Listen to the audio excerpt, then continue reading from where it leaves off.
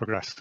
So I'm going to welcome everyone to the UKESM 2020 General Assembly.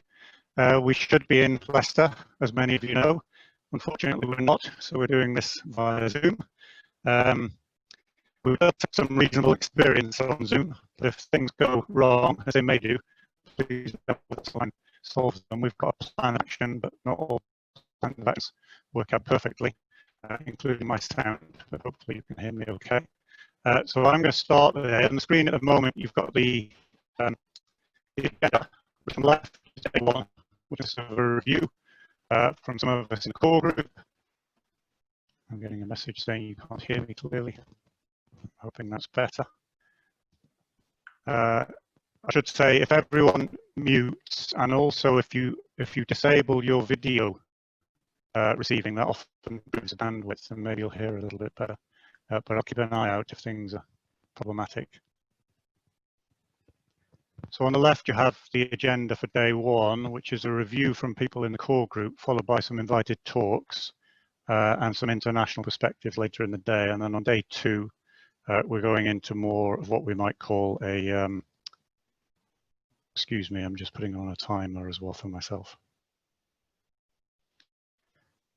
Day two, we're going into more of a contributed talks. Okay, I'm getting some information saying it's better on the sound front. That's good. Okay, so just some very quick ground rules to begin with. So if you please mute your mics, I mentioned the videos, that might help as well. We have a chat open. So the idea is if you have questions as we go through, please type them into the chat. We have a question moderator. For the first session, it's Ranjini. At various points through this first session where we're touching on a number of things, we'll stop and try and pose some of the questions to the presenter. There's a Google Doc as well. So if we don't manage to do all the questions, we'll gather up the questions in the Google Doc. And then we'll try and answer those later, either at the end of the session or after the whole event. So we have a question moderator for each session. Let me see if I've got anything else. That's all the things I've got. So I'm going to move on to the first talk now. No, I'm not, because my screen does not want to move page down. Okay, let's go that way. Okay, so I'm going to tell you a little bit about UKESM progress over the past 12 to 18 months. And in particular, there's a number of items we're going to touch on in the next hour and 20 minutes. So we'll have an hour to break, then we'll have a short break, and then we'll continue for 20 minutes on the review. Some of the things you'll hear about, not just from me, but from some other people as well. A little bit about what we've done in the context of CMIP 6, which has taken up quite a bit of time over the last 18 months. A bit about where we stand with CMIP 6 data on the UK Earth System grid. So making it available to the world out there. We'll tell you a little bit and point to some of the documentation and analysis papers we've been busy with over the past 12 months. You'll hear a little bit about a specific UKESM configuration that has interactive Antarctic and Greenland ice sheets. And that in particular is a new development that we're very pleased with. Robin will tell you more about that. We'll mention some of the developments that are still ongoing, and one of them in particular is copying a wildfire model, Inferno, into UKESM 1. We'll update you on a development of an updated version of UKESM 1.1. We'll mention something about a computationally fast version of our model that's under development. Talk a little bit more about the hybrid resolution version that you've heard of before. Mention something about ESML tool, which I think many of you know, which is our primary tool for analyzing and evaluating model simulations. We'll say something about project dissemination and communication. We won't in this session say something about the one-year extension. A lot of you know that all the LTSMs have been asked to prepare a one-year extension proposal. We'll talk a bit more about that tomorrow at the end of the day.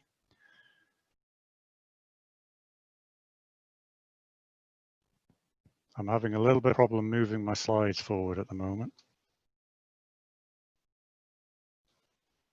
I'm having apologies. I'm having problems moving things forward.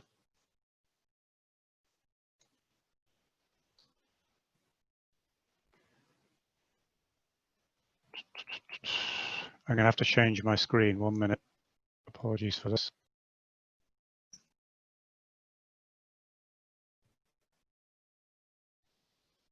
Okay, can I just check you're still seeing my screen okay? Hazel, could you answer you're still seeing my screen okay? Yeah, it's fine. Yeah, I can see it. Okay, right. I've had to switch to one screen. Okay, so I'll continue. you know, control seems better. So within CMIP6, we've completed what we refer to as the DEC set of simulations. So that's the pre-industrial control. That is still running. It's done of order 1,500 years, and we'll keep it running.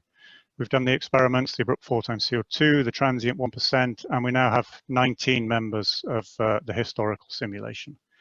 And then we've done a fair amount of MIPS. You can see them listed there. They span future projections, aerosols, carbon cycle, carbon dioxide removal, geoengineering, ice sheets, land use, ocean, paleoclimate, volcanoes, and the new MIP around zero carbon emission commitments. You'll hear a little bit more about all the data that's on the SGF in a minute.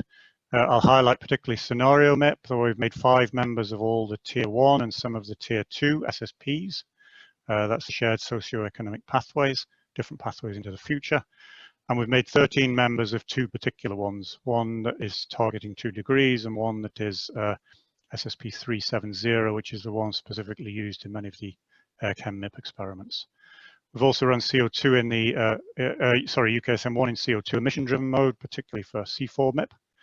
And I should highlight that our model is one of 5 that's been selected to be used to drive impact models within the ICIMIP intersectoral impact model into comparison project. So that's a good outcome where we'll be visible in international activities assessing impacts of climate change. So we have a special issue of the James Journal of Advances in Modeling the Earth System that's specifically on UK Earth System models for CMIP6. It covers both UKESM1 and the physical model, HADGEM. And in particular, it deals with the DEC set of experiments. And I've listed there some of the 15 papers. And going down through the first 4 of those describe essentially all the coupled components of the Earth system model. So going from GC3 through to a paper Jane wrote, which is where we developed the aerosol scheme that took us from GC3 to GC3.1. Till's paper on the lower resolution version of HADGEM 3, which is the core of the Earth system model. Then Alistair's paper on the Earth system model itself. Then subsequent to those 4, there's a paper by Kath Senior that describes the collaboration around developing models. Andrew Yule wrote a paper where we did extensive work on spinning up the carbon cycle and the ocean thermodynamics for CMIP6. Alistair's paper on how we implemented the forcing in CMIP6, and then 2 papers at the end by Alejandro and Tim Andrews that are primarily on the physical model, HADGEM 3, although they do touch on UKESM1 as well. And in particular, they talk about the climate sensitivity in Tim's paper and some of the drivers for the fairly high climate sensitivity in both UK models in Alejandro's paper. So I recommend the special issue if you haven't looked at it. A few more documentation papers. There's one on UKCA within UKESM by Alex Archibald, one on the aerosol schemes in both models by Jane Mulcahy, and then one particularly looking at radiative forcing in the historical period by Fiona. And 3 more papers are coming describing ocean heat uptake in our model, evaluation of the ocean component in the CMIP6 historicals, and evaluation of the land component in CMIP6 historicals.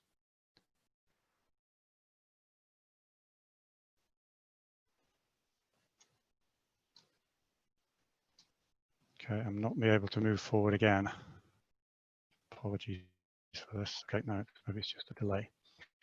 There are 3 papers coming on the interactive ice sheet model as well by Robin, Vicky, and Anthony that document the procedures for developing that model and then talk about the sensitivities, one from Greenland ice sheet work, which is part of CMIP6, and then one where we are now coupling both Antarctica and Greenland and looking at the climate change response. Catherine Hardacre is looking at evaluating the sulfur cycle in UKESM1 and in the developing UKESM 1.1, mainly because we know that is crucially important for aerosol radiative forcing and the simulated temperature response in the historical period. And then under the also, we have some papers that are now started looking at analyzing the climate change signal in our model and increasingly in our model in the context of the CMIP6 multi-model ensemble. Just to say, as many of you will know, CMIP6 is warmer than earlier CMIPs. And within CMIP6, the UK models are relatively warm. So indicate the UK, this is the effective climate sensitivity from different models along the bottom. I've highlighted the 2 UK models, HADGEM 3 and UKESM1. And you can see in past CMIPs, UK models have been at the high end and we remain at the high end. I'm not going to go into the details of what's driving that high ECS. If you look at Alejandro's paper in the James special issue, you'll get some indication of the importance of cloud feedbacks and aerosol feedbacks. I note one thing at the bottom, that if we run the Earth system model with fixed vegetation, as the physical model does, the ECS comes in at about 5, and that's some work reported by Tim Andrews in his paper, which suggests that the interactive chemistry is probably reducing the ECS in the Earth system model relative to the physical model by about 0.5 degree, likely to do with stratospheric aerosols, stratospheric ozone, sorry. And just to highlight that the model data is now being used in lots of multi-model activities. On the left is an example from C4MIP, where they're diagnosing carbon emissions and then carbon uptake in the ocean and on land from different models. I've highlighted the UK model. So you can diagnose the emissions in a 4 times CO2 run, or you can do the same in a historical run, and you can diagnose the marine uptake of carbon and the land uptake of carbon. So the marine uptake is shown in blue and the land uptake in green. The red numbers indicate models that have nitrogen limitation on their land carbon uptake, of which UKESM is one. And you can see that the primary uncertainty still in the carbon cycle, and therefore the amount of carbon remaining in the atmosphere, remains the land uptake. And then on the left, you have an example of diagnosing the components of the historical radiative forcing from the AirChem simulations. The UK model is orange. So you can see the positive forcing from methane, the negative forcing from near-term climate forces, particularly aerosols, and then positive forcing from other trace gas constituents, such as tropospheric ozone or nitrous oxide. So there's a lot of this work going on, and I think it will be going on for the next year or two within the CMIP6 activity. So now we're going to turn a little bit to the availability of CMIP6 data, but before I do that, I can see I'm ahead of schedule, so I'm going to quickly stop and see if there are any questions, Ranjini. And that will let me know if you can still hear me. Right. We can hear you, Colin. Thank you for that.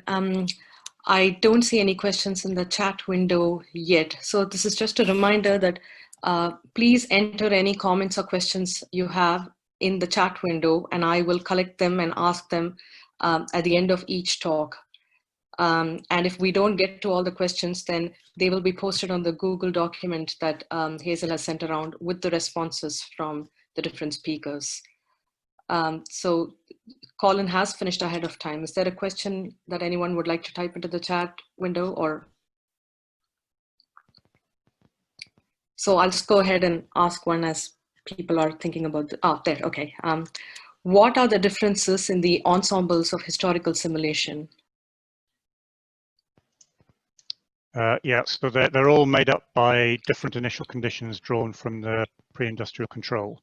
So within Alistair Sellers' paper in the James special issue, we describe how we do that.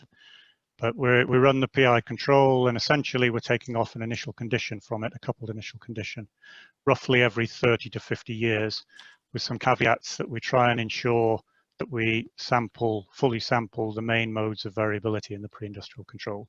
So the difference is initial conditions. Thanks, Colin.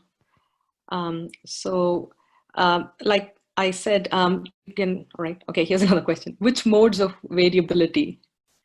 And just gonna add to that, okay. Which modes of variability do we have in the, so I'm guessing this is related to the historical simulations as well. Yeah. So yeah.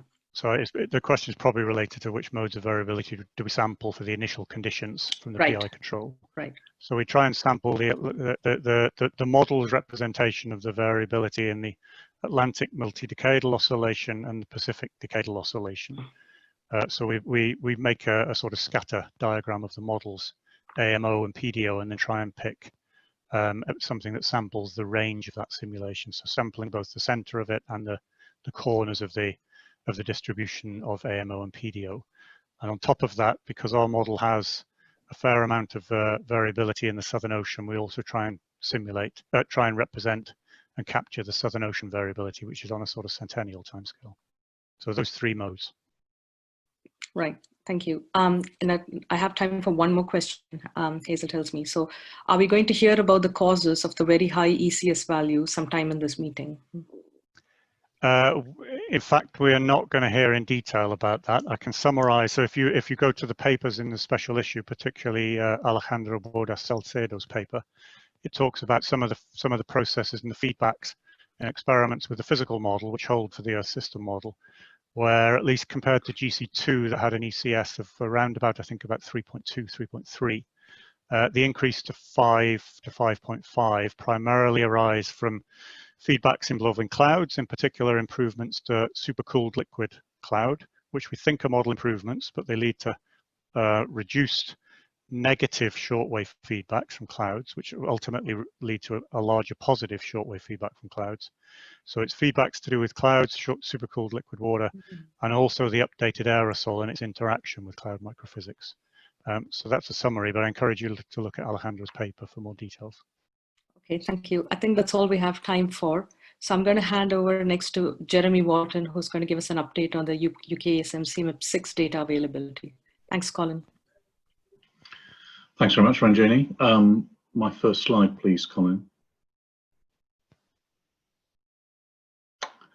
So, as Colin's mentioned, we use the model to run the CMIP 6 experiments and then convert the model output to files like this. This is the data for atmospheric temperature for selected variables, frequencies, and experiments. And then we upload those files to the Center for Environmental Data Analysis node of the Earth System Grid Federation. And there's the URL there, and anybody can walk up to that URL, search that index for data that they're interested in, and then just download the data. Anybody can do that.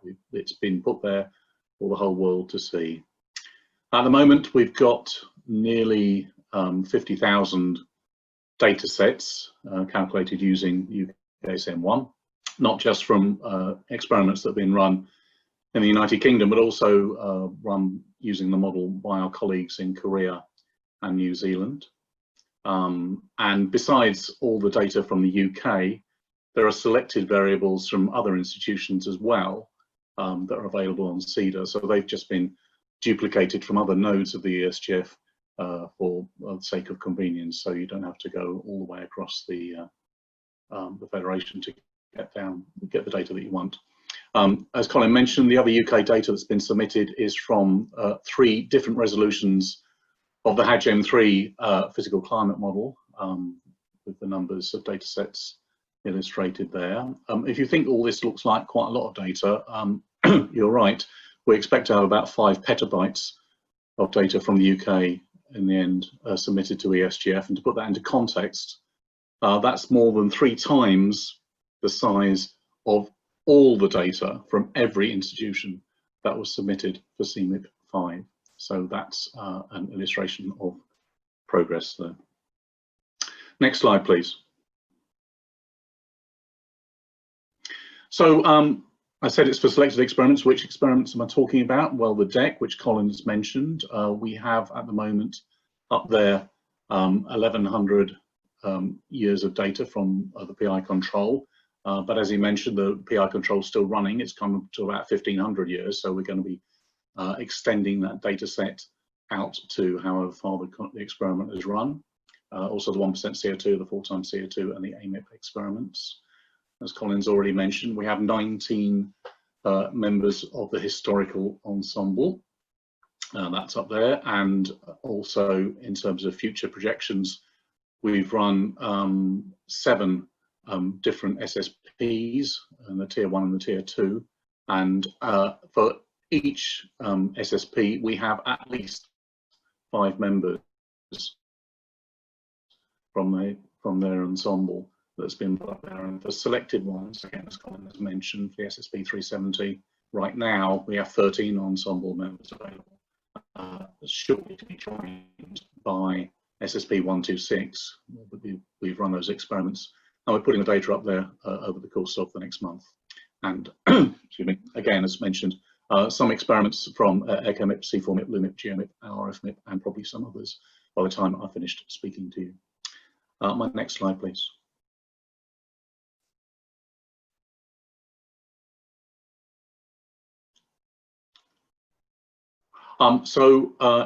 Finally, in terms of which variables and frequencies are available, I should say that all the data that goes up there has gone through technical review, so there are no gaps.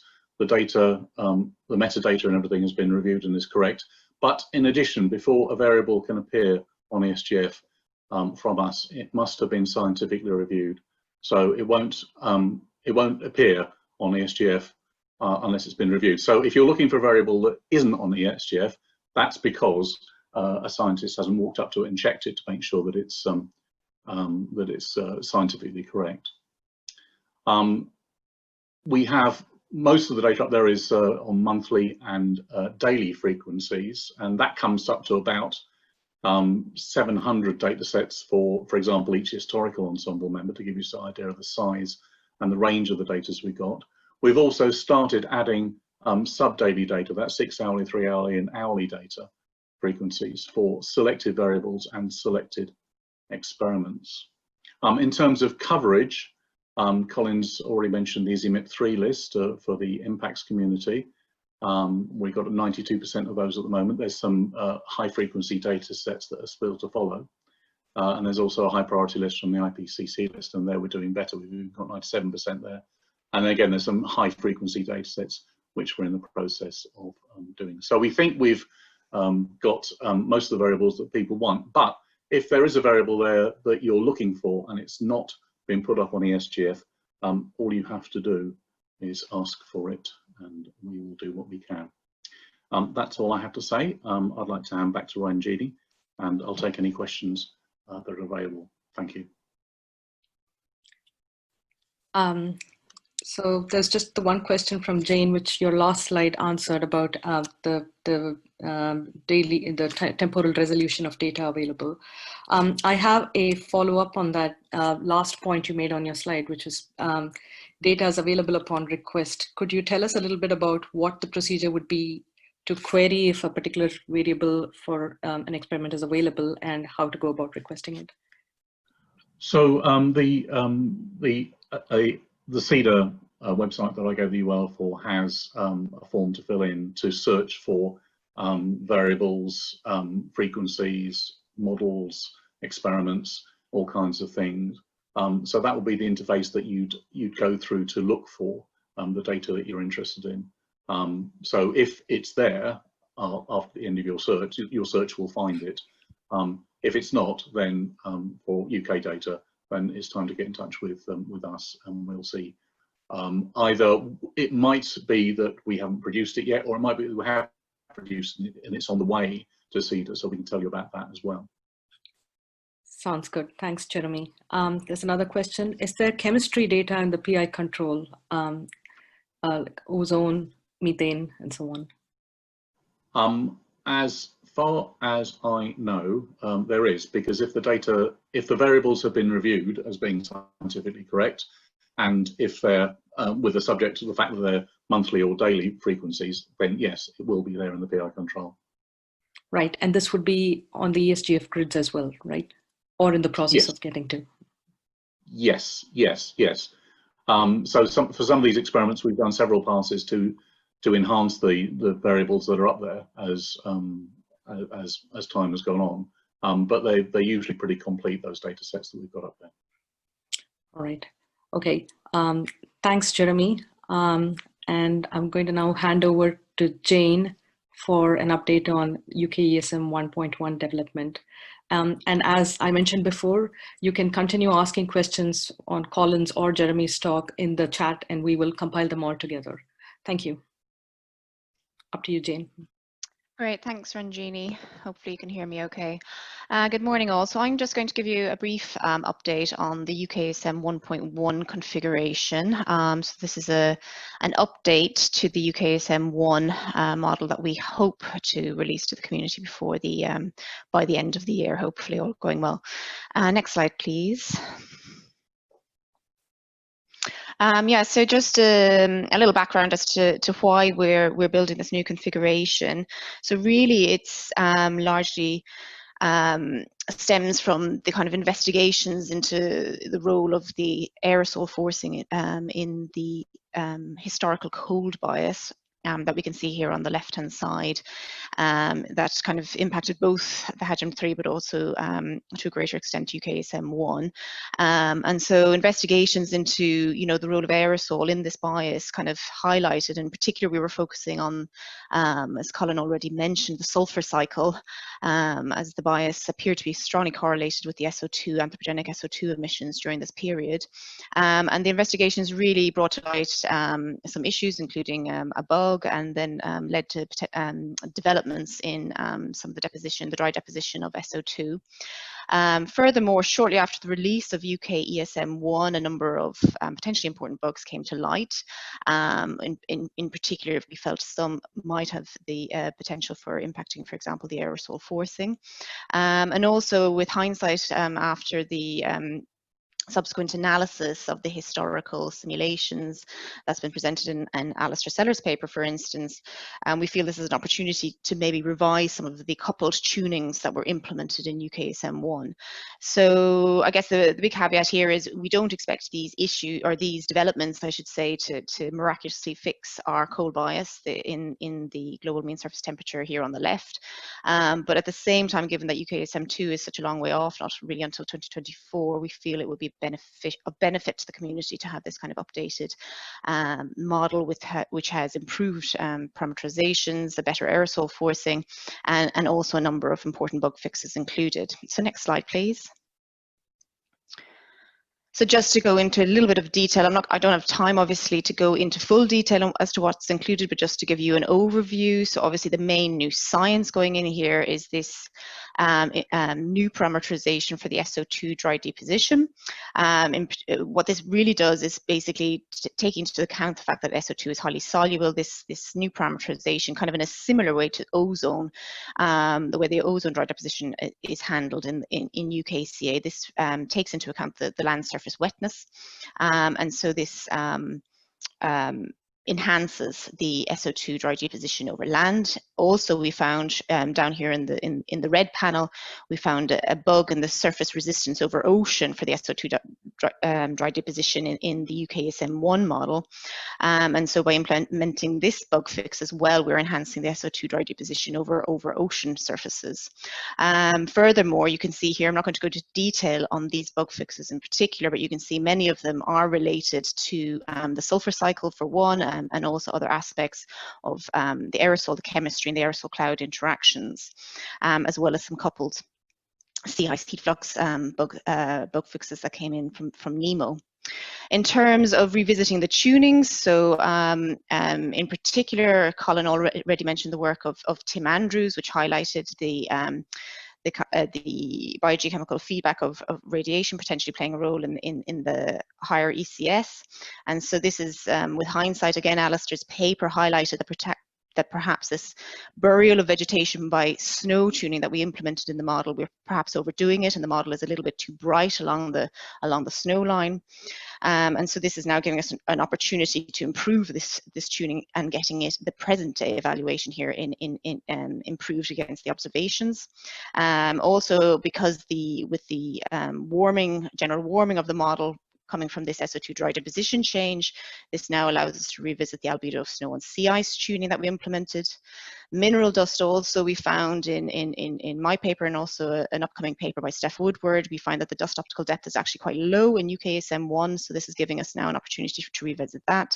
The QBO we know it needs also to be retuned. This was something that we neglected to do for UKESM1, and obviously with the bringing together of all these changes, it will inevitably have to do some final tuning of the net TOA. So now if you just move on one slide, please, you can see just a brief overview of the evaluation of the prototype of this UKESM 1.1 model. So on the left-hand side here, you can see some evaluation of the time series of SO2 concentrations over Eastern USA and Europe. UKESM 1 being in the blue, the SO2 deposition changes in the red, and the observations in the black. So you can see in both these areas we're getting a significant improvement in our SO2 surface concentrations.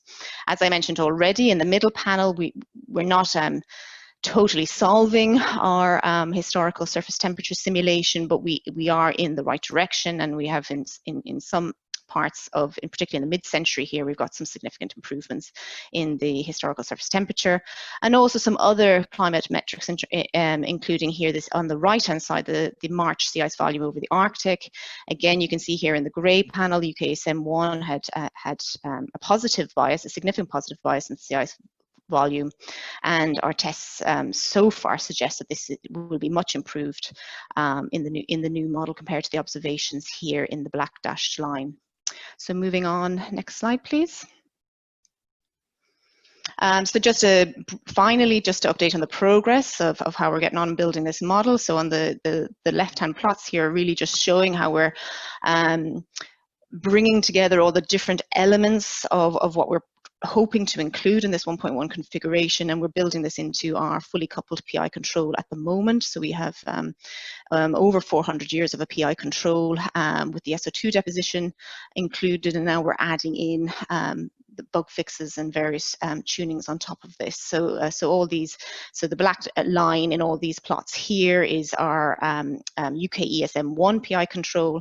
So you can see here our PI control is warmer in terms of the global mean surface temperature, and this is mainly driven by the reduced outgoing shortwave showing here on the right hand side, primarily again driven by the reduced SO2 concentrations, which have reduced the aerosol optical depth and led to an increase in the effective radius largely in this PI control.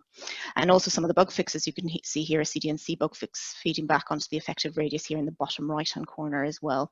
That's hidden behind the legend. Apologies for that. So again, we're making actually good progress with building this model. We hope to have all these, not all the elements are yet included. We're still doing some offline tests. For instance, we haven't included the dust tunings as yet.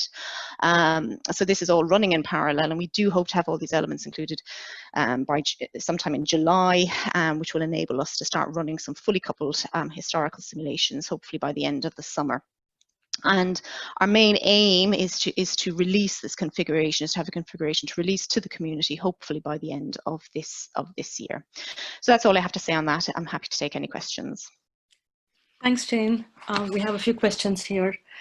Could you tell us something about the fix regarding coupled sea ice heat fluxes? So yeah, I think my understanding is Till would know more about this particular bug. My understanding is this came from investigations actually on the coupled NWP side, where they were basically, I think there was some inconsistencies in the way the fluxes were calculated in the coupler, and also I think it led to some instabilities in the NWP model, and is expected basically a kind of a more technical improvement to improve the stability, and we expect it to be broadly science neutral, but we can point you to more details of that. I'm afraid I'm not the expert on the coupled sea ice aspects myself. Fair enough, thanks. There was a comment and a question for the comment was that it was interesting regarding the implementation of a sophisticated sulfur dioxide dry deposition scheme. Can that plan potentially also consider improvements in the aerosol dry deposition? I think, yeah, you know, it's a good question. There's always room for improvement in the dry deposition. I guess Gary Heyman at CEH has been leading a dry deposition working group throughout the LTSM, and they've made much progress, I think, in terms of improving the dry deposition, particularly for the trace gases. And I guess the hope there is we can maybe at some point start looking at other aspects of the aerosol. I would certainly like to see that, looking at more of the aerosol dry deposition as well. So I guess the answer is not at the moment, but hopefully that might come in the future. Okay. There are a couple more questions, but Hazel tells me I have time for one, so I'll just go in order. What were the bug fixes in the atmospheric DMS chemistry? Yes, so we found there was an inconsistency in the way the DMS chemistry was treated in there's obviously different configurations of the chemistry scheme in terms of having a tropospheric or a full tropospheric chemistry scheme. And we found that there was an inconsistency in where the tropospheric only chemistry was dealing with DMS versus in the full strat trop. And basically the DMS plus OH reaction was missing a product, was missing the DMSO product, which we felt was unnecessary. And so by implementing the revised DMS oxidation, it's basically making it more consistent with the other configurations without having any impact in terms of runtime or anything like that. So it was basically an omission in terms of the oxidation reactions. Okay, thanks. That's all we have time for, but your questions will be collected and then posted on in the Google document. Yeah, I see them, so I'm happy to answer them. Right. Yeah. Okay. Thanks, Jane. We're on Robin's next, and he's going to give us an update on the interactive ice sheet configurations of UKESM 1. Over to you, Robin. Cool. All right. Good morning, everyone. Yes, my name is Robin. I'm the core group member putting together the interactive ice development in UKESM. I'm going to give you a quick update on this band of the project. Next slide, please. So where are we at the moment? The basic headline is that there is a configuration of UKESM with interactive ice sheets, and that does include Antarctica now. Dynamic ice sheets aren't standard capability in most ESMs up until now, and even now very few CEP6 ESMs have them. What we have in UKESM is probably the most sophisticated ice sheet treatment of the CEP6 ESMs that are out there. So they're not something that's running in the standard suites. So this is not something, a feature of the CEP6 simulations that Colin or Jeremy have been talking about. So that they're kind of not complicating up the basic ones. Equally, that means if you are interested in the ice sheet science, they're not something you can just kind of switch on very easily with the flick of a switch. You've got to do a little bit of work there. Next slide, please. So we've got two basic model configurations of UKESM at different stages of maturity. There's a Greenland-only model, and we've been running that for over a year now. And we have done some CNIP6 runs there for one particular NIP called ISNIP 6. That's the ice sheet NIP. Next slide, please. But we do also now have an Antarctic coupling that we're starting to use in the science mode. This is unique amongst the CEP6 ESMs. No one else can do this at the moment. It's very challenging technically and scientifically, largely because we've got to deal with the ocean coupling to the ice shelf. It's still a work in progress. We've still got a lot of stuff we're looking at, but we're happy enough with at least one version of our tuning that we're starting to look at that in kind of science mode as well. Next slide, please. So where we are at the moment. So with the slightly more mature Greenland-only configuration, we've done all the ISNIP runs. Vicky's analysing them. We'll have some kind of paper on the basic kind of dynamic Greenland ice sheet science in UKESM by the end of the year. We've got a lot of that data kind of ready to go up on the ESGF, but it's not there yet. So if you're interested in that, and that includes kind of dynamic ice sheet variables as well as the climate stuff, do get in touch with us, and we can arrange to kind of get that to you separately. And we're also starting to look at the kind of multi-model work across the other ISNIP6 models, although, as I said, there are very few other models that can do the couple of ice sheets. Next slide. Oh yes, so Vicky's going to talk about that a bit tomorrow in section B. Next, please. So the Antarctic model, like I said, we're still tuning it. We haven't made final decisions about a lot of that, but we're happy enough with the preliminary setup that we've got. We're starting to use that in science mode. We're doing some scenario runs. Got a paper coming up, hopefully by early next year, but we are still tuning that. Next, please. And Anthony's going to talk a lot more about some of the details of what's going on there, and I'm going to give some interesting background as well tomorrow. Next slide, please. So where are we going with this? Well, apart from generally setting up the Antarctic model a bit more, we've got particular focuses on how we initialize these models. It's very difficult to get kind of a consistent state between the ice sheet and the climate and the ocean, given the various kind of timescales involved and how long it takes to run the model. We know we've got issues with conservation, calving behaviour, and the discharge of Greenland is a particular focus. Oh yes, and we know certainly from what we've seen with the Antarctic model so far, that there's a very strong dependency on the initial ocean condition. So that kind of feeds into the initialization as to not only how do we do that once, but how do we do that such that we're kind of spanning the range of variability there, so we can start looking at projections rather than the physics. Next slide, please. And then on the longer term, we've got a clear ambition to get this capability into the standard suite so that everyone can use it if they need to or are interested in. If we do have time and resource to kind of improve the model, because there's an awful lot we can do with the model even in the state it is now. There's a huge amount of science that just hasn't been looked at in this kind of model with these kind of coupled feedbacks going on. But here are a few of the things that we would be hoping to expand and improve given a bit more time. But anyway, that's all I really want to say about that. There will be more kind of details and science of the ice sheet work presented tomorrow, but I'll hand back to Ranjini and I'll take any questions you've got. Right.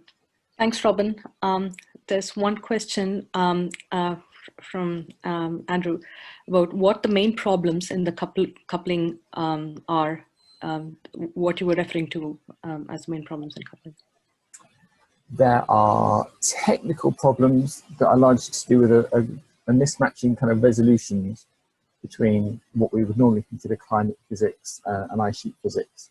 So it's both time scale. Normally what we'd want to do with ice sheets, you're looking at evolving them over thousands of years, particularly if you're interested in sea level rise type questions, certainly hundreds of years.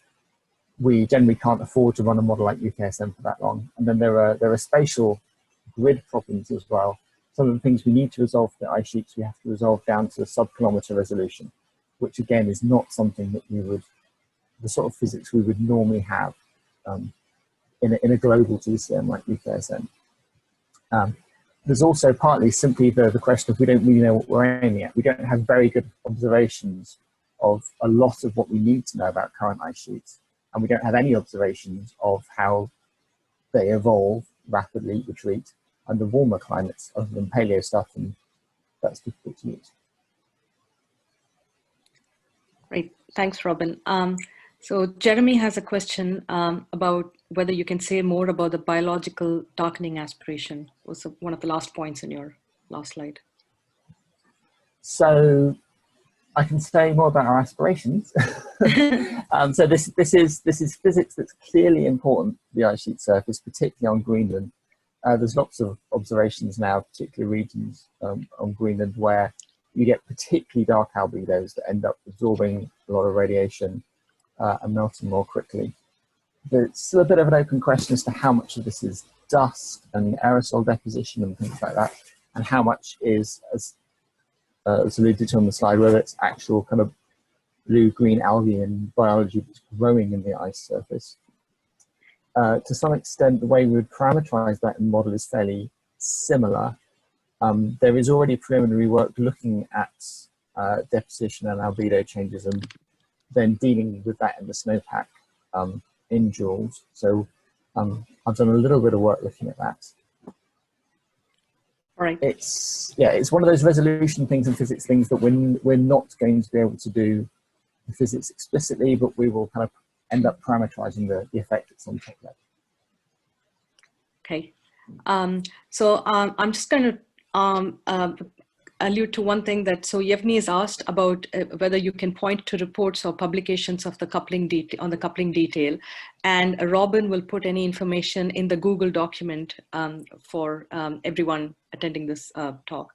And we have time for one last question, but there are a couple more that I will put into the Google Doc eventually.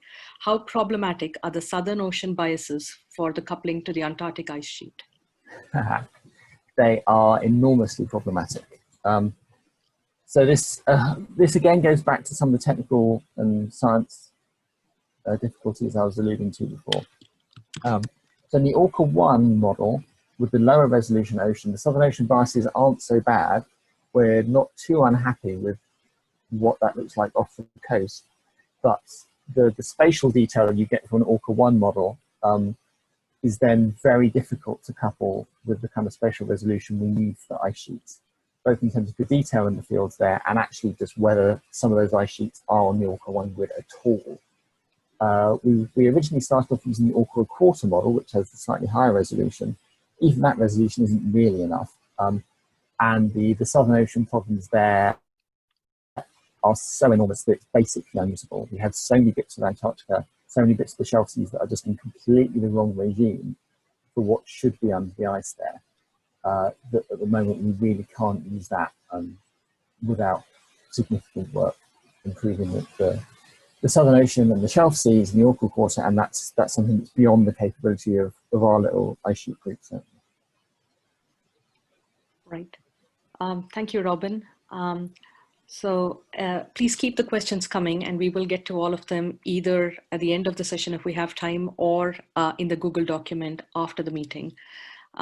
Over to Colin now, who's going to give us an update on UKESM 1 fast and UKESM 1 hybrid. Thanks.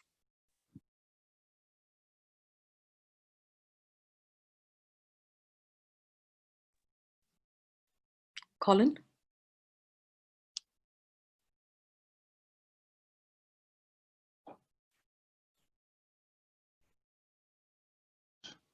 I had to disable everything else to be able to forward it. Can you hear me now? Yes. Yep. All right, good.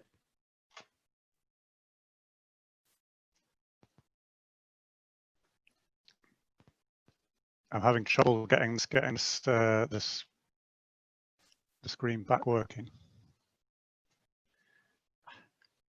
So you're going to have to bear with me as I open the talk again, I think.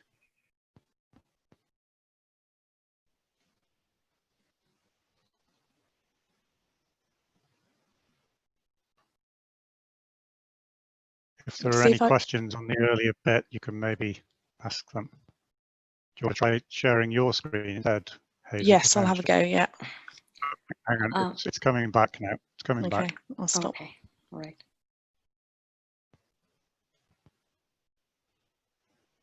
Okay, so can you see again UKESM 1 fast and UKESM 1 hybrid on your screen, Ranjini? Yes, I can, and I can hear you as well. Okay.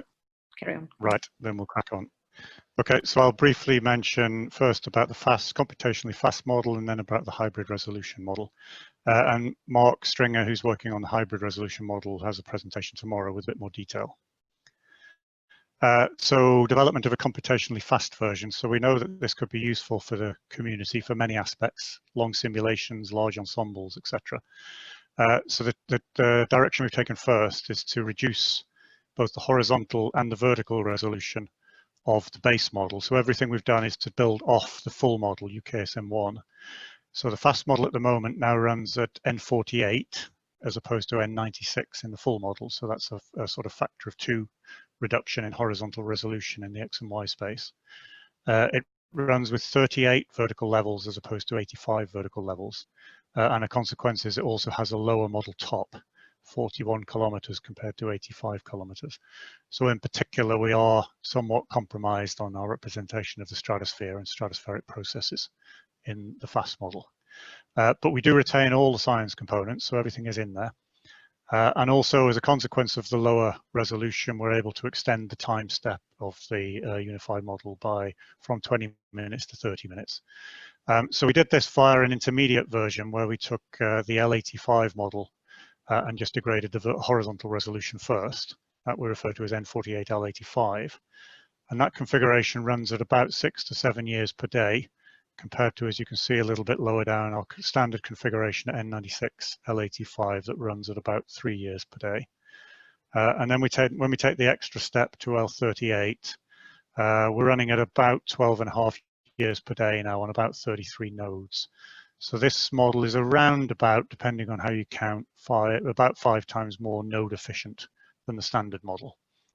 I stress it has all the science components in at the moment. It also has exactly the same ocean. So the ocean is still 1 degree in L75 with Medusa fully on. All the chemistry and all the aerosol is on in this model. We have had to do some tuning. I've written modest, non-negligible. So they are relatively small amounts of tuning, and I'm not going into the detail, unfortunately, because I don't have time here, but I can tell you subsequently what it is. It primarily relates to emission of natural aerosols and emission of dust, and then some cloud tuning, as you would expect for the change in horizontal resolution. I should say that we are considering to continue this work beyond what I call, so I'm calling this model UKESM 1 fast full physics. We have in the past looked at doing some extra work, such as changing the frequency of the call to the chemistry, changing the frequency of the call to the radiation, simplifying certain aspects of the chemistry and the radiation, which can push the speed up even more. I think we will come to that, but we'll come to that once we're finally happy with what I call the full science configuration at these resolutions.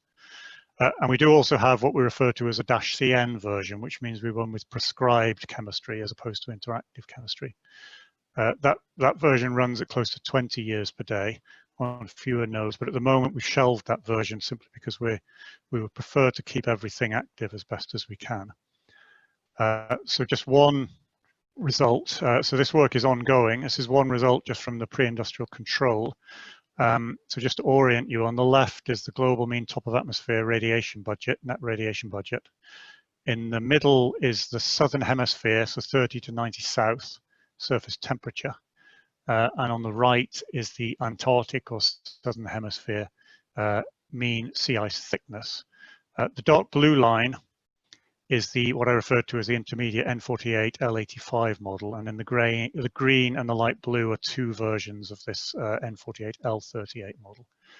So at the moment we're able to get a fairly robust and balanced top of atmosphere radiation, and many of the other features look balanced and relatively stable. But this system, even after 700 years of running, so this is a 700-year time slice, is wanting to lose heat from the ocean, and it's happening primarily, not exclusively, but primarily in the Southern Ocean, with mixing of warm water up to the surface and then heat loss to the atmosphere. So you can see that's creating a trend in the surface temperature in the Southern Hemisphere, and it's creating a trend in the sea ice. So we are not yet there with this model. There's still some work to do to get things balanced and to understand it fully. Our intention is to try and run some historical simulations, and then we have run one 4x CO2 run, but I think we'd like to get the model more stable before we make any conclusions on those. So that model is in progress, and we do believe it will be useful for the community. The other one that I want to just mention is the hybrid resolution model, which you've heard about before. And I would say that the reason to have this is summarized by the statement: can we increase the resolution of the model while also retaining the desired level of complexity in the Earth system components, and do that and still be able to realize a total model throughput that is usable. So we started the work by developing, so in this hybrid configuration, we run a higher resolution version of the model, interactively coupled every hour or 3 hours, I should have checked, I believe every hour, to a lower resolution client model, where the high resolution model contains only, let's say, the climate processes, so the unified model climate physics, radiation, convection, turbulence, etc., and is coupled to the ocean. And then there's a client lower resolution junior model, which also has the unified model physics and everything, but also has the chemistry and the aerosols fully interactive. So the higher resolution senior model constrains the evolution of the low resolution model by passing over the predicted dynamical core fields. And then every hour or 3 hours, and you'll have to check with Mark to get the exact numbers, the simulated chemistry and aerosol fields are passed back to from the lower resolution model to the higher resolution model to influence things like radiation and precipitation. We initially started this work with an N216 high resolution senior and an N96 low resolution junior, and it was asking the question: can we increase the resolution of the physical model and retain the level of complexity in the chemistry and aerosol? And if we do that at a hybrid resolution, what do we lose relative to doing it all at the full higher resolution?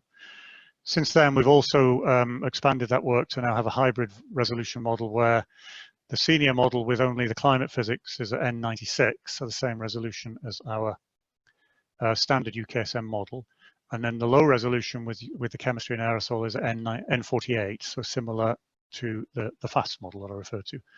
And in these two configurations, the ocean is not using any hybrid approach at the moment.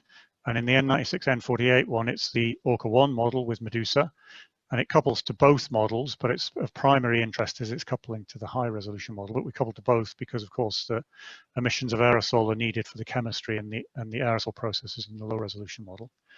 And then in the N216N96 hybrid, we have a quarter of a degree ocean coupled in.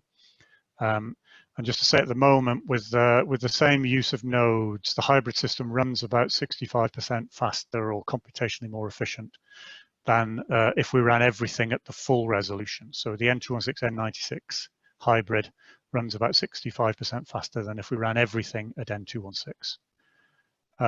Just one example result. This is an early result from some AMIT runs. It's showing on the left outgoing long wave radiation, top of atmosphere, and on the right bias relative to series EBAF. And these are 10-year means, 2000 to 2010. And the top is a run where we run everything at N216, so the climate, physics, and the chemistry and aerosol.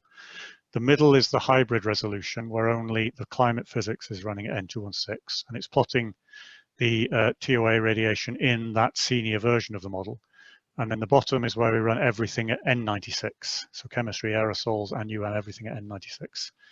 And mainly it's just highlighting that the senior model in the hybrid configuration looks significantly closer to the full N216 model than it does to the N96 model. And we have looked a bit more at the chemistry in this configuration, and the chemistry in the N96 bit of the hybrid model looks very competitive and to the full N96. So we think we're doing something that's sensible in this space. We've now planned out a set of simulations to try and evaluate and then document this model, which we'll do over the next 6 months or so, where we run a set of AMIP experiments as listed on the right. And we will also run some AirChem MIP and RF MIP experiments to look at the components of the radiative forcing in the hybrid model relative to both its parent at the high resolution and its parent or client at the low resolution. Once we're happy with that, we'll then go back to doing coupled runs and try and move into the coupled space in terms of pre-industrial and historical. Okay, I've got one slide on UKESM2. So if it's okay with Ranjini, I propose to take that now and then see if there's any questions for both topics at the end. So just one slide on where we think we're going. So I should stress this is where we think we're going. And development of a UKESM2 model is, of course, contingent on a second LTSM project. So there is some uncertainty here, but we've done planning. The aim is to build a second Earth system model to be ready somewhere around about the middle of 2024, so in about 4 years' time. This will be based on HADGEM3 GC5, and the target for GC5 is roughly the middle of 2022. And I should stress that the development work for GC5 is active now. So if you have things that you are hoping to be seen in GC5 and subsequently in UKESM2, you need to interact with the developers of GC5 urgently. And if you need more information on that, you can contact one of us, myself or Jane in particular, who'll point you to the relevant people, one of who is now Alistair Seller, who used to be in the Earth System Modelling team and is now heading the effort around GC5. So we encourage you to take forward any work on that as soon as possible. So the primary developments we intend for UKESM2. So we think we'll keep the workhorse model at the same horizontal and vertical resolution, but try and have an exploratory configuration at higher resolution, ideally using the hybrid approach I've just referred to. We're hoping that the CESM multi-model cloud microphysics scheme, which is a collaboration between the Met Office and NCAS, we hope that will find its way into GC5. If it does, we will work with the GC5 developers to try and make sure it can work in the ESM model as well. A major emphasis is to try and switch the model to be primarily run in emission mode. So we have a model that runs with emissions of carbon dioxide. We want to be able to have a model that runs with emissions of CO2, methane, and reactive nitrogen and N2O. And there is a preliminary version of UKESM1 already running with emissions of CO2 and methane. And Gerd Fulberth will give a short presentation on that tomorrow. So that's a major emphasis of where we're going. As Robin said, we want to make sure that the interactive ice sheets are fully part of the standard model configuration. We also want to make sure wildfires are fully interactive. And I do have one slide on that, but I think I won't have time to show it. So I'm just going to say there will be 3 talks on The wildfire model Inferno within UKESM1 tomorrow as well by Doug Kelly, Chantel and Xiao, so please look out for those. So there is a preliminary version of UKESM1 with a wildfire model, fully interactive with carbon cycle, vegetation and emissions to the atmosphere. We would like to improve the treatment of human land use.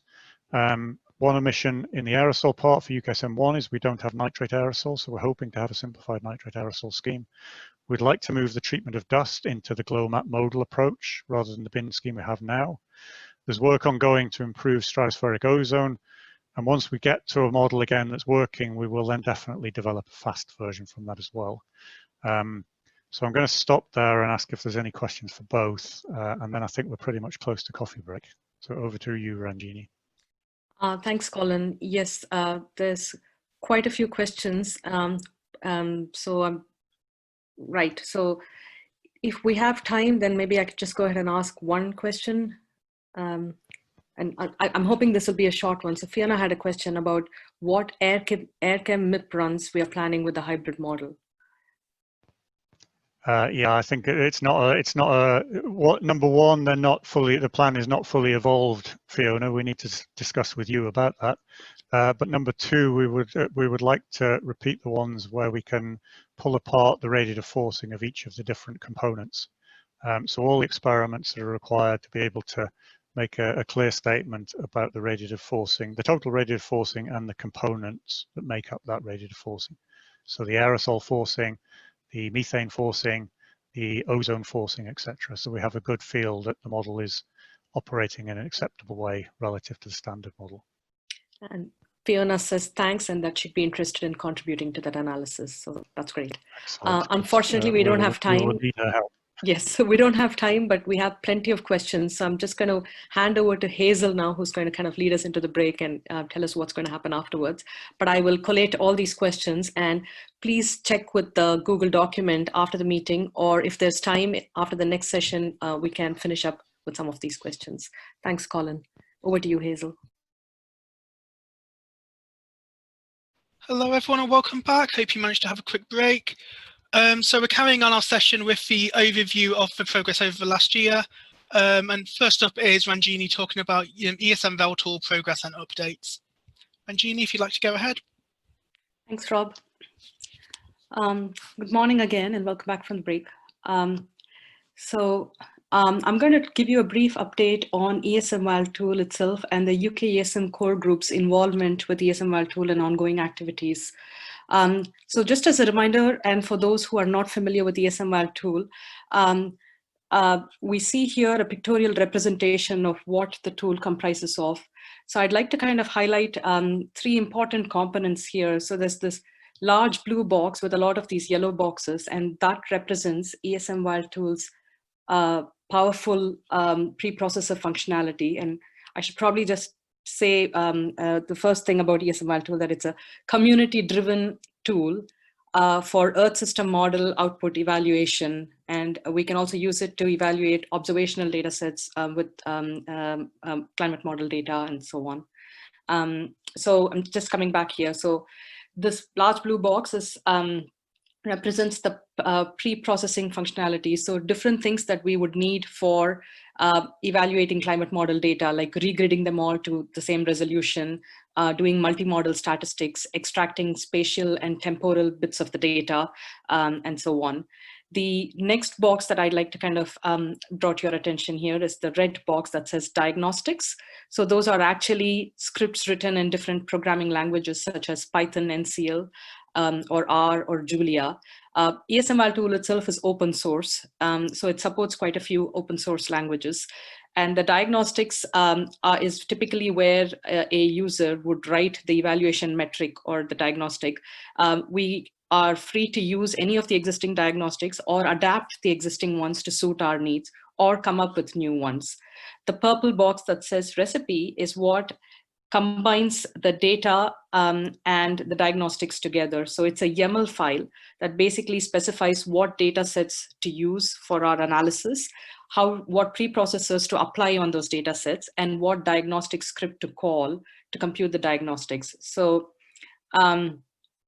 right. So I think we is posting some messages on chat there for additional information. So yes, on the right here are some examples of what current ESM tool diagnostics can do. And this is just to give you an idea of the wide range of possibilities over here. Next slide, please. Thanks. So version 2.0 beta is currently out now, but version 2.0 is expected to be released July 15, 2020. So what it will have is a whole slew of verified diagnostics and also the partition into ESM core versus ESM tool. You can basically go to the ESM tool website to find out more about this. So 3 of us in the UKESM core group are primarily associated with the ESM tool, although quite a few of us use the tool. That's Valerio and Lee, who are part of the core development team, and Ranjani, that's me, and I'm part of the user engagement team in ESM tool. Analysis of CMIP6 data is already underway with the ESM tool, and some results are posted on the German Climate Center website at DKRZ. You can go take a look to see some of the more interesting new plots and analysis there. ESM tool is also playing quite an important role in the IPCC 6th assessment report, or AR6. There's a private GitHub repository set up for this, and diagnostics and plots and analysis are being written within that private repository, and some additional facilities have also been provided, like color maps and so on, for IPCC specific diagnostics. It is also widely being adopted in other places as well, which is, so the Met Office is an example where they're conducting a pilot study to do diagnostic evaluation and using ESM tool. Another project that I'm affiliated with is the Acclimate project, which is part of the CSSP Brazil larger project. And part of what we're doing there is trying to develop diagnostics using ESM tool for Brazil and Amazon specific climate and future climate scenarios. Can I get the next slide, please? Thanks. So some other high-level updates. There are 3 recent publications that can provide a lot more information about what ESM tool does. One of them is the technical overview, and that gives a lot of information on what the new changes are in version 2.0, or will be when version 2.0 comes out. There are also extended large-scale diagnostics. That's the most recent paper, and that describes the recently made available diagnostics. The results are posted for CMIP5 in the, the results in the discussed in the paper are with CMIP5, but these diagnostics also work on CMIP6 and have been verified. And there are also some diagnostics for emergent constraints, and that's the 3rd paper that's also out there. So this website here will give you more information and links to the papers. With version 2.0 being released shortly, there's also a very extensive and updated documentation pages that describe the preprocessors and diagnostics quite well, and will be a good starting point for anyone starting to use ESM tool. That URL is given over here. These slides will be made available after the GA meeting, so please go and take a look and click on any of these links for more information. We're also conducting tutorials in the UK, mostly Wheelie and I do this here. Over the past year, we've conducted one at the UKESM General Assembly at Southampton last year, at the NCEO staff conference in Nottingham. And we've also done a couple of virtual tutorials for MOH, the Met Office staff, and participants of the UK CMIP6 analysis workshop. We're continuing to do virtual workshops until the COVID-19 situation resolves. So if you would like to be part of any of this, or if your research group would like to kind of sit in on one of these tutorials, please contact us.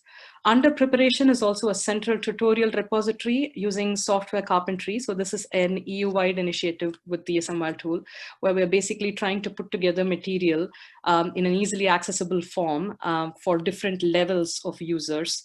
So so basically that will be made available soon as well. We're trying to kind of make a big push on that over the next month or so. But at any rate, if you have any questions about ESM tool, or if you'd like to know more about how to get started with the ESM tool, please feel free to contact us. That's it from me. Any questions? Well, thank you. Yep. So we had a couple of questions. I'll try to be. I think you answered them already. We had a question about how do people find out about the tutorials and get involved. But I think you've just explained that concept. And then at the same time, we've had a question from Colin about how do scientists go about introducing new diagnostics into ESM Voltal?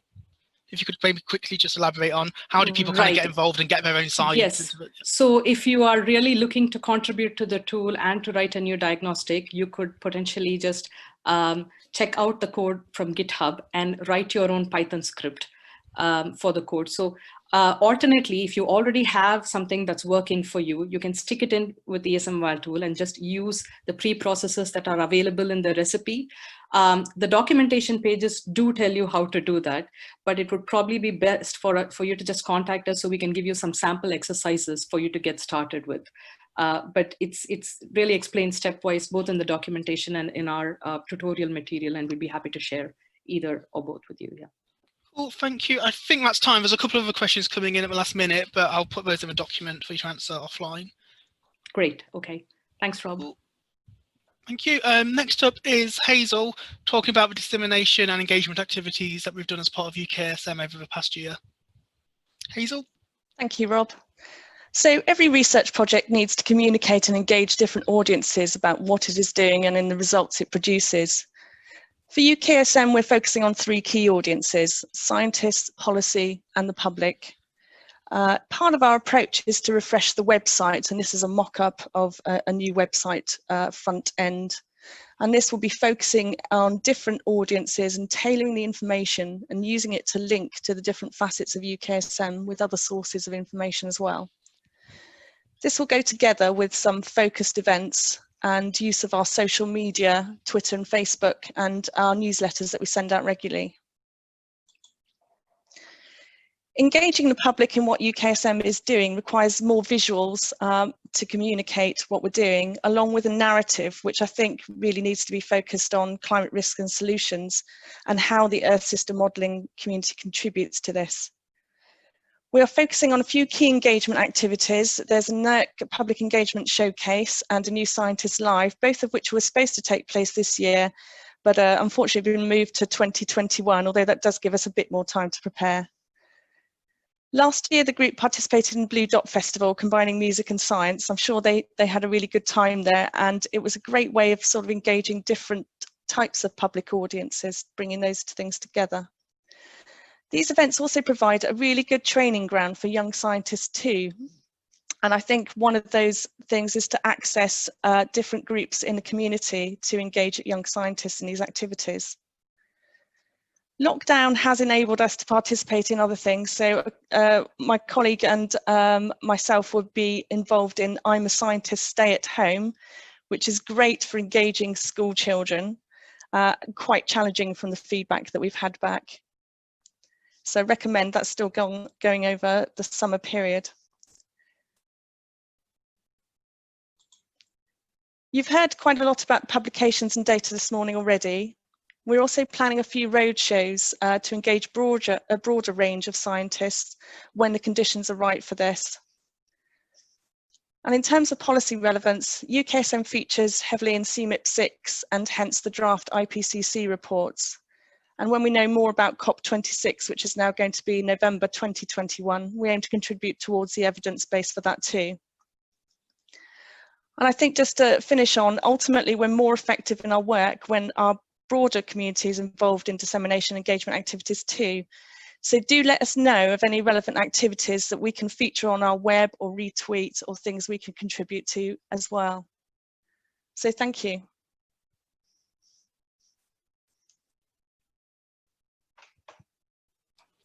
Thank you, Hazel. So we just had a comment question from Colin. So it'd be really good if we could find a funding mechanism to allow university students to get involved in our dissemination events. It'd be good for them and good for us. Does anyone have any ideas how we can do this?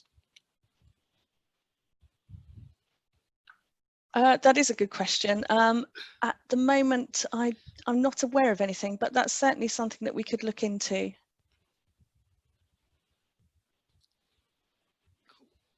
Okay, I think that was the only question. Just check it. So we do have a little time before the next session starts. So do we want to go back and ask a couple of questions from the speakers earlier?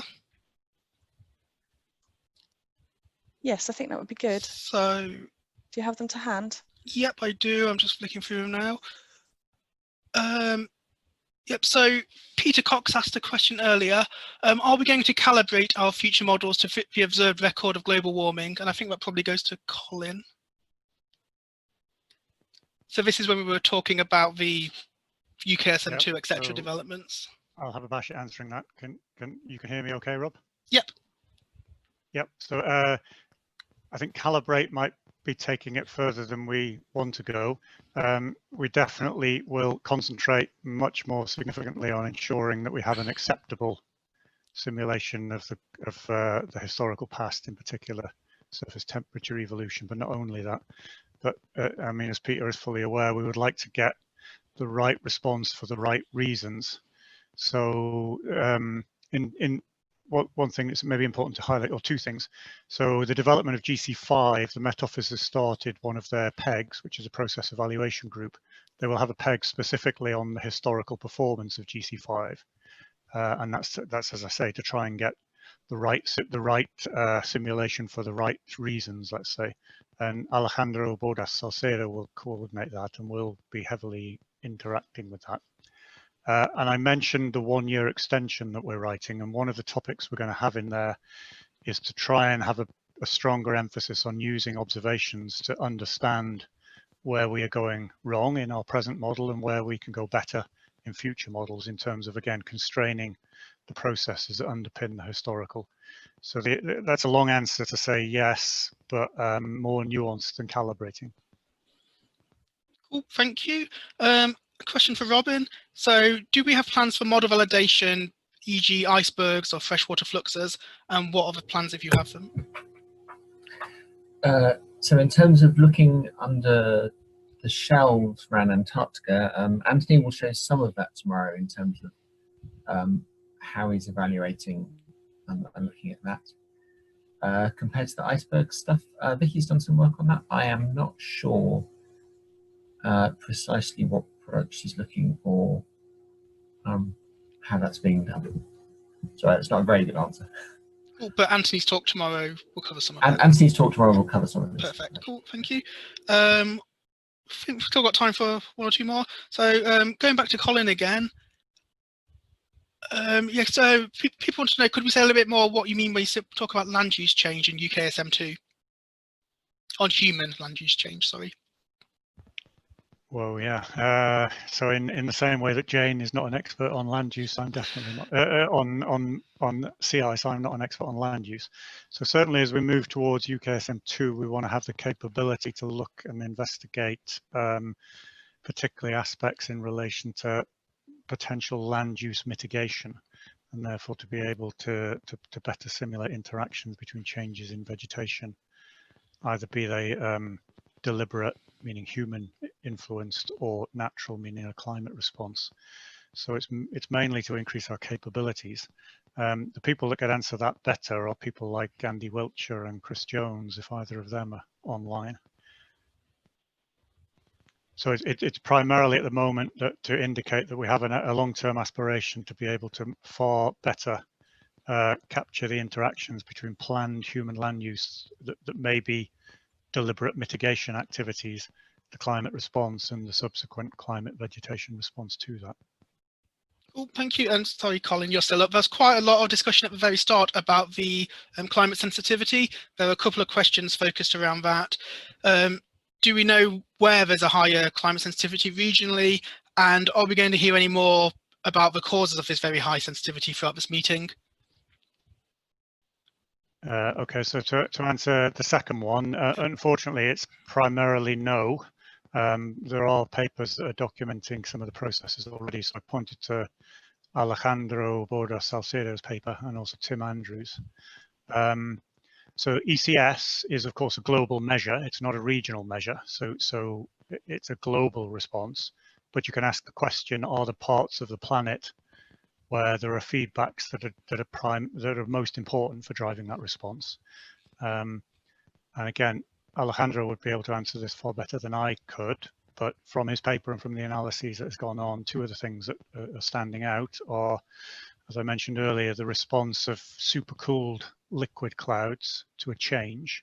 And this is primarily mid-latitude clouds, and it's even more primarily, I think, Southern Ocean mid-latitude clouds, where in earlier configurations of Met Office models, and in fact early configurations of most models, there was a systematic bias in that models tended to over-predict, let me get this right, they tended to have clouds that were predominantly ice in the present day in these regions, whereas the real world would say there would be a significant fraction of those clouds that were supercooled liquid.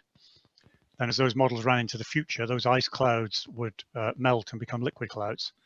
And the reflectivity of a liquid cloud is higher than of an ice cloud. So that's a negative shortwave cloud feedback. It was a feedback that was damping other feedbacks in the system that were positive, such as reductions in cloud fraction in the tropics. In the latest model, the present day simulations evaluate better against satellite in that there is more liquid, supercooled liquid in the present day. That, of course, means that that supercooled liquid will not melt as you go into the warmer future because it's already liquid. So you don't get this negative shortwave cloud feedback that balances some of the others. So that's one of the primary reasons why there's a larger ECS than in earlier models. So I'd say that's a sort of mid-latitude and possibly even Southern Ocean mid-latitude dominated.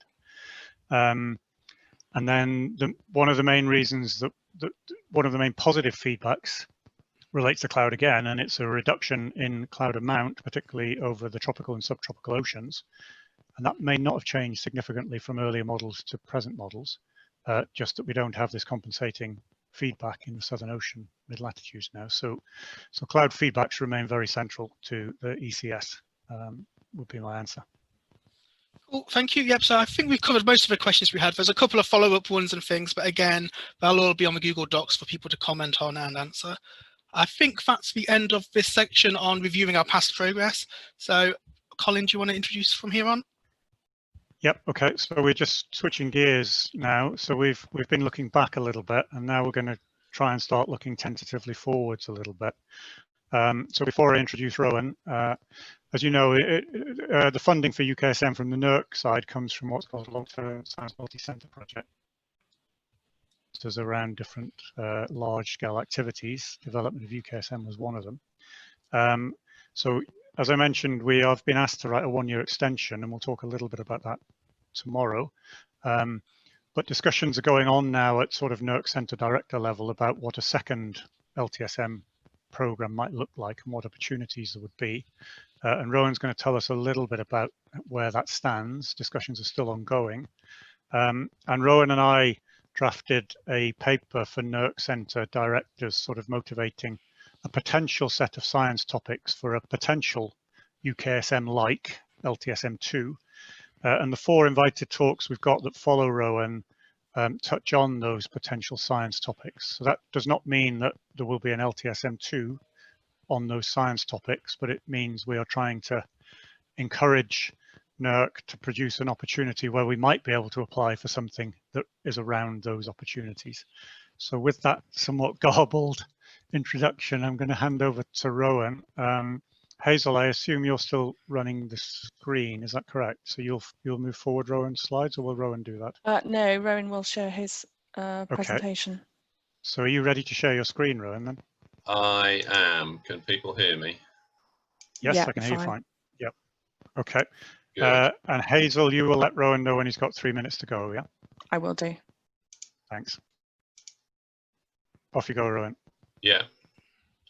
Okay. I mean, let me just start by saying I'm enormously impressed by the UKESM programme. It's a truly fantastic set of achievements, and I'd really just like to congratulate everyone who's been involved. It's remarkable, really exciting science. Yeah, but looking forward, Colin's already given a bit of context.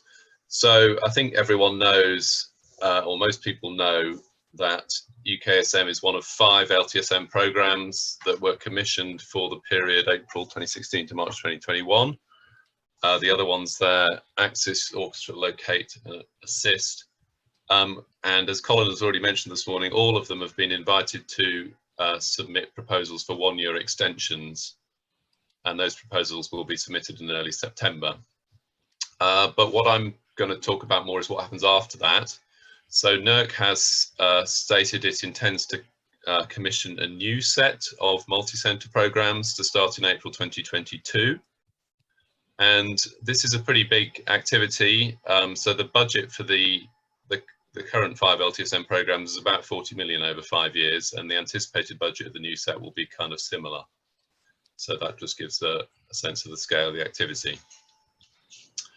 From a NERC perspective, this commissioning is a part of the broader activity of national capability commissioning. Many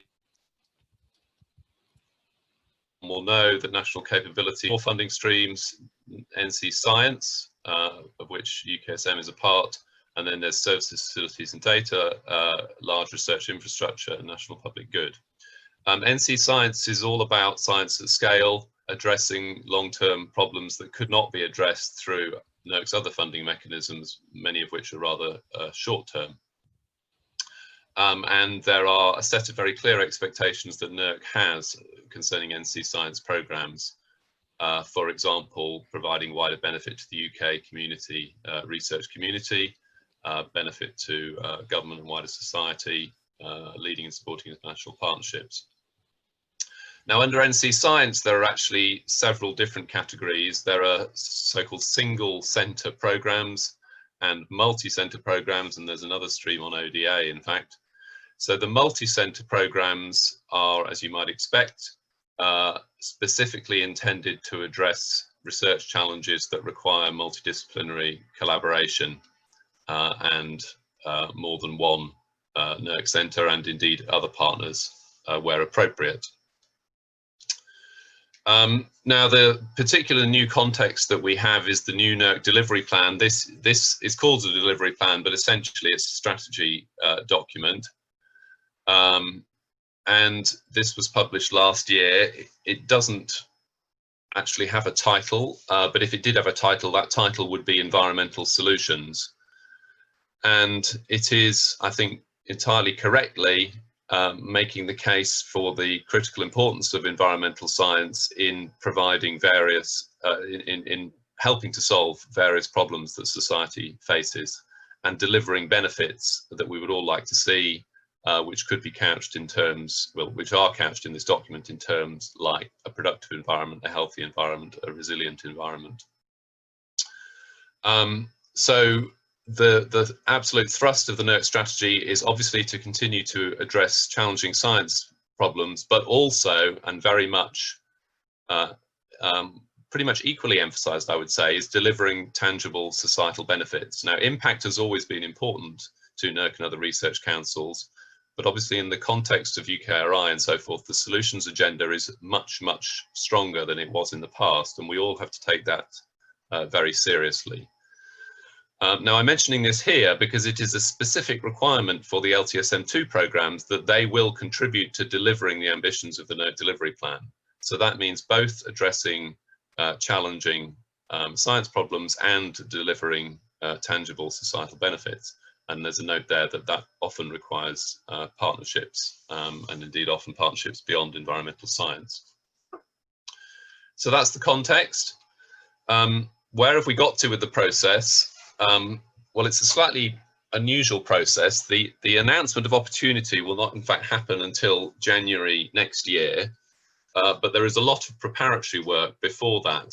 Because this is a national capability commissioning process, not a standard type of open call, there is an iterative process of discussion with a whole range of stakeholders to try and ensure that we can design collectively the best possible set of NC Science programmes for the UK.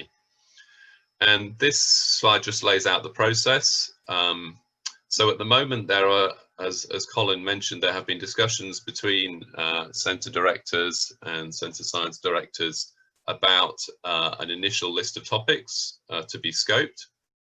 And those discussions are ongoing. In fact, there's another meeting just this afternoon to agree an initial list of topics for scoping. And the plan is that there will be a number of cross-centre groups to develop high-level ideas for each of these topics over the summer. And then from the summer into the autumn, there will be wider consultations with NERC Centre staff, for example, with the NERC executive, with potential non-NERC partners, and obviously the Met Office is an important example here, but also other research councils, and consultations with potential beneficiaries, for example, government departments. So we've got a bit of time to do that.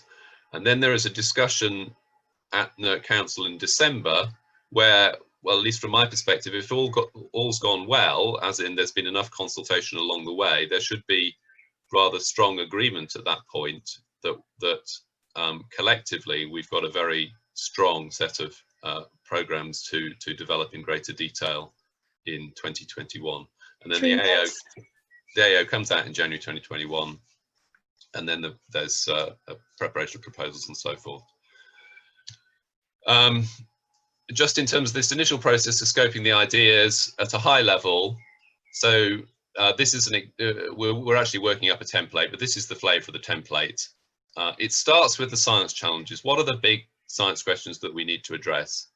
But then it also thinks very strongly about what are the solutions dimensions and who the beneficiaries might be. And last slide, there is so on the list of topics for initial scoping, we have one on global change science under the working title Quantifying, Explaining and Predicting Earth System Change.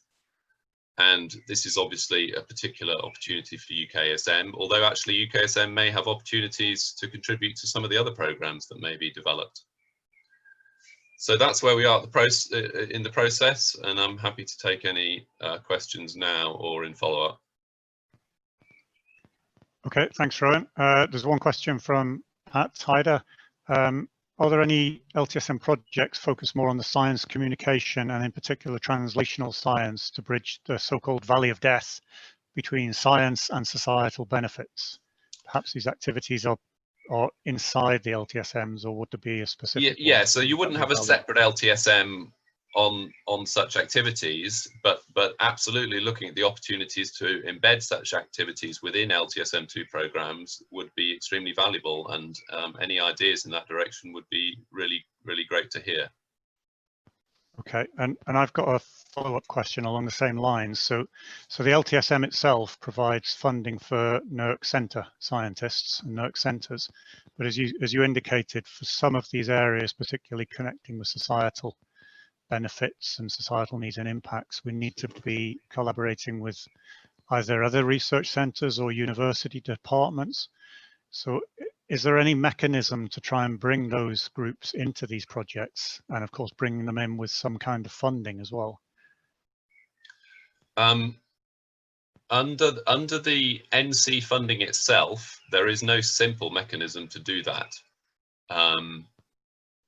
The role of partner organisations, the rules of engagement for partner organisations is that they need to bring resource to the table, and that was true, for example, of the Met Office in the UKESM1 programme, for example, and also true, just to give another example, the ASSIST programme is a joint programme between NERC and BBSRC on sustainable agriculture, and obviously BBSRC brought a lot of resource to the table.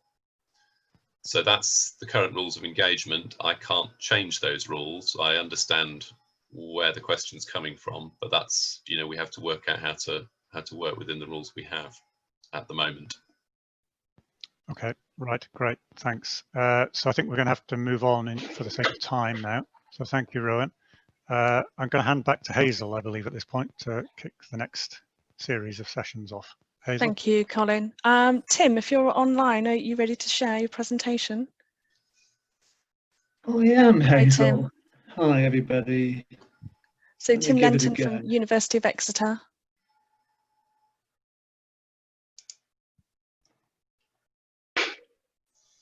All right.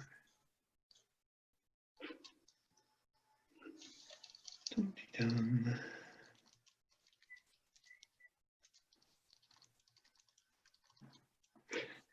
Hi everybody, can you hear me okay and see the first slide?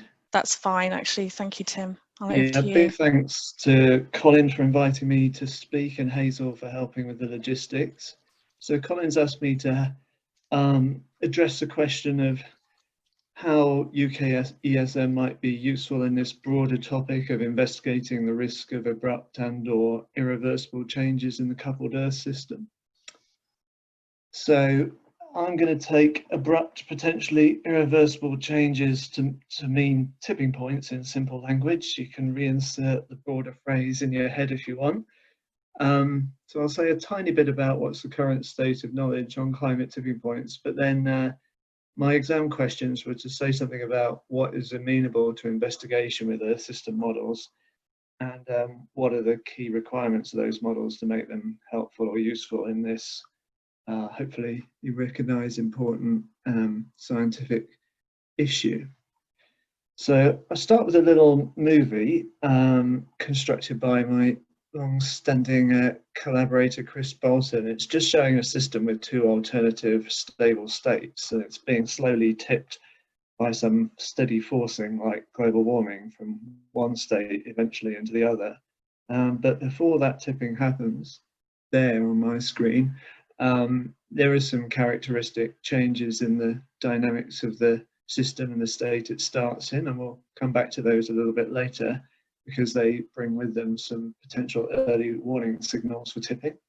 I should say at this point that I don't think all tipping points look like this example, but this is the kind of canonical example of what we call a fold bifurcation in mathematical language. Anyway, a brief word about where are we at as a scientific community on the risk assessment of climate tipping points. Well, this is a sort of version of a summary figure I published in November back last year in Nature. It basically shows that as we've gone through successive rounds of IPCC reports and special reports in the last couple of years, the 1.5 report and the Oceans and Cryosphere report, that basically over time, our collective assessment of how close tipping points are has been descending in temperature towards the present temperature, such that we're now on the current assessments at roughly 1.1 degrees of global warming, even according to IPCC in the danger zone, where we can't rule out that some ice sheet tipping points might have already been crossed and other tipping points might be dangerously close. So if your risk assessment looks like this, well, it should be a strong stimulus to action on all sorts of fronts, policy as much as anything, but certainly it should sharpen our focus as a scientific community.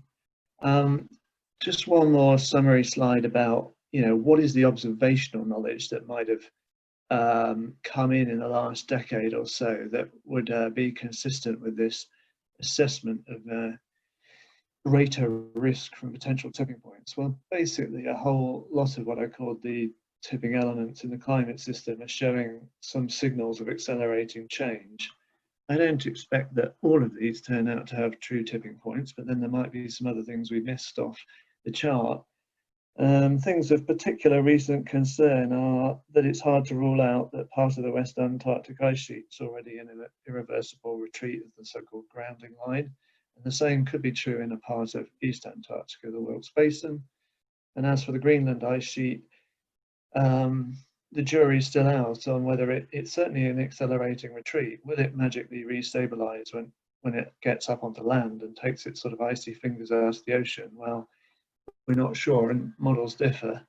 Many other things on the map, some of which I'll touch back on in the rest of the talk, like, okay, is this 15% slowdown inferred in the Atlantic overturning circulation within the range of natural variability? Possibly just, or could it be, in the worst case scenario, the signal of an ongoing downward trend? And I'll touch back on the Amazon rainforest story later as well. But let's have a look then at the core exam question. We basically take risk in its simplest meaning. That means the likelihood of something bad happening times how bad are the impacts of that thing happening. And Earth system modelling, including UKESM, can help us with an assessment on both fronts. So yeah, we might use Earth system models ideally to assess the likelihood of tipping points if those models are good enough. And there are several elements that need to be fulfilled there. We need the models to be representing key processes and systems, and not all are comprehensive enough to cover all of the things that just appeared on the previous chart. Personally, I think it's essential that models need to be able to reproduce known past abrupt climate changes. Otherwise, they don't look credible, at least to an outside scientifically informed viewer. And that's a tough ask, as you know. I would also say in an ideal world, one would calibrate the current stability regime of the model against some observationally derived stability measure. And we might have to tackle that one in the 10-minute Q&A, exactly what I mean there. And then, well, it might be the case, as we'll see in a minute, that our system models already have abrupt shifts in them, but we're going to need some, if they aren't blindingly obvious, we might need an algorithm to find lots of abrupt shifts in models. And then we can look at where they are in terms of temperature change, for example. And then, of course, Earth system models, if they're truly coupled and more comprehensive, are a great tool with which to look at the coupling, linear or non-linear, between potential elements of the Earth system. And I'm particularly interested here in the effects on non-linear change. On the impact side, it's much less researched, interestingly, but we ought to be able to use Earth system models to assess tipping point impacts. We should be able to use the models to, first of all, if we can find abrupt shifts in them, we can actually start to understand and unpick where those abrupt shifts are coming from if we find them in the models. We might also do work like has been done at the Met Office to test for the irreversibility of abrupt shifts by just imposing ramp up and then ramp down forcing scenarios in our models. Then another thing we can do is we can, if we just want to look at what the impacts of a tipping point are within the broader climate system, well, we know how to force a tipping point to occur, at least for some tipping points, like collapse the Atlantic, overturning circulation by hosing the North Atlantic with fresh water in your model. So we can use models to look at the knock-on impacts of that, and I think that should be done a lot more than it already is. And finally, because we can cause a tipping point to happen in a model, we can use that approach to test what I would say are primarily observational based early warning methods for tipping points. So I won't get through all of those in detail, but I'll talk briefly about past abrupt climate changes. Here are the 20-odd abrupt Dansgaard-Oeschger warming events during the last ice age and right at the exit of the ice age, which we can zoom into a bit there. Historically, full complexity models, of course, are extremely hard to run for these timescales, and generally we're struggling to reproduce the known past abrupt climate changes with realistic amounts of forcing like fresh water from ice sheet melt. But in the last 5 years or so, there's been some progress. So some, I would call them fairly high complexity models like Community Earth System Model 1 have shown Dansgaard-Oeschger type climate variability, so abrupt shifts in the Atlantic meridional overturning circulation and just associated abrupt shifts in sea ice, and major changes in temperature patterns, especially in the North Atlantic region. Recently, Louise Syme and others published some work with HAD-CM3, not what you guys and girls are going to call a full complexity model anymore, but they were able to monkey around with it somehow and get it to produce abrupt shifts somewhat like UKESM, and they've built paleoproxy's prediction into the model. They can then compare the model's proxy predictions with observation, which I thought was a really neat achievement. So we're starting to get to a place where what you would at least call a coupled ocean atmosphere GCM, even if it's one of coarser resolution, can be kind of shown to produce past abrupt changes, which should build wider scientific confidence in their ability to capture any potential future ones. Now, models have not really been at the heart of assessing the likelihood of tipping points until, at least until recently. Instead, I think many of us in the modeling game felt we knew the inadequacies of our models, and that's why something like over 10 years ago, this expert elicitation happened to try and pull out expert judgment on the likelihood of different tipping points. That's not super satisfactory for us as modelers. We thought our models were good enough to give a definitive assessment, but that's the way it stood, and to some degree still stands, I think, although we could do with an update of this assessment. However, 5 or so years ago, Shibin Dreyfout, Sebastian Battiani and colleagues published, for me, this really cool study where they hunted around in the CMIP5 model projections for abrupt shifts. And they did that using fairly standard regime shift detection method.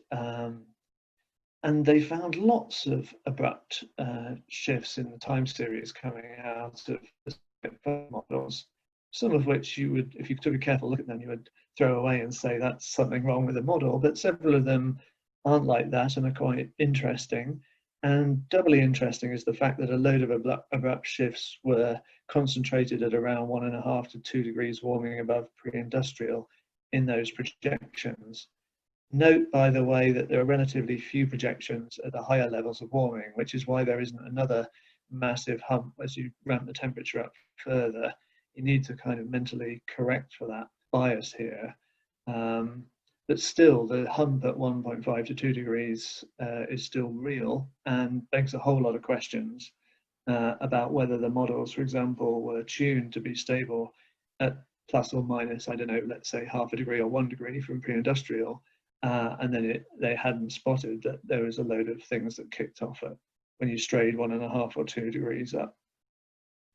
Now, there's another way available now if we wanted to play the game of detecting abrupt shifts. And this video that's playing is just something that Chris Bolton and I have developed, which is a way of detecting abrupt shifts in terms of an abrupt change in the gradient of a time series, rather than doing some kind of test for a significant shift in the mean, which is the established method that Dreyfout and Battiani and others used. So I'll let you read the paper on this if you want to join in playing the game. But basically, we've got at least 2 different ways of hunting through model world to look for abrupt shifts. And my group, we haven't had the resource to or the experiments to try this on global model runs. But we've been having some fun looking in some high resolution runs of JAWS, which we drove actually with the old UKESM 09 projections, because the new ones weren't quite ready. So this is kind of old hat climate scenarios with 2 different climate sensitivities. But then we're driving JAWS at really high 1.5K resolution, and we're finding a load of abrupt shifts in vegetation carbon in the UK under these different future scenarios, and we're able to pull out the different forms those abrupt shifts take, as it were. We'd love to do this, I think, on global runs with something like UKESM or CMIP6 runs. Look forward to anyone dropping me a line if you want to join in with that. So the tools are there to find abrupt shifts in our projections if they are obvious. Of course, we love to use our Earth system models to look at causality between elements of the Earth system. This plot, again, comes from that 2009 expert elicitation, where the experts gave their assessments of the possible causal links between tipping points. Now, some work with Earth system models has happened on this, particularly on the coupling between ice sheet melt and the Atlantic overturning circulation, but still there's a lot more that could be done on potential causal interactions between tipping points. So I'd say up to now, we've been using our models mostly to address the x-axis here of the likelihood of bad things, tipping points happen. We've done hardly anything on what would the impacts be of a tipping point happening, and that's equally important for any sound risk assessment. So credit to actually Laura Jackson and maybe others on the call for already having done a bit of work on that, for sure, having a careful look at the impacts of a deliberately caused collapse of the Atlantic overturning circulation on climate. Some great studies on that. We've tried to collaborate to take that a bit further. So this is just a recent paper where we coupled the deliberately caused collapse of the Atlantic overturning circulation and its climate consequences. We coupled that into a model of land use decisions at the UK scale and what type of farming you do under different climates and land use and land soil types and whatever. And the simple message was that, yeah, sure enough, an AMOC collapse would cause a radical transformation of UK land use. Basically, it's stop all arable farming because it gets too dry, not because it's too cold, because it's too dry, because there's an underlying warming scenario here, which would be perhaps not the greatest impact, but a significant one of this kind of event happening. I think there's masses of scope for more studies in this vein. But I wanted to sort of wrap up by talking about tipping point early warning and how models can help test methods for that. So this is the same animation we had earlier, but now what I'm showing in the bottom panel is a simple statistical measure of the fact that the system, as it's approaching a tipping point, is recovering more slowly from all the perturbations it's getting from the weather, if you like. So before it tipped, there's a very detectable slowing down of recovery rate from perturbations, which we can measure as rising temporal autocorrelation, the red line at the bottom.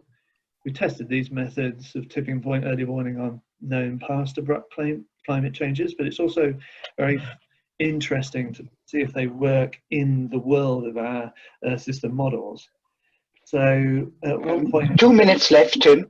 Sure, Till. At one point we looked in famous, the reduced, that's like lower resolution than HCM3, right? But coupled model, deliberate AMOC collapse caused by freshwater hosing steadily being ramped up. And sure enough, fluctuations in the overturning circulation slow down visibly by eye, if you look at panel B, before there's a collapse of the AMOC. So that works. It works at 26 degrees north where the overturning is monitored, at least in the model world. It works better at higher latitudes and at the southern boundary of the Atlantic.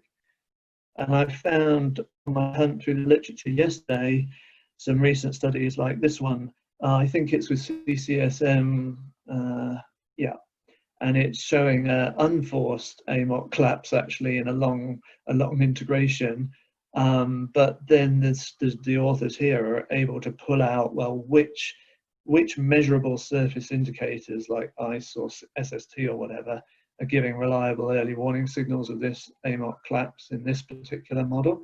So that's the point, is that's the way you can use models to refine these early warning methods and where you would put an early warning system. And this slide is just to show you some unpublished analysis of where we just analysed different climate indices, and turns out the Atlantic multi-decadal oscillation index, which many of us would link to the underlying AMOC strength, although I know some of you think it's all to do with cloud forcing, but anyway, this index has a very strong slowing down of fluctuations in it, which I'm still looking into, and we're doing other such work on observational indices. Time's probably up, but it's always good to show a failed case. So we also looked at whether Amazon dieback, the iconic Amazon dieback in HCM3, had these generic early warning signals. The simple message is it doesn't, for various reasons. One is that the time scale separation you need for the early warning to work just isn't there. The system, the forest is being forced at a similar time scale to which the forest can respond. So we shouldn't expect a reliable early warning, and we don't get one. We get increased climate variability that just reflects an increased precipitation variability. But the short version is we can get an actual observable measure of early warning for Amazon dieback that works in the model, which is that the model rainforest becomes much more sensitive to a given temperature perturbation and gives up more carbon for a given warming perturbation as it gets nearer the dieback threshold. And that's observable in an atmospheric CO2 variability in the model world, and I think would be observable in the real world. So I'll finish just with that canonical risk slide, and let's have some questions and chat instead. Maybe I should stop sharing my screen. Thanks, everyone. Yeah, thank you very much, Tim. That was a really great overview. I'm sure I'm not the only one who enjoyed that. We've got a couple of questions. I'm going to start with the first question that came in from Pat Hyder. In terms of the next stage of adequately including tipping points and other impacts in cost-benefit analysis for actions, is there a way to get around the problem that economic models generally are not doing a good job in replicating the past, because the past has been dominated by shock events like world wars, global pandemic outbreaks, and similar things? Brilliant question, Pat. So I've done some work with some economists on putting tipping points into Bill Nordhaus's dice toy model and changing it from a deterministic model to a stochastic dynamic model, which you have to run thousands of times, and basically showing that it completely overhauls Nordhaus's result. He's always been telling people we should go for 3 degrees of warming, and that'll be optimal. As soon as you put the tipping points in, the model comes back saying, no, we've got to shut down emissions as fast as possible and limit warming to 1.5 degrees. That doesn't fully address your question. To do the kind of thing you're asking about, we need something like what Jean-François Lamarque at Exeter and colleagues are doing, and that's not have an optimizing economic model, have a dynamical systems representation of the economy coupled to a dynamical representation of the climate, aka a climate model, and look at how the two evolve with all attendant linearities and non-linearities. So that's what I'm excited about, is that different approach.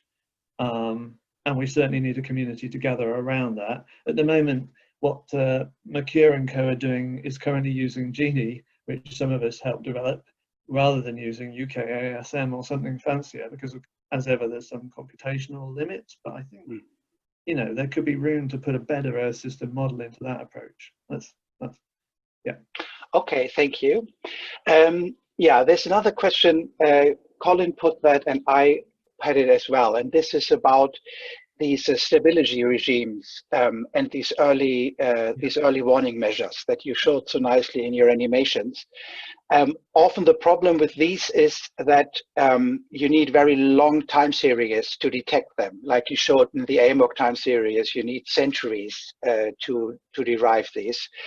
So this works very well in theory, but in practice, a time horizon of 100 years or more is not useful for the problems we face currently as a global community. So the question is, how can we calibrate and extract stability regimes from models against observations for the practical use in the decades ahead? Sure, Till. Well, so you're right, and it means that basically only a subset of tipping points would fulfill the necessary criteria of being fast enough in their own internal dynamics to be kind of timescale separated from the current slower rate of anthropogenic forcing.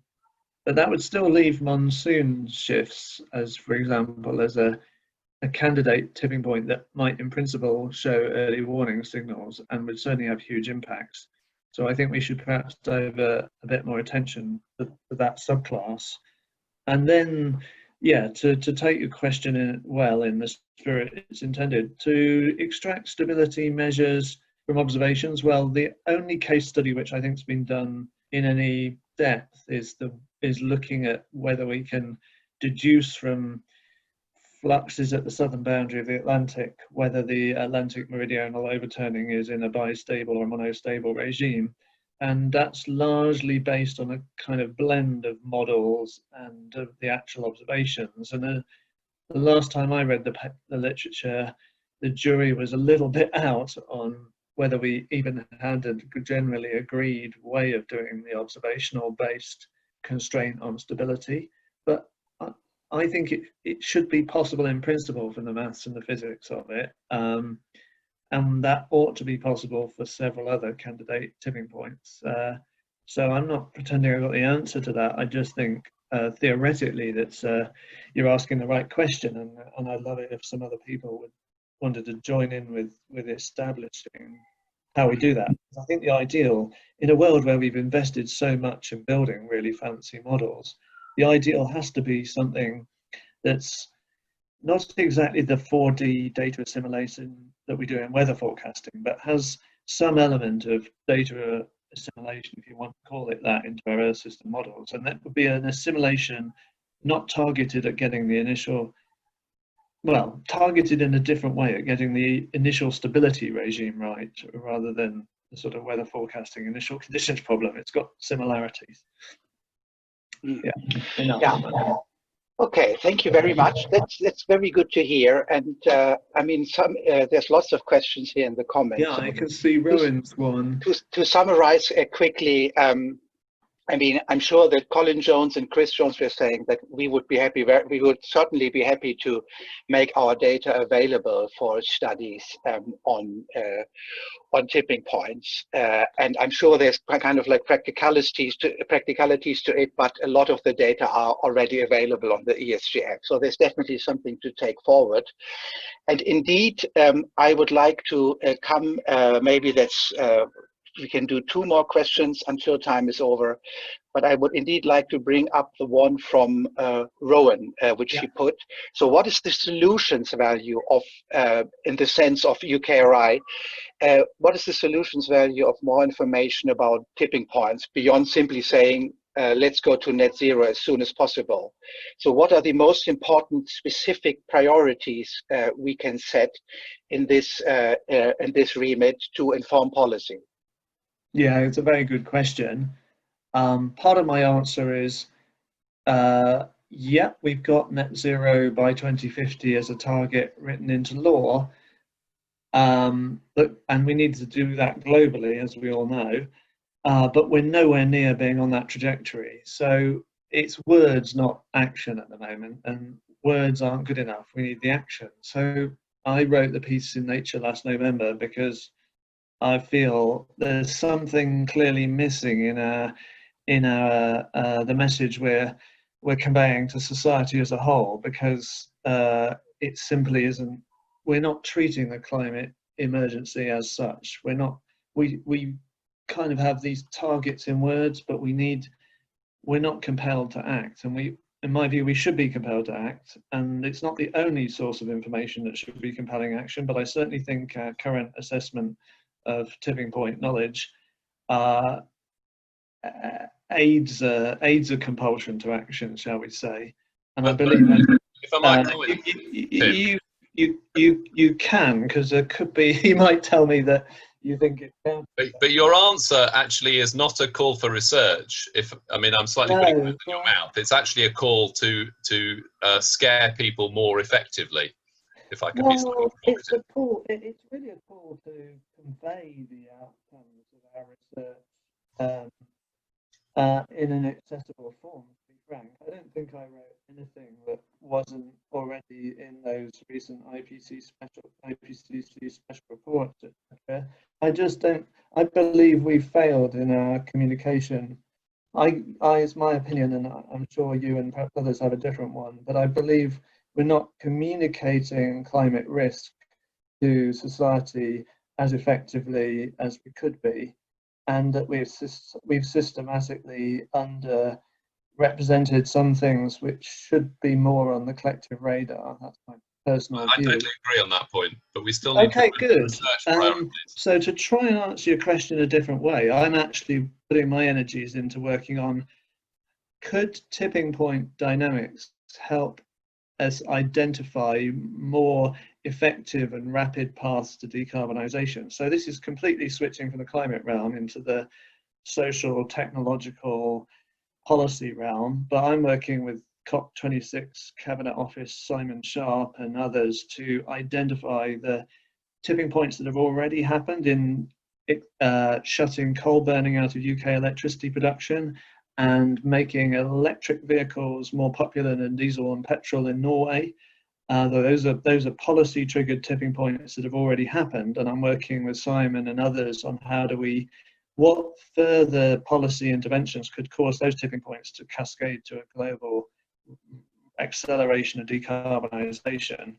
So that's what I've decided to shift some attention to, because there's a little bit of me that thinks, like many of you, I suspect, that we don't need a huge amount more extra information on the nature of the problem, but we need to give people a better roadmap to abrupt solutions. Yeah, I think, Tim, I'm pretty sure that many of us would agree with that. And it's very good that in this short time we had for discussion, we opened up this space to go from science to solutions. We are over time now a little bit. So as much as I would think, as I would love to continue this discussion, I think it's better to thank you very much for your talk. Thank you for the 10 minutes discussion. I think for many of us that was very useful. And we're almost on the point of taking actions from that. And I'm handing back to Hazel.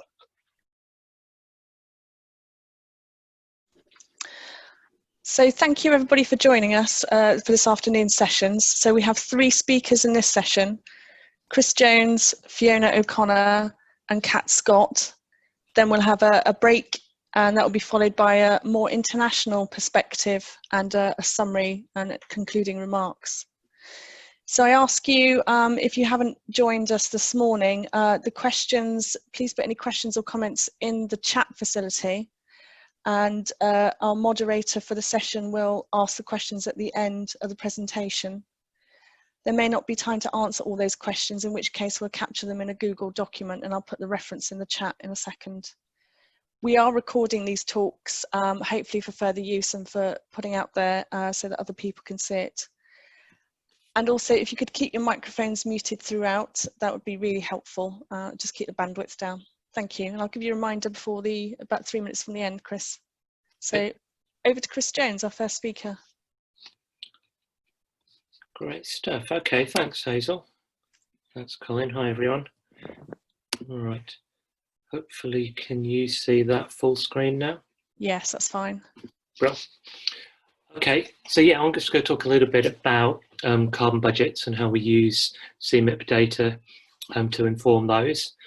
I gave a talk probably a couple of weeks ago to the UKESM team, so I've tried to make this a little bit different. So if you missed that, don't worry, but if you saw it, this won't necessarily be all the same. Okay, how do I move slides? So then a bit about sort of background to carbon budgets. This was kind of a concept that was first introduced really in the last IPCC report, or at least it came from literature for the few years before then. So I guess what I'm going to do is kind of quick overview of what that meant at the time and what's changed since then, both in terms of the techniques and the data, and talk a little bit about how we've updated the framework. So AR5 is the 5th assessment report of the IPCC, and SR15 is the special report on 1.5 degrees. And I'll talk a bit about how new CMIP6 results are coming out, C4MIP, and Colin mentioned briefly ZECMIP earlier, and we'll talk about how CMIP6 has made an advance over CMIP5. Okay, right, So it turns out that homeschooling is a really good opportunity to learn lots of techniques on PowerPoint you wouldn't normally play with. So I can let you read this.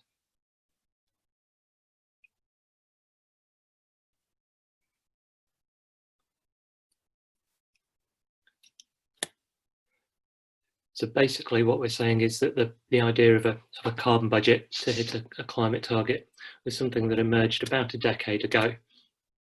Okay, and so the use of that concept has evolved since then. So there's this figure in the IPCC report, in the AR5, showed how total CO2 emissions are strongly linked to the total global warming. And that was kind of like a really key message at the time, and it decoupled the cumulative emission from the pathway. So the actual pathway of the emissions was much less important than the total amount emitted. So you could use this to define a carbon budget, a total amount of carbon emissions that you were allowed to stay within a certain temperature target. And this kind of nice straight line pretty much encapsulates all we know about climate science. It's got climate sensitivity and carbon cycle feedbacks in there. Okay, but the usage in AR5 was quite simplistic, along the lines of basically you define a warming level, say 2 degrees, and you read off then a total carbon budget. and you can subtract what you've already emitted to leave a remaining budget. But you don't take any account in there of model errors or biases or climate variability. It was hard to know exactly what to do with non-CO2 forcing. So on this figure, you can either read off from the coloured lines, which are the RCP scenarios, they have non-CO2 forcing in there, or you can go across to the grey line, which is a CO2 only curve. And there was no real process understanding in here of where all the different uncertainties come from. So the special report on 1.5 came out a couple of years ago, and some work that Yuri Rogli did kind of split this apart much more kind of systematically into 5 components that help us quantify the remaining carbon budget. So firstly, you need to know the historical warming to date. So you're not starting from 0, you're taking the present day as a baseline.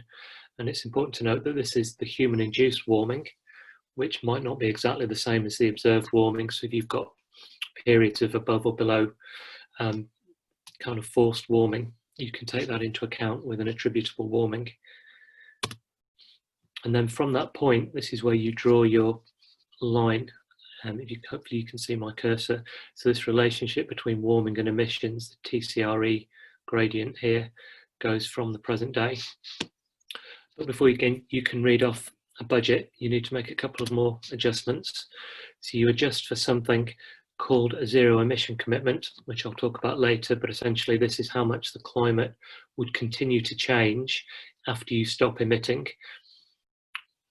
And then you can make an adjustment for non-CO2 contributions, so you can explicitly quantify the impact that they're having. So these arrows are not necessarily to scale. These can be bigger or smaller than this, and they can even be positive or negative. There's no reason these can't be an upwards adjustment instead of a downwards adjustment. But after you've looked at these, you end up with some idea of a remaining warming from present day to stay within the target you're looking at. And that's now when you read across to the TCRE line, and that tells you the carbon budget from today. And then the final step is you might want to adjust for any processes or feedbacks that are not present in the models. So for example, permafrost is the commonly quoted one. So all the models that give you this TCRE relationship don't include permafrost. So having read off a carbon budget, you make an adjustment here for what you think you might need to include that's not in that relationship. So these are kind of like 5 key concepts, and that allowed the SR 1.5 to come up with a big table, lots of different ways that you can define and measure a remaining carbon budget. But at least now, if you've got a target of 1.5, you can look at different probabilities of exceeding it, and then you can look at the exact terms that come from non-CO2, the TCRE uncertainty, Earth system feedbacks. So you can really quantify and explain the consequences of all the choices you're making. So that's quite nice. And what I'm going to talk about today really is the role of Earth system modelling and some of the CMIP6 results in these 2 key quantities. TCRE is the gradient of this curve, and ZEC is the zero emission commitment. It's the adjustment you make here. Okay, right. So that was a quick update on how the framework has changed for how we use model data. But at the time of SR15, they still only had CMIP5 models to put in. So now we're at the stage where we've got CMIP6, and we can start looking at how those simulations and changes in climate sensitivity and carbon cycle affect carbon budgets when we put them into the framework.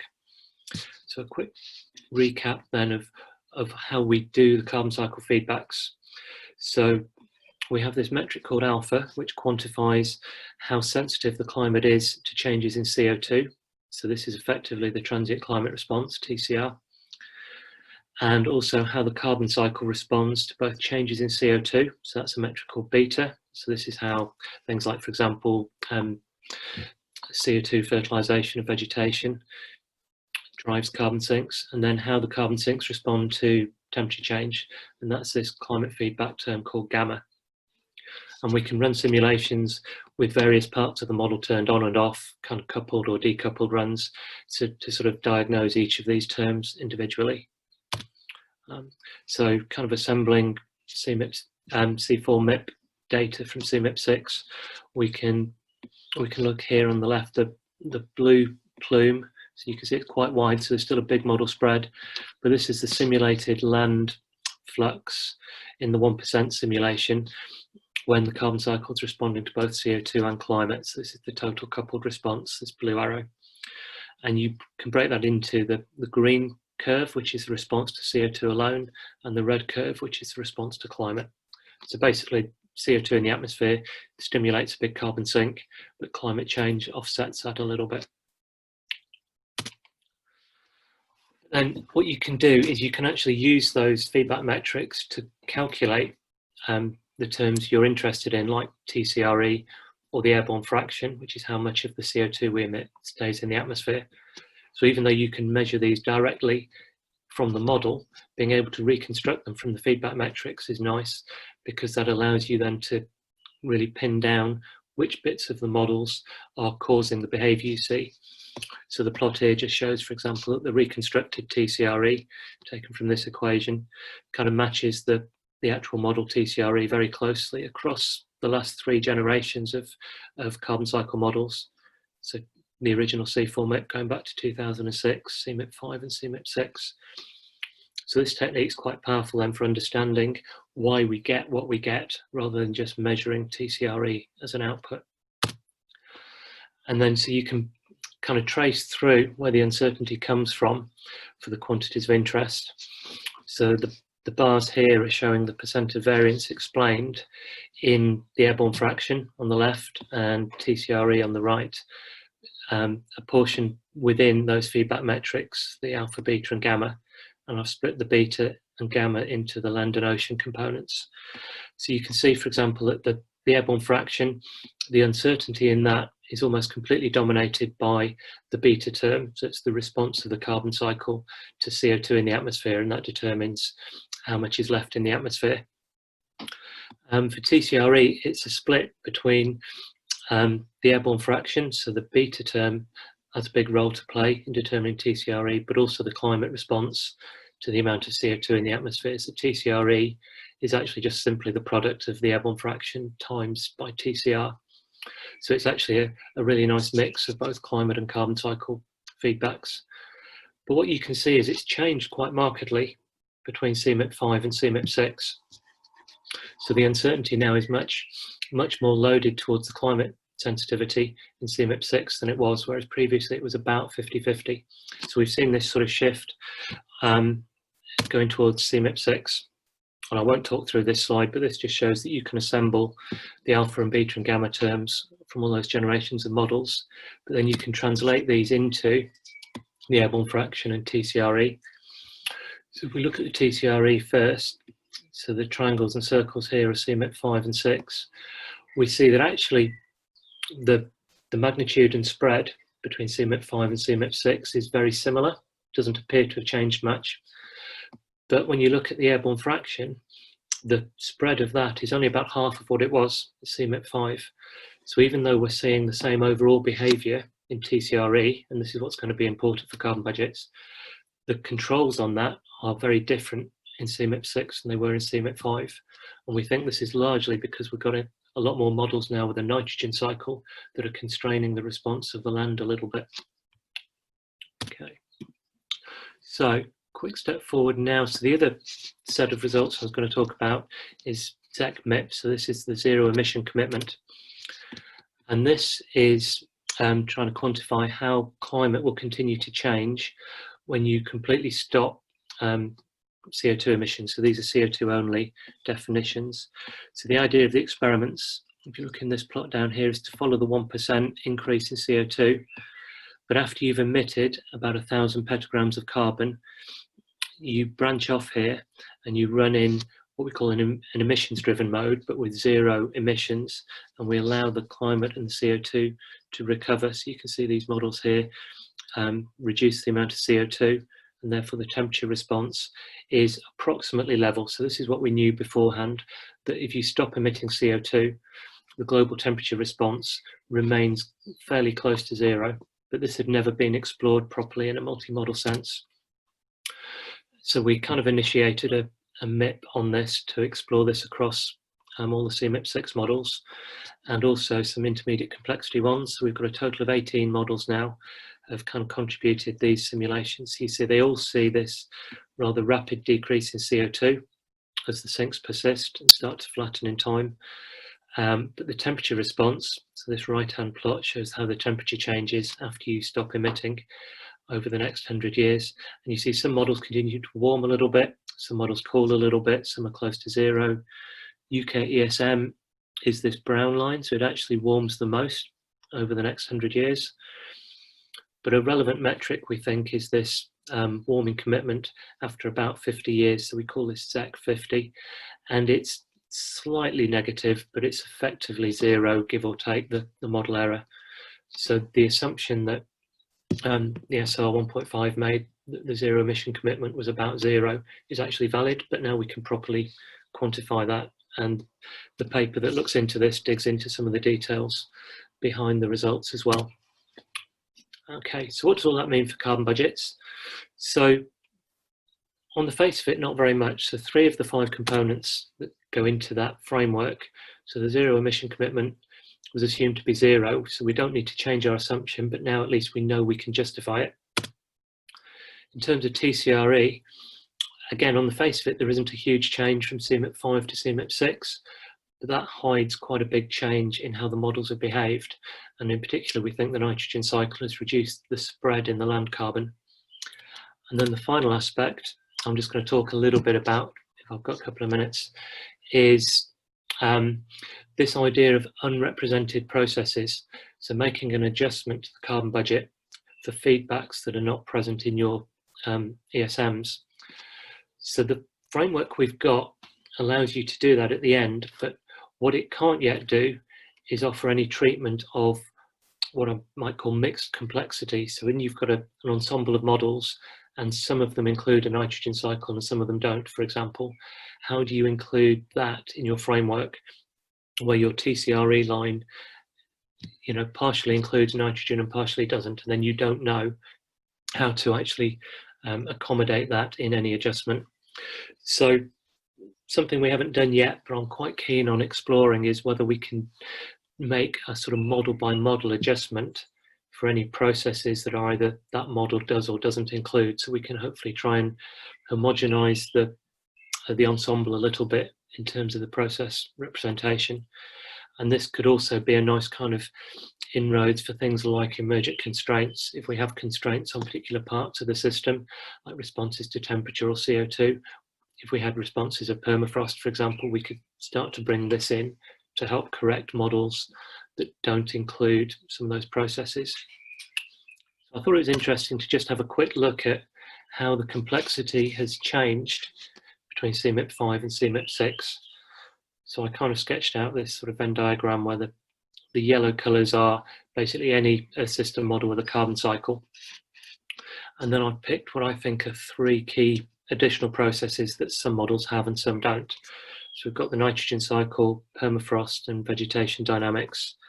And then I've kind of popped on here, the red stars are the CMIP 5 models and the blue ones are CMIP 6. So you can see, for example, there are 3 CMIP 5 models with dynamic vegetation and 2 with a nitrogen cycle, although that was the same land surface model included twice, so maybe that's only 1. But as we move towards CMIP 6, you can see there is an increase in complexity. So we've still got 3 models with dynamic vegetation, but 2 of them now sit in this intersection. So one of these is UKESM, so it's got dynamic vegetation and a nitrogen cycle. CESM has a nitrogen cycle and permafrost. We're hoping UKESM 2 might sit in the middle here and have all of them. That would be nice. You could have fire on here, for example, as well, or wetland methane emissions. It gets a little bit harder to draw the Venn diagram. But the idea would be, hopefully, you can start to quantify what each of these processes might mean for TCRE and then be able to adjust for the models that don't include it. So, for example, permafrost might give you a kind of an upwards turn in TCRE because there's a timescale response. The nitrogen cycle might shift your curve upwards. It lets you have less carbon emissions for a certain temperature. Dynamic vegetation I have no idea what that does to TCRE. We haven't looked at that yet, but that would be quite cool to explore. High latitudes and tropics probably behave in kind of opposite directions in terms of the long-term response. So all of that's kind of ideas for what we could do next. The final thing, so when we come to publish carbon budgets, one thing we mustn't forget is not only do we have a new framework and some new data, but the real world has moved on. So we carry on burning 10 petagrams of carbon a year. So this is kind of the not good news story, if you like, that we're not solving a problem in static time. So in the 7 years since AR5, I worked out we've emitted something like 1/6 of all of our fossil fuel emissions ever, which is kind of quite scary, 1/6 of our emissions just since the last IPCC report. So, you know, despite the fact that we've got much better understanding of how this works, and Tim was saying this as well before lunch, you know, this is all about, you know, a rallying call to action really, and unless we actually do something about it, then having all the knowledge in the world isn't much use. But at least now we've got a much better handle on, you know, being able to work out and understand these numbers. Okay, so just to wrap up then, so CMIP6 now gives us a third generation of carbon cycle in sort of climate models. The headline numbers are not hugely different from CMIP5, but that hides quite a lot of progress actually, so I think we should make sure we appreciate how much has gone on. So confirmation of the zero emission commitment and understanding of the mechanisms behind that, I think is really cool. And the increased complexity, possibly for the first time ever, adding complexity to a model has actually reduced the spread between them. So now we can kind of understand some of the processes affecting TCRE. So from a science point of view, the new framework and the new models since AR5 are definite steps forwards. But we must now kind of really focus efforts on reducing our emissions as well to actually stay within the carbon budgets that we can quantify. So that is all for me. Thank you.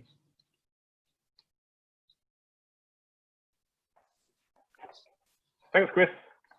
That's really interesting. I was trying to think, there's one question that might kick things off. I wonder if we start with that one. That's some of the simple ones. I'm going to ask the simple one first. So from Till, he says there's a discussion out there at the beginning of the industrialization and greenhouse gas emissions was really in the 1770s rather than the 1850s. How does this affect your C budgets and one of the other diagrams?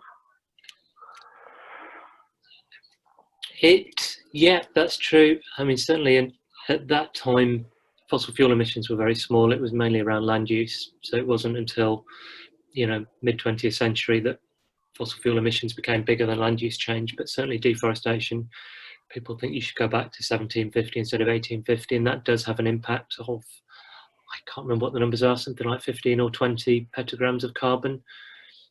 It also slightly changes whether or not your 1850 kind of control state is actually in steady state or if it's already moving a little.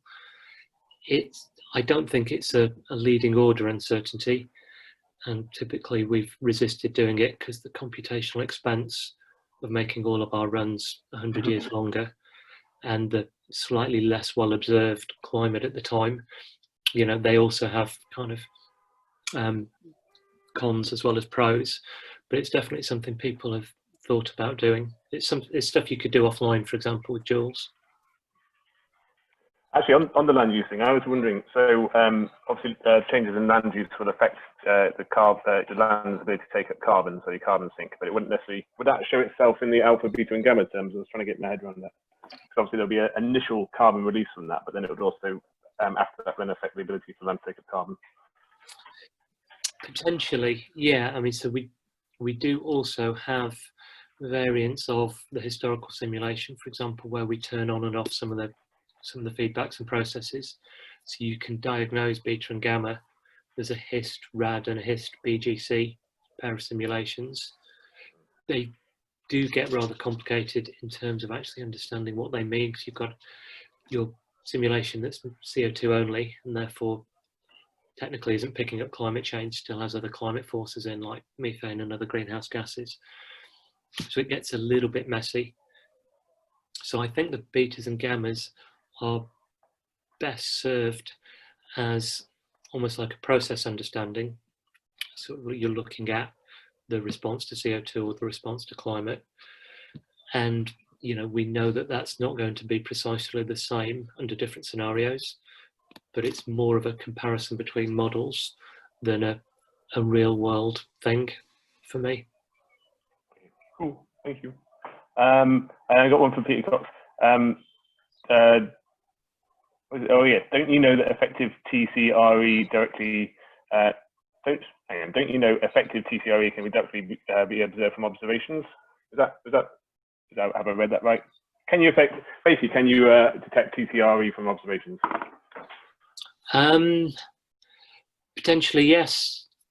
People have done like sort of detection attribution results. You need to know an attributable warming, and that means taking out the aerosol effect. So I guess in much the same way that you should be able to know TCR from observations, we don't, because we don't know all of the forcings, and the response to aerosols is generally the upsetting term. So I suspect that would be the same for TCRE. Maybe just a topical one to finish off. Jeremy wants to know, is it too early to say how the COVID shutdown is affecting the squandering of the carbon budget? No, it's not too early to know. Corinne Le Carre had a Nature paper out a couple of weeks ago on how CO2 emissions have decreased. I think the number's something like 8% down so far as a global total for 2020. If the world recovers, it will be less than that as an annual total. So it's one of the biggest decreases in CO2, if not the biggest that we've seen, but it's the sort of magnitude decrease we'd have to see every year if we want to hit net zero by 2050, which is quite sobering.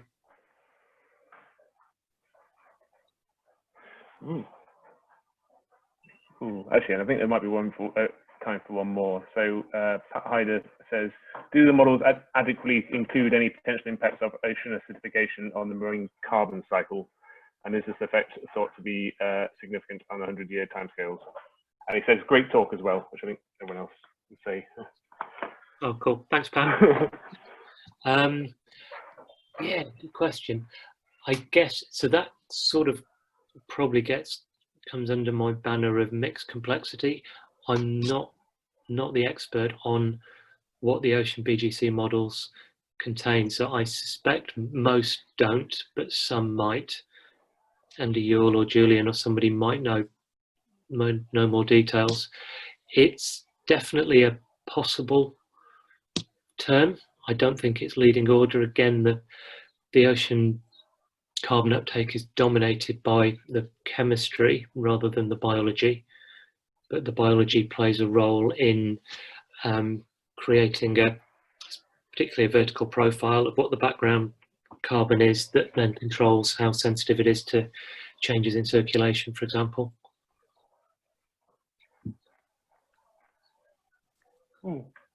Thank you. I think, yeah, so I think the rest of the questions will be answered in the Google Docs, and it says 1:29 on my clock, so I think that's when Hazel says to hand over again. So thank you very much, Chris. That was great. Perfect. Thanks, everyone. Perfect timing. Thank you, Chris. Thank you, Doug. So we'll move on to our next invited talk, who the speaker is Fiona O'Connor. I can see your screen coming up, Fiona. And can people hear me? Yeah, I can hear you. Yep, that's Brilliant. full screen. Thank you. I'll hand over to you. Thank you. My name is Fiona O'Connor, and we've had a really nice talk on CO2.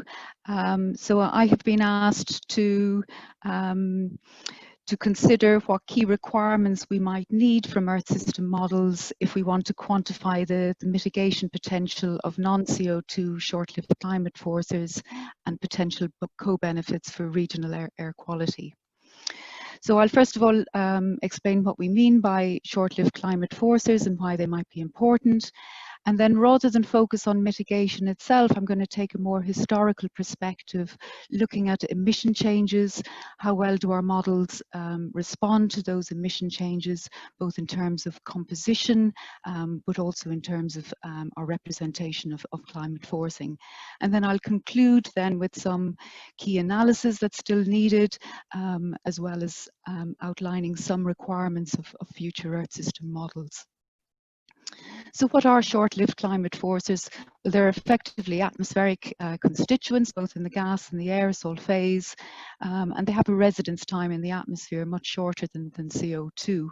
When their abundance is altered in the atmosphere, they can perturb the Earth's radiation balance, and hence why they're called climate forcers.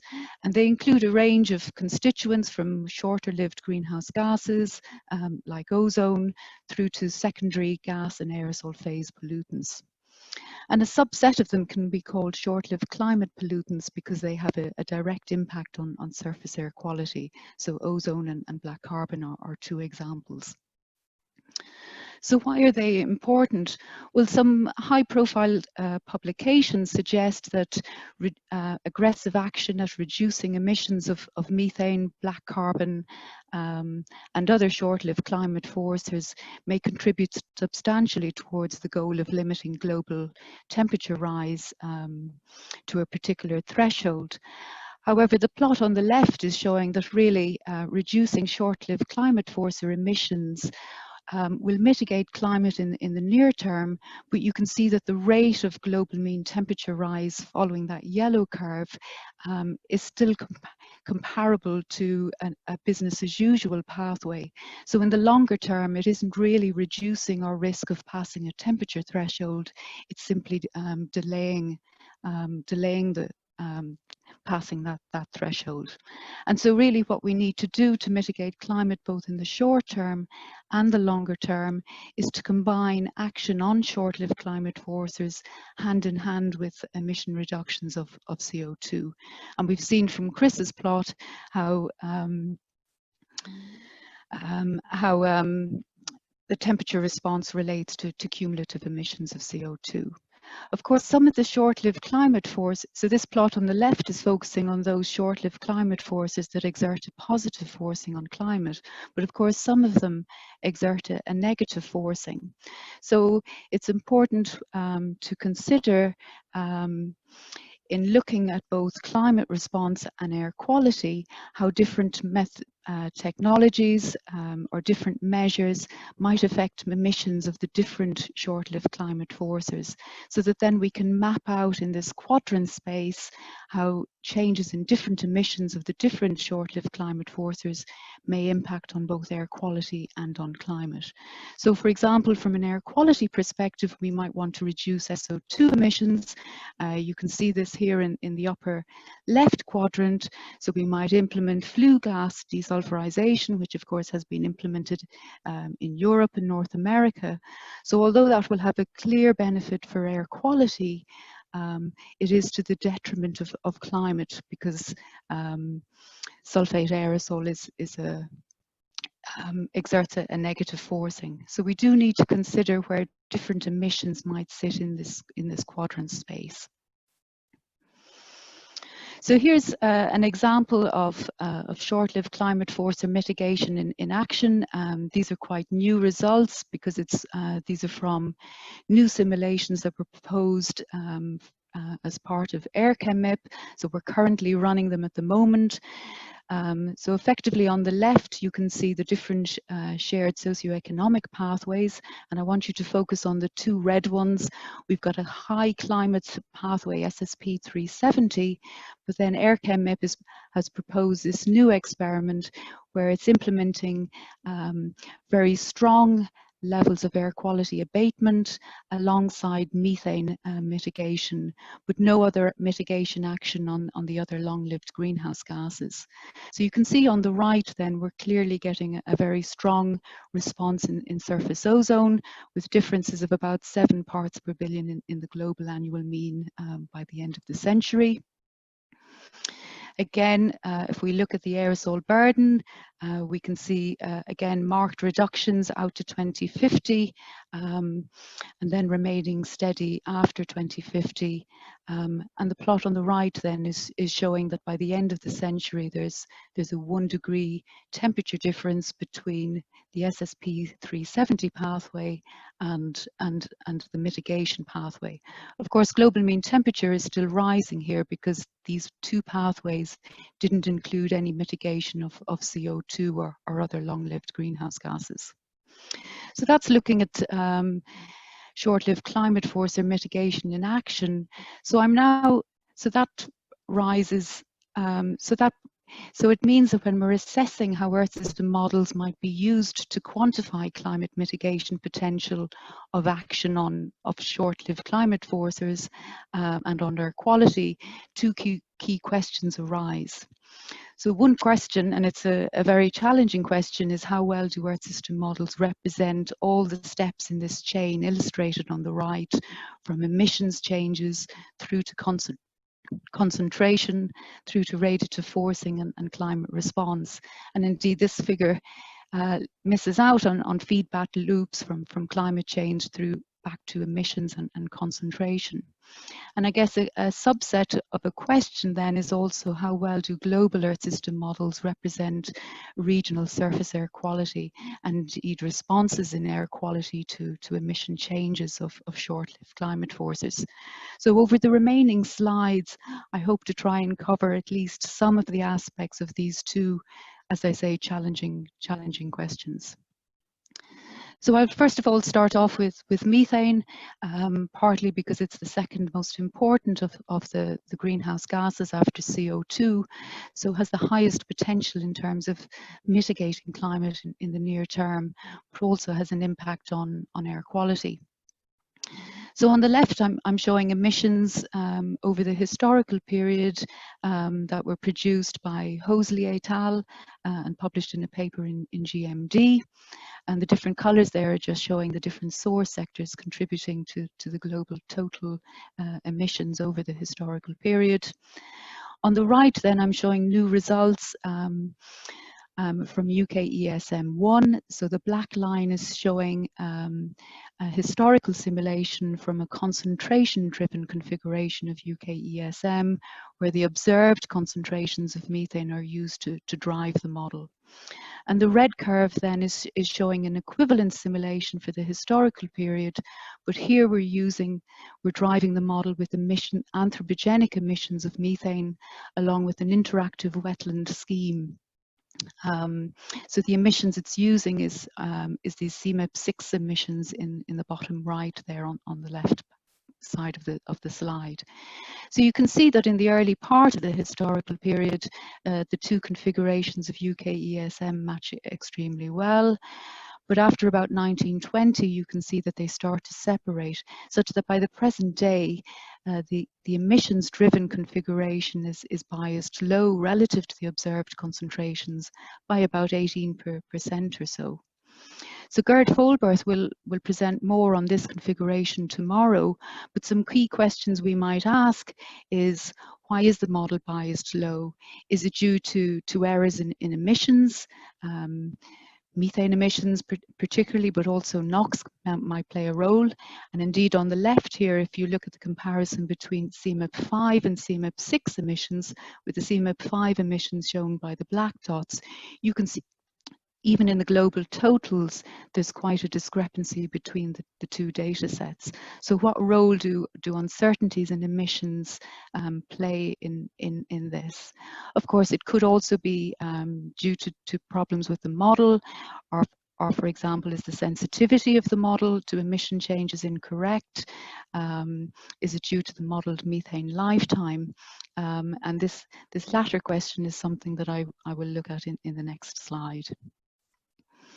So this work is that I'm presenting here was led by David Stevenson with input from Alcide Zhao at the University of Edinburgh, and is currently in discussion in ACPD, where they're looking at how global mean OH and methane lifetime change within the CMIP6 models across the historical period.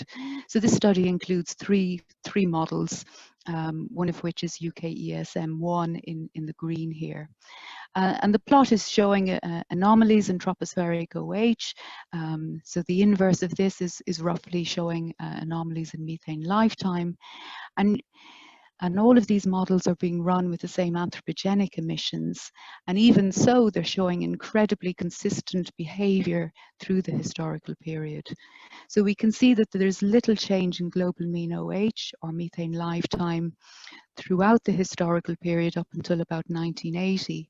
But thereafter, there's quite a strong increase in global mean OH. And that gives rise to a reduction in methane lifetime between the pre-industrial and the present day, as shown in the table on the right. So although the anomalies in tropospheric OH and methane lifetime are consistent across the models, and indeed they appear to show similar sensitivities to the different drivers that were examined, the absolute value of methane lifetime is shorter than in the other models. With the caveat that there is only 3 models in total, but it is shorter, and this could be related to the NOx burden, the nitrogen oxides burden in UKESM being biased high in the pre-industrial period, and indeed ozone itself, which is the primary source of OH, is also biased high. So the key point here is that if we want our next Earth system model to run in emissions-driven mode, as Colin mentioned this morning, then we could be underestimating methane concentrations, which directly would feed into then an underestimate in the forcing by ozone, and also with downstream impacts on ozone and ozone rated to forcing. As well as affecting our potential then to look at methane emissions reductions from a climate mitigation point of view. So I think there is a real strong need for us to have a better understanding of the driving factors between emissions and methane abundance and methane lifetime in models. So of course that was looking at how emissions translate through to concentration. So this slide then is showing how concentration is translated through to forcing as represented in the current generation of Earth system models. So this plot was shown earlier this morning by Colin, I think, showing the effective radiative forcing due to changes in methane concentration from pre-industrial to present day levels in a paper in discussion by Thornhill et al. You can see that there's a spread of more than a factor of 2 in the estimates of present day forcing by methane, with some of the models showing the highest forcing, including chemistry, whereas those with the weakest forcing are only representing the direct radiative effect of methane and excluding other indirect effects. This paper by Thornhill also split the effective radiative forcing into the traditional radiative forcing metric shown in grey and the contribution from rapid adjustments shown in orange. And you can clearly see that UKESM is showing a positive contribution from tropospheric rapid adjustments, whereas the other 4 models in that study are showing that those rapid adjustments give a negative contribution to the ERF. So in a paper that I submitted to James, I've looked at apportioning the total methane ERF from UKESM across different constituents. And what we find is that this tropospheric rapid adjustment is mainly an aerosol-mediated cloud feedback or cloud adjustment in UKESM1, whereby methane was altering oxidant levels in the atmosphere, and in turn that was altering sulfate aerosol formation and aerosol size distribution, giving rise to a Toomey effect. Of the other models, none of them included either a 2-moment aerosol scheme where oxidation could alter the size distribution, and some of them didn't include tropospheric chemistry at all, so methane couldn't perturb oxidants in any way. So although there is some evidence in the literature that other models can attribute an aerosol forcing to methane, it's still not clear how robust this particular result is. And so there is a need to better understand the representation of forcing in the current generation of models. So moving away from methane, we can now look at ozone. So again, this is the same emissions plot on the left, and on the right then I'm showing predicted changes in global annual mean surface ozone from a study published in 2018 by Stephen Turnock. And you can clearly see that we're seeing changes over the historical period of somewhere in the region of 7 to 9 parts per billion. So that's a model predicted change. How does that compare with observations? So this is a figure from the tropospheric ozone assessment report that was published by Paul Young. This is showing summer and wintertime comparisons over Europe. So looking at a more regional scale than the global mean plot in the earlier slide. The black is a polynomial fit to the observations, and the different red curves are different polynomial fits to modelled concentrations change.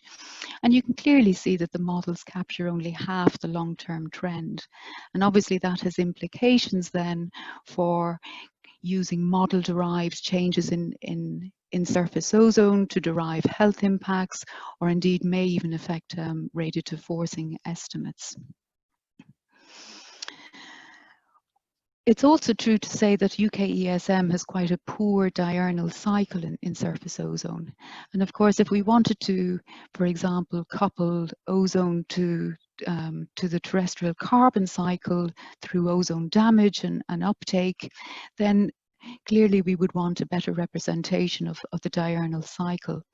Although we don't have a direct comparison, here are some new results from a PhD student, Henzei Liu at the University of Edinburgh, where he's implemented a number of changes, including the treatment of a diurnal cycle in emissions, and has found a remarkable consistency between modelled and observed diurnal cycle for some sample sites over China. And so a clear requirement, if we want to do that atmosphere-biosphere coupling in terms of ozone uptake and ozone damage by vegetation, then really there's a need to investigate how much benefit to this diurnal cycle can be achieved through the different modifications. At the moment, it isn't clear how to attribute this improvement to the different changes that he made. So again, some investigation is required there. So in the interest of time, I'm going to move a little bit towards particulate matter. So again, how well do models represent present-day surface particulate matter at the surface? So this is a comparison by Stephen Turnock in a paper in discussion in ACPD. And you can clearly see that on a seasonal mean basis, both in the winter and the summertime, the CMIP6 models tend to underestimate PM 2.5. The bulk of these models don't include ammonium nitrate, but this underestimate of PM 2.5 is also evident in regional models that are including nitrate aerosol. So it solely isn't due to nitrate aerosol, or it may not even be due to resolution. So is it due to missing emissions, missing processes, too short a lifetime? So maybe to explore that, we can make better use of the perturbed parameter ensembles, results from which Ken Carslow, I know, will present tomorrow in the context of aerosol forcing. But we could use those same PPEs to understand the sensitivities of the model to different model parameters and inputs. So this was a present. Thank you, Hazel. So this is a present day comparison. How well does the model replicate changes then in response to changes in emissions? So this is a plot from a paper in discussion by Jane Mulcahy, in which she's comparing, so that's my own timer, in which she's comparing sulfate aerosol concentrations over different regions with observations, with UKESM here in red.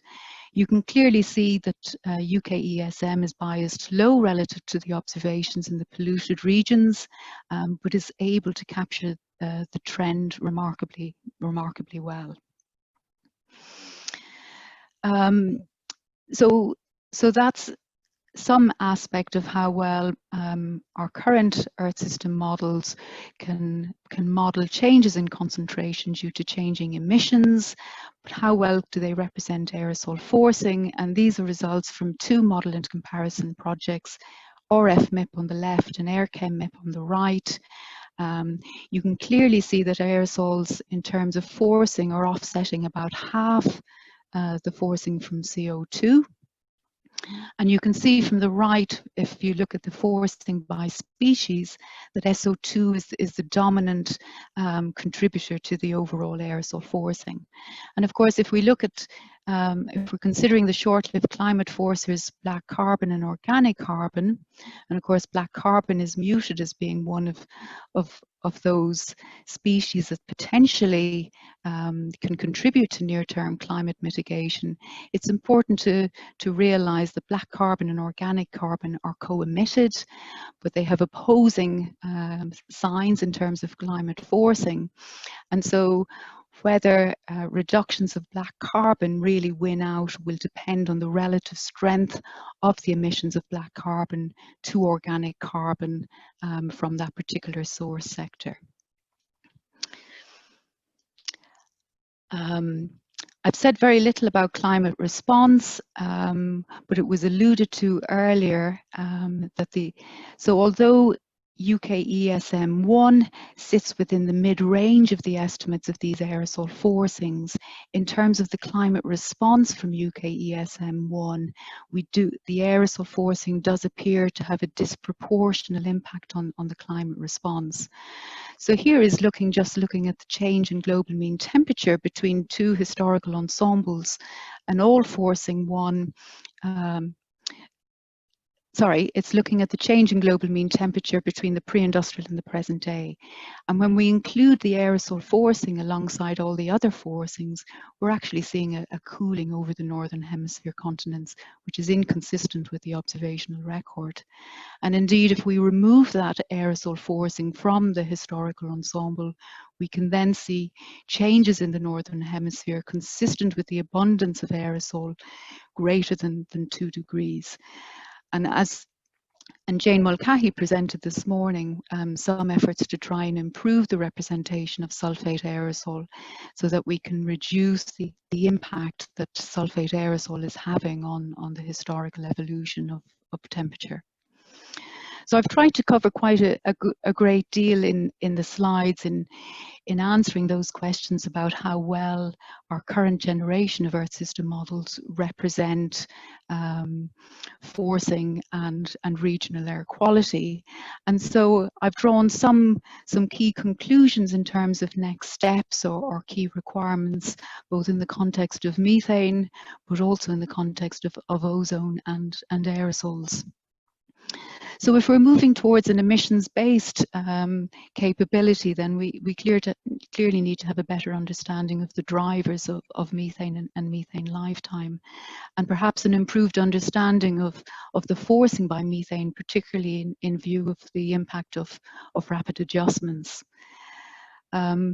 For ozone, we need to investigate biases in the historical evolution of ozone. So although I skipped over the slide on ozone forcing, UKESM is clearly an anomaly in terms of its ozone forcing, and that's partly due to high biases in the pre-industrial period, and then a very strong response to chlorine loading as concentrations of CFC rises.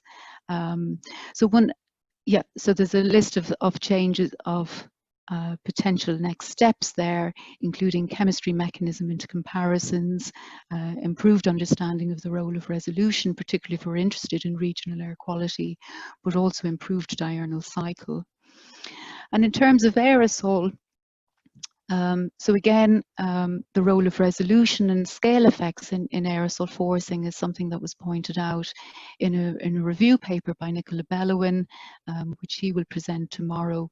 But we clearly also need to understand biases in our present day PM, and again, statistical approaches using perturbed parameter ensembles appears to be a very useful approach there. So thank you very much for listening, and I'm happy to take questions. Okay, thank you, Fiona. There's a few questions here. So to start off, past discussions on short-lived climate force mitigation have been criticised because in the real world, CO2 and short-lived climate forces are often co-emitted and hence would be jointly impacted by emission reductions. Does the AirCam MIP experiment consider co-emission in their mitigation actions? So in the mitigation pathways that we're considering in AirChem MIP, there's no mitigation of CO2. Now, Stephen Turnock and I have done some, have published a study where we've looked at CO2 emission reductions and actually looked then at the impact that had on emissions of short-lived climate forcers and the impact on air quality. And indeed, we also looked then at the impact those emission reductions would have on climate forcing. So we found that there was essentially an aerosol. So by targeting CO2, you end up targeting co-emitted species, so you do get an air quality co-benefit. And we also found that there was a net, by considering methane, ozone and aerosol, we found a net reduction in climate forcing from the short-lived climate forcers as well. So in fact, you get an, I think that's the right way around, we got an extra reduction in climate forcing by considering the short-lived climate forcers. I hope that answers that question. I think so. Steve has also put something in the chat as well. A quick question. The other two models, I presume not UKESM 1, showed for the methane lifetime, don't use the FAST J photolysis scheme, do they? FAST J tends to simulate more intense photolysis and therefore a higher OH or a shorter methane lifetime. So I think it's referring to this slide here, if I'm still sharing. So all of these models are including interactive photolysis.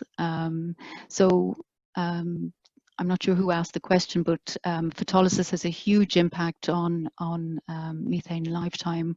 We found from UKESM 1 that it alters it by about 25%. But even considering that reduction, I would say UKESM 1 has even had a stronger shortening of methane lifetime, even outside of what we might expect from the interactive photolysis.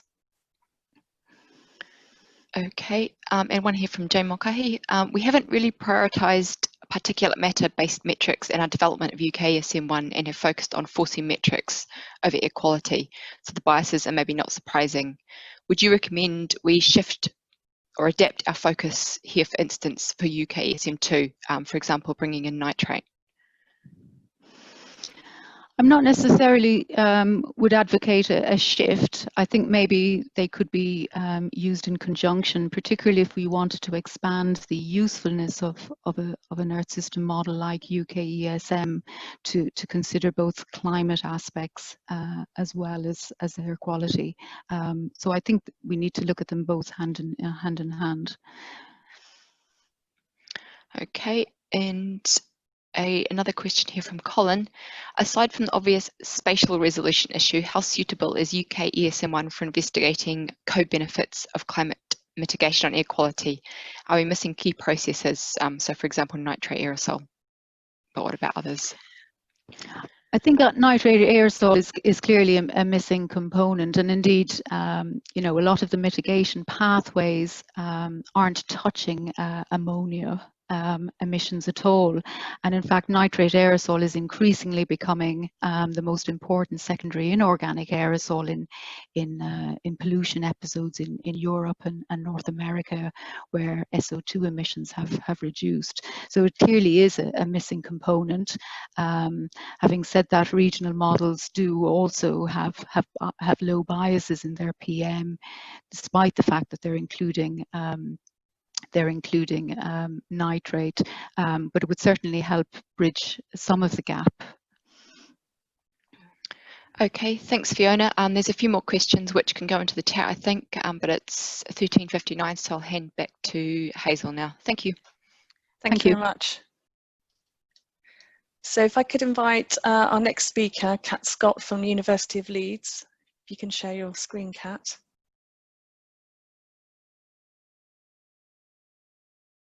Yeah, I can see that. That's fine. Just need to unmute yourself. Hi there, sorry about that. Perfect, thank you. I'll hand over to you now. Thank you very much.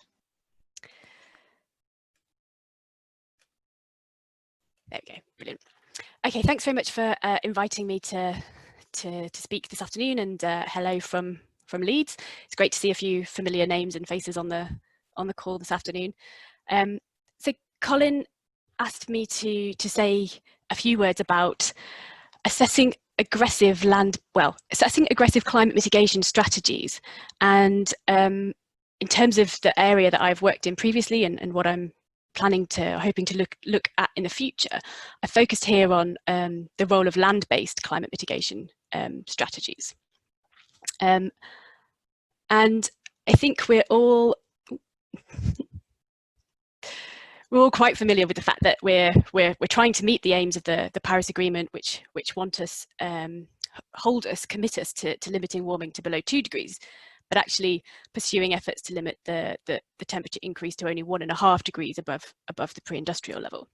And knowing that we've already had about 1 degree of warming, that doesn't really give us a lot of leeway. And so when the IPCC looked at the kind of scenarios that could enable us to actually limit the warming to 1.5 degrees C, these are a couple of indicative emission scenarios from their special report on global warming of 1.5 degrees a couple of years ago. And what this is really showing us is that the grey emissions that represent those from fossil fuel and industry, that are really the dominant contribution to our current CO2 emissions, the longer it takes us to reduce those, the more of what we call negative emissions, so anything below the x-axis on these graphs here, the more of these negative emissions we're going to require in order to reach a kind of a net zero, and then going forward after that. So anything in brown is representing agriculture and forestry and other land use changes, so the carbon emissions or potential sequestration from that. And then in yellow is bioenergy with carbon capture and storage. And you can see that by the end of the 21st century, some of these scenarios involve huge quantities of negative emissions being required. And of course, that means big changes to the terrestrial biosphere as we know it over the next century. And so there's a couple of key things to think about. So firstly, how much land are we talking about when we look at trying to sequester that kind of amount of carbon? So we know that we know that in the RCP scenarios that are indicated on these box plots, as we go forward in time, it's really RCP 1.9 that is able to that kind of stands a chance really of keeping warming to less than 1.5 degrees. And you can see in the, just get my pointer, in the top set of plots here, these are for forests, breaking them down for the 4 scenarios and looking at the kind of changes to area by 2050 and changes to area by the end of the century relative to the year 2010. And so the thing I just want to point out here is that the kind of upper limit of the RCP 1.9 box for forests is suggesting an extra 10 million square kilometres of forest by the end of the century. And that's a quarter of the forest area that we currently have. So this isn't a small amount of planting that's going on here. This is talking about really increasing the amount of forest that we have. That's obviously just the upper limit of that box, and there's lots in between, but I think it's important for us to understand the extent to which land use would be transformed by that kind of mitigation strategy. And then the lower panels show us the same for bioenergy. And again, we're seeing really huge areas of land that would be dedicated to bioenergy in order to be generating the kind of levels of carbon sequestration that are being discussed. So in terms of how we assess these land-based mitigation options, there's two key questions. Well, there's probably more than two, but two of the key questions are, firstly, will it work in terms of how much carbon we're expecting this to remove from the atmosphere? But also, what else would and could happen from a climate point of view, from an Earth system science point of view? So obviously there's lots of economic, societal, food security concerns, but here I'm focusing just on the kind of physical science side of these options. And I think it's fair to say, in terms of forests, whilst there is lots that we do know about how forests affect the climate, we don't fully understand exactly how forests and both historical and future land use changes have affected and will continue to affect the climate. So these are just a kind of collection of headlines I'd seen fairly recently in articles, either claiming that forests and planting new forests was going to help us kind of get out of climate change, or the opposite, when people are saying, actually, no, it's not.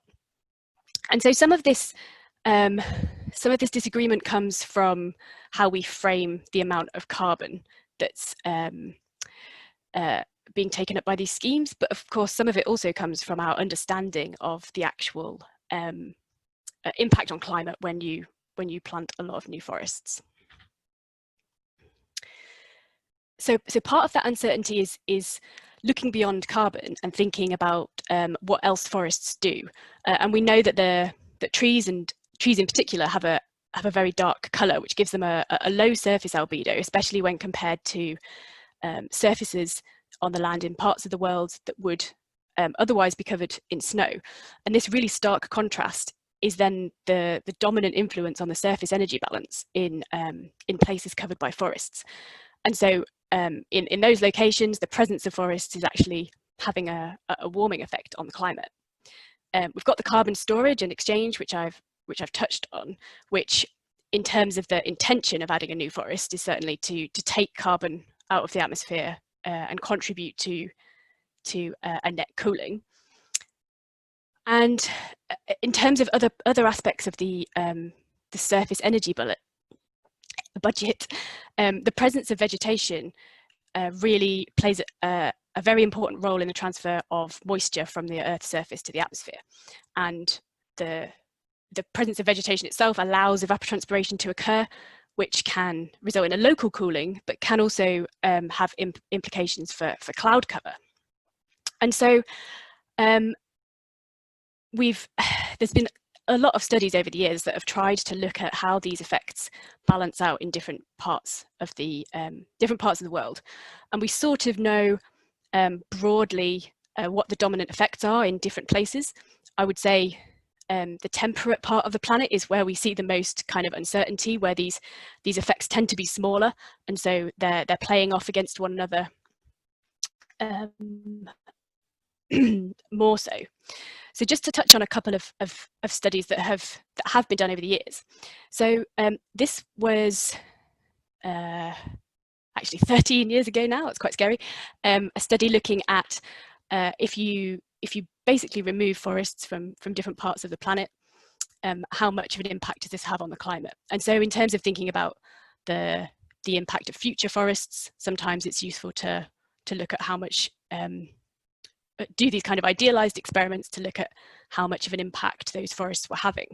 And here, these were idealized scenarios where all of the forests were removed in different parts of the planet.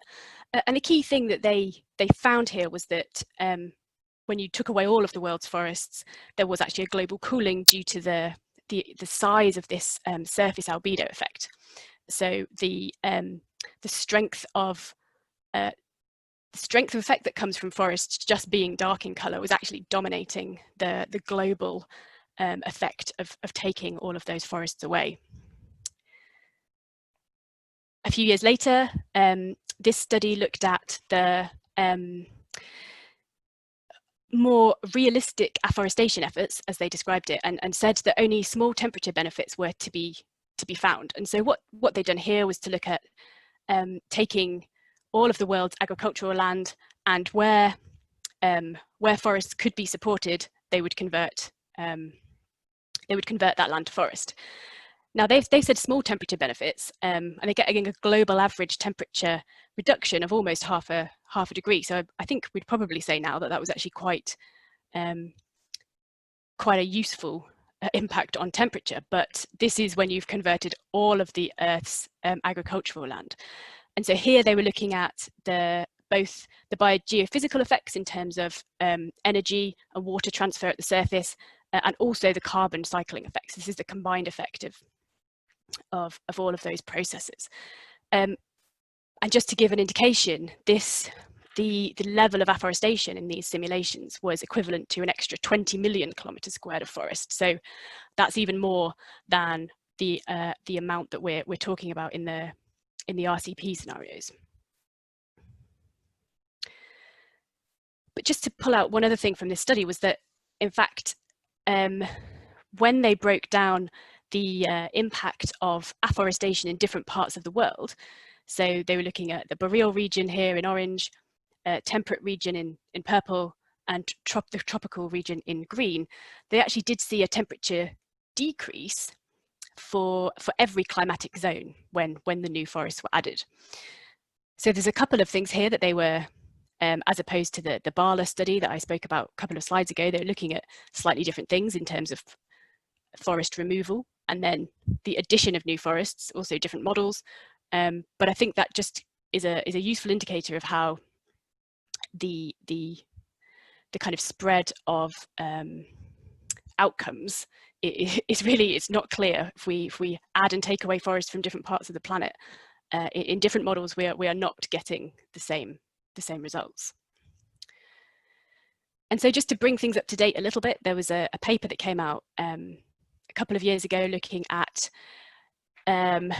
the role of trying to use European forests to help meet climate objectives. And I think at the time this attracted a bit of criticism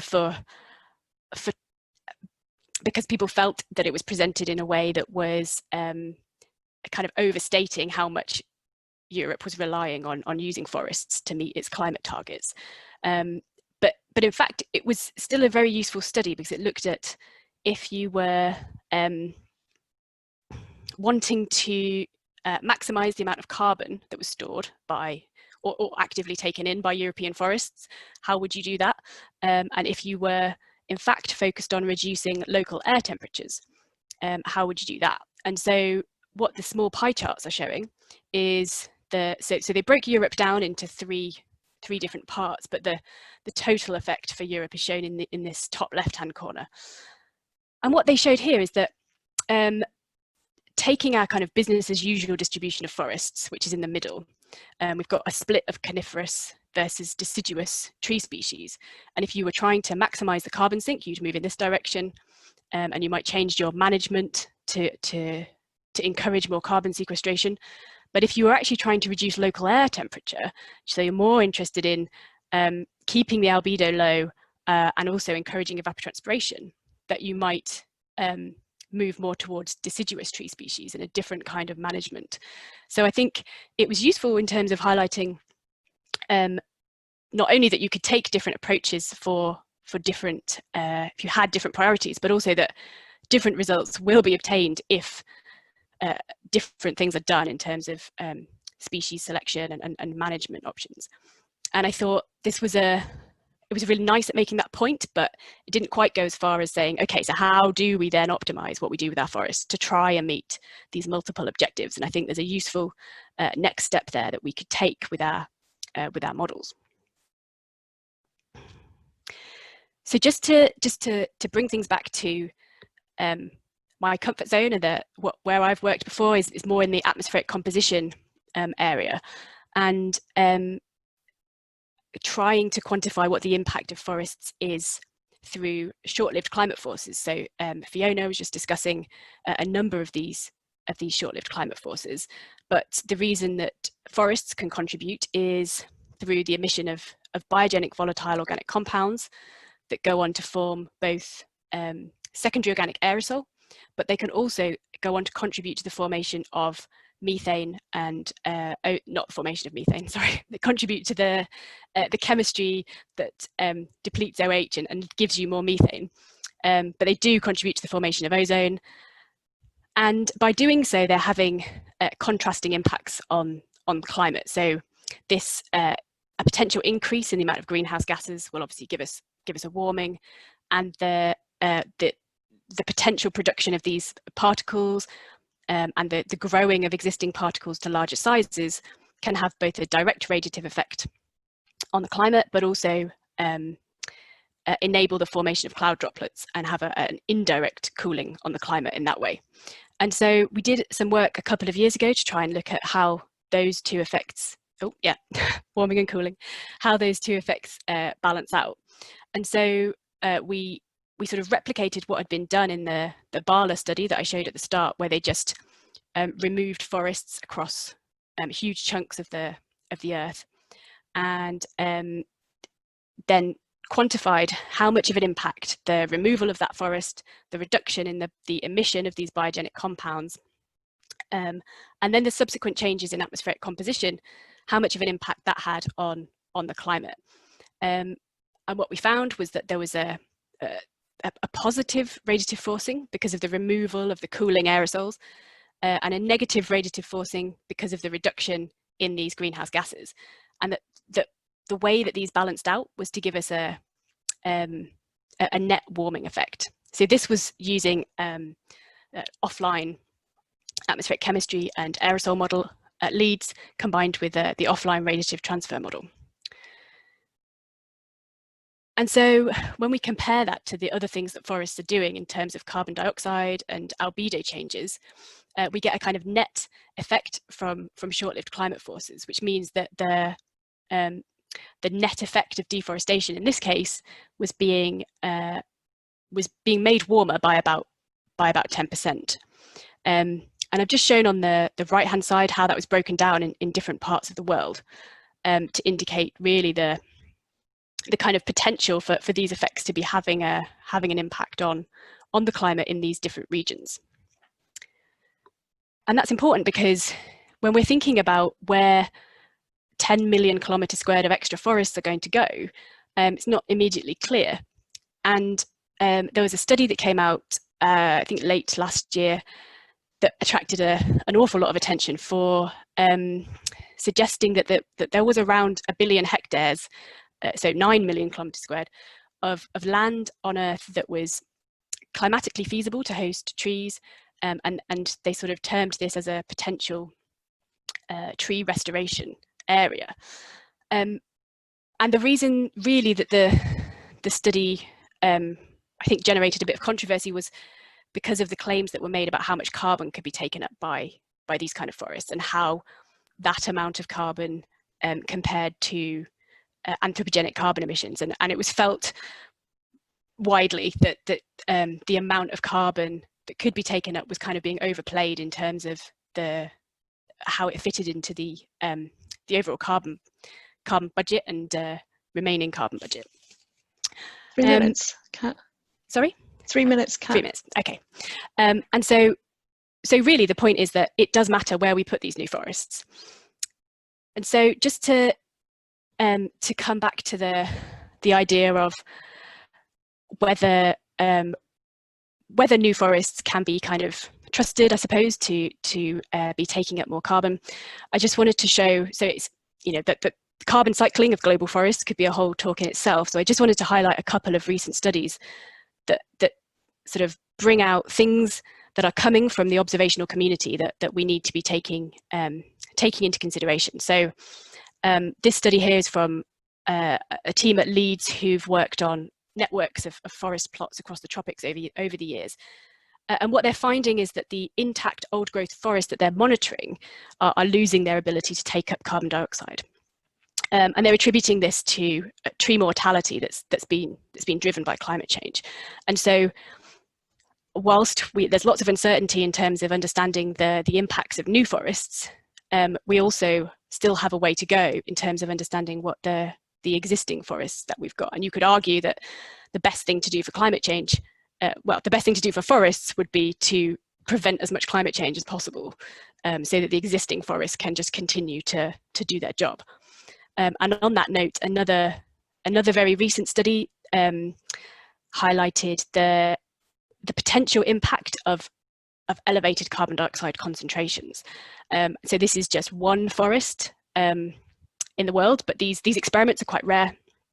And what this involved is pumping in extra carbon dioxide to basically see how a forest responds. And what we understand to happen is that elevated carbon dioxide kind of has a fertilizing effect on vegetation up to a certain point. And what they found here was that although more carbon dioxide was being taken up by the forest, more of it than they expected was coming out of the forest again through soil respiration.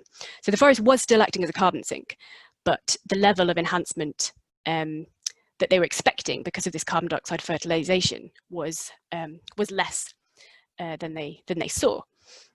And sorry, the other way around, they're expecting more than they saw. And so this is really just to highlight that there's, I think, going to be more and more new observational studies coming out that we're going to be needing to try and incorporate into our the understanding into our Earth system modelling. And then just to bring things back to atmospheric composition and Earth system modelling, one of the things that we're working on at the moment is to try and make sure that the models are capturing climate-driven changes in composition. And so I touched on the fact that the emission of biogenic volatile organic compounds produces secondary organic aerosol, and therefore new forests we would expect to be kind of contributing to that process. But the flux of these VOC emissions is dependent on the climate.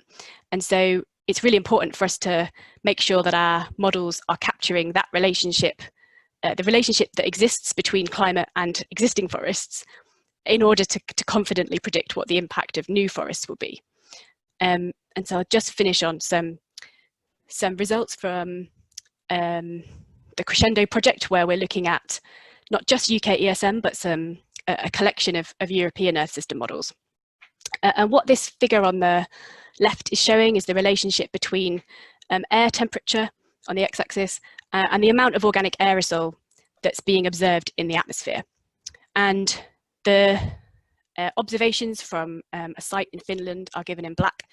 And so what we can see is that there's a positive relationship between the temperature and the organic aerosol mass, which is what we would expect because the emissions of these VOCs are heightened when the temperature is high. But what we are able to do by using these Earth system models is to try and unpick exactly which processes are controlling that. And so we were encouraged to see that the Earth system models that we were looking at were able to capture that positive relationship. But I want to highlight UKESM and another model, NOR-ESM. They're the only two that have vegetation in the model that's responding to the climatic conditions, and therefore the emission of BVOCs is being controlled by the climate. And without that relationship, the other models aren't able to capture the strength, basically, of this positive relationship. And so I think that's a useful positive thing to find, that we're really seeing that we are able to capture that relationship when we have this additional complexity. And so to summarize, the pathways that we have that potentially enable us to limit warming to 1.5 degrees assume huge changes to vegetation on the Earth's surface. And there are many unknowns in our understanding of the existing vegetation and what it's doing to the climate. I haven't even mentioned fire. So I think we'll hear tomorrow some science talks on the kind of developments that are going on to try and to simulate fire within UKESM. But of course, when you have new vegetation under a changing climate, there's also potentially extra risk from fire. And I covered the fact that when we include this kind of element of atmospheric composition changes through changes to vegetation, that potentially looks like it increases the warming impact of deforestation and potentially the cooling effect of additional forests. But it really matters where these new forests go in terms of their overall impact on the climate. And then I just ended on the new result that our Earth system models are currently capturing this relationship between temperature changes and organic aerosol concentration, which is driven by emissions from vegetation. So it's a positive step in terms of our ability to model the impacts that new forests will have on the climate. And I'll leave it there. Thank you. Thank you very much, Kat. Thanks for this great talk. We have a couple of questions from the audience. One of the ones, I'll just pick on the first one here, is from Colin. Is talking about your figure showing the amount of tree increases necessary or permissible in this SSP 119. And from those, he suggested the figures seem to point to the SSP 119 being largely impossible to realise in the real world, as in you need too many trees for what was permissible, what was allowed. Sorry. Yeah. So in terms of the RCP 1.9, yeah, let me just skip back. So that's related to. So RCP 1.9 is assuming up to about an extra 10 million extra kilometres of squared of forest by the end of the century. And then the analysis, the recent analysis that had tried to map out where those new forests could go was getting to about 9 billion. So yeah, it's not going to be easy to fit that many new, or that area of new forest on the planet. I mean, that's the upper limit. So I think I focused on that to give a sense of scale, but I think there are other scenarios within that kind of fall under RCP 1.9 that are that have less forest. So it would be interesting to look at and unpick the impacts coming from the different levels of forest. And I think there's I meant to add this at the end, that there's a task now to look at the results that are coming out of the aircare MIP and land use MIP simulations with this new set of Earth system models, to try and see how much of this we can unpick from the existing simulations and where we might need to do sort of more targeted work with these new models, because there's a lot going on in terms of the land use MIP, and I know some people here will be involved with that, and I think yeah, it'd be good to try and kind of build on what's been done. Thanks. Another kind of more general question from Jeremy, which has actually been partly answered in the questions, but I'm going to ask you anyway. Was he was saying he's sure the answer is well known, but are there any alternatives to forests for carbon uptake? Specifically, I suppose, are trees the most efficient plants for doing this carbon uptake, or would be something better? I think trees are the most efficient vegetation, but we shouldn't overlook how much carbon is stored in our soils, and the fact that at the moment there's a lot of management practices that are not taking advantage of that, and therefore allowing that carbon to come back out. But there's also potential to be trying to improve soils to enable them to take up more carbon. So really the amount of carbon we can get into above ground biomass is small compared to what could be going on below the ground. So that's another area where Earth system models are particularly well set up to try and answer some of those questions, I think. So you're saying you need something which grows and immediately turns into soil, or turns into soil carbon? It doesn't have to. Yeah, it doesn't have to immediately turn into soil carbon, but processes that are, yeah, rather than actively disrupting the carbon that's in the soil, finding ways to process the land and agricultural practices that don't actually disrupt it as much. Yeah, okay. I think we've got time for one more question just before the break. So Colin again, he's asking, are there any key developments we need to prioritise for UKESM 2 to better assess the full benefits and knock-on consequences of the land-based mitigation you've been talking about? I think one thing that's, and I'm not sure if this answers the question, but certainly in the land use MIP experiments that are happening at the moment, they're able to quantify the kind of non-carbon related impact on climate, and then the impacts on atmospheric carbon dioxide concentration are quantified in terms of the carbon that's released from the vegetation, taken in by the vegetation, but it's not coupled together. So the kind of emission-driven carbon cycling, I think, is a really important area. And I don't quite know where. I know that there is a version that can do that, but I'm not quite sure where we are with that being a version that is more widely run. Thank you very much, Kat. I think actually we're about out of time now, so I'm just going to pass back to Hazel, I think. Thank you very much. So thank you for all our speakers' efforts this afternoon. There's certainly been a lot of discussion online. Thank you for the invitation. I mean, it's nice to be back to the UK. Well, not quite, but it's nice to see your names and talk to you. So I will try to present a view from France, and I acknowledge some inputs from the colleagues listed here, and of course the rest of the IPSL Climate Modeling Center. Right. So first I will take stock on CMIP6, show a few results, and then I'll try to answer Colin's question on where the science is going. I'll do my best for that, and also I refer you to the IPSL website, and also the James special issue, which is starting to fill up with papers on CMIP6. Of course, CMIP6 has been a big effort. It has used a lot of resources at IPSL in terms of people, about 70 people, a lot of HPC as well, 300 million hours over a 3-year period, a lot of storage. But it's leaving us with a very nice research infrastructure, which we should make use. And the reason I'm talking about this is that it had a profound influence on how we want to do some of the science now.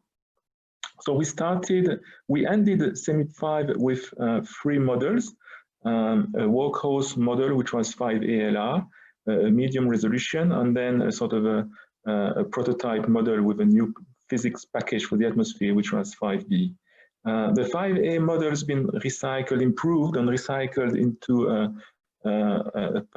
very low resolution. It's still the same resolution, but for nowadays, for the computers of nowadays, it's a very low resolution model with improved ocean physics as well. And it's essentially designed for paleo studies. Whereas the 5B model has been largely improved in terms of physics and is now the workhorse model for CMIP6. It has the same suffix, LR, low resolution, but it's increased resolution as compared to what it was before. But we also have a medium resolution, high resolution, and there is a model in the build-up for paleoclimate at very low resolution. So this is basically for an introduction, and we know that our model components are LMDZ for the atmosphere, Orchidea for continental surfaces, NEMO for the ocean, NCAR and Reprobus for the chemistry. So the CMIP6 process has been a very long one in terms of development, almost 3 years, starting from the assemblage of the model components into a final version, which was frozen for production and then for analysis. This 3-year process has been a lot of improvement to the code, trying to respond to problems that were identified in the coupled model, a lot of parameter testing, tuning. I will come back to the issue of tuning, and then of course bug corrections, code optimization, setting up the forcings and the diagnostics in the model. But for the first time, I mean, we really had a strategy about model tuning. So there's a lot of model tuning with a number of targets, and among the targets there were SSTs, global mean SSTs, but also the relative budget in terms of the latitudinal dependence, but also east-west gradients in radiation, in the short wave, in the long wave, in particular in relation to clouds. So you see that in terms of climate metrics, this new model version, which is the red one, is doing better than the CMIP5 versions, which are in blue and purple, and you can see that on the RMSE metric, which is the field circles. It's expected because these were explicit targets for the tuning, but we also see a lot of improvement on climate metrics for which you don't really have a parameter to tune. So this could be metrics on precipitation, for instance, in the Pacific, or the position of the southern hemisphere jets. So I will come back to this because it's quite a direction of research nowadays. One of the emerging properties of that model is its climate response in response to a CO2 doubling. So both in terms of ECS, it's 4.8, or in terms of TCR, which is 2.4 degrees. And it's in the upper range of the CMIP6 models, as you can see on the scatter plot to the right. It's not the highest model, but it's in the upper range. There is, I think, something which is a bit misleading when you quote an ECS of 4.8. I mean, this is computed using a 4 times CO2 experiment and then scale by 2. If you consider a shorter period, or if you scale the ECS by the relative forcing, which is not quite logarithmic, then you get a smaller ECS. I mean, we get 4.5 for a shorter period, 4.35 if we scale by ERF of CO2, 4.15 if we use a shorter period to do the regression, and even 3.8 if we just compute it from a 2 times CO2. So this is much more in line with the sort of historical, what you can infer from the historical period. And indeed, there is in this model quite a strong bicentennial oscillation in the global mean surface temperatures. That's the upper left curve. This is a fit on the GMST, which you see here, and then the positions of all the members for the historical period, which have been started from the P control. And what we see is that there's a number of members that are more in line with the observed trends in warming, both over the ocean and over land. On average, the model tends to warm too much, but some of the members are relatively consistent with the observation. And indeed, we observe, that's the scattered plot on the right, we observe a relationship between the trend in the global mean surface air temperature and the global mean surface temperature at the start of the simulation. So there is an inverse relationship, a warm initial state and to warm less during the 20th and beginning of the 21st century. So I'll come back to this a bit. Another evaluation of this model has been made using the ocean heat content. And you can see on the bottom left that in terms of the total depth, or from the surface to 2,000 meters, the model is reasonably in agreement with the observations. The model is in black, with the range from the members in gray, and we have 2 data sets here in brown and blue. But there is a tendency from the model to warm a bit too much the surface. So if you look at OHC in the 0 to 700 meters, that's the top left plot. The model is a bit over the observation, and it's the other way around if you look at the bottom layer from 700 to 2,000 meters. And if you look at the difference, that's the bottom right plot, then the observations are clearly outside the range of the model. So this could explain why the TCR is a bit on the high side in this model, and also a little bit up as compared to in the regression line here from the CMIP6 models.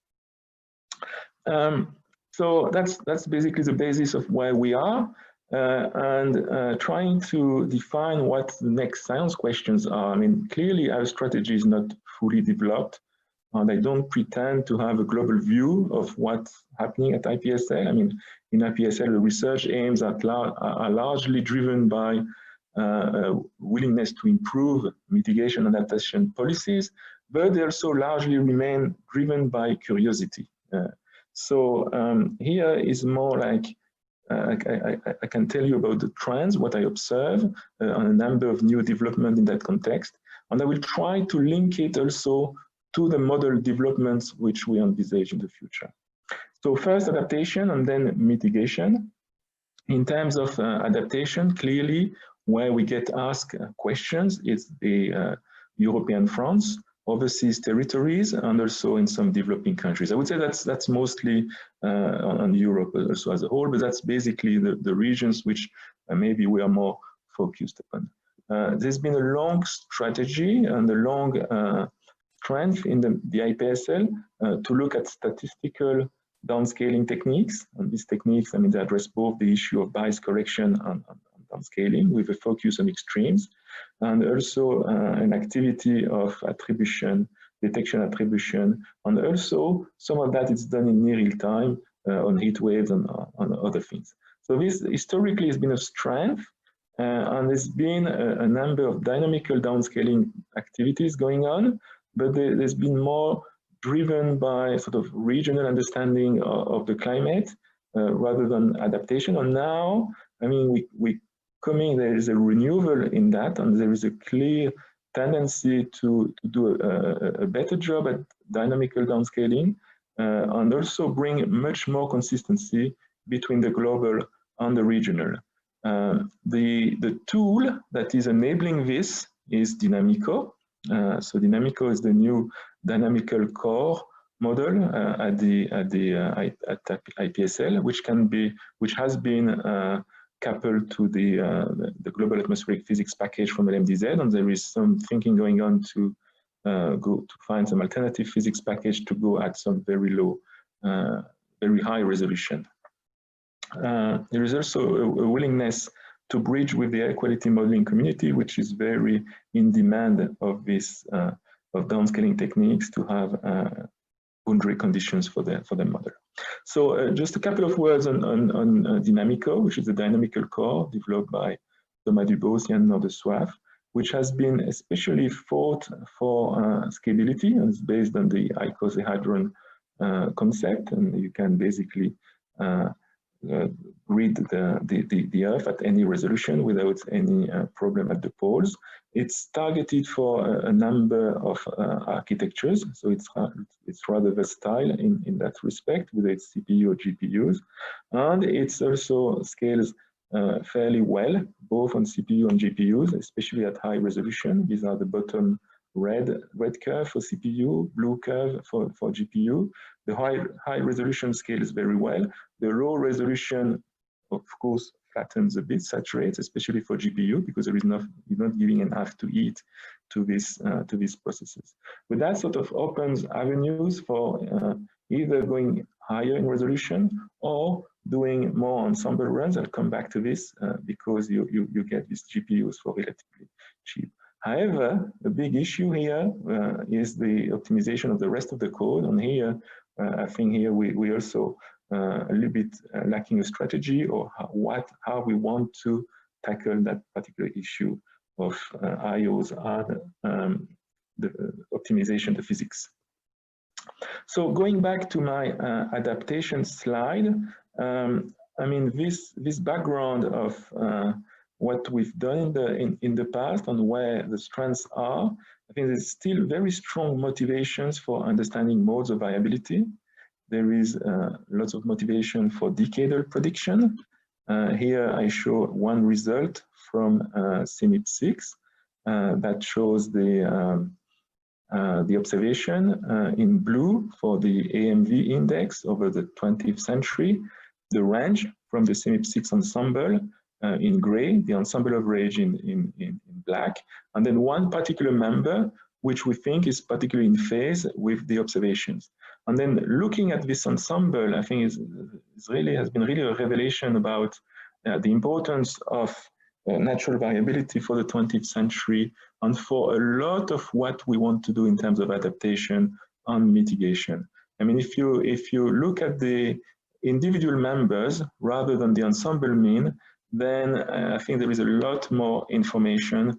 There's some real questions on how you should do downscaling, how you should do bias correction with which member of your ensemble. What does it mean for your ECS in terms of comparison to observation? So I think that's really an area that will focus a lot of research. Another strong motivation is to continue to reduce biases and improving the global model climatology. I think this drives a lot of the work that we do at IPSL and also quantifying uncertainties. In that respect, this is a slide from Frédéric Bourdin that shows the automatic tuning that he is developing with colleagues for the atmospheric model. So the idea here is to explore the space of physical parameters, and this is done in two stages.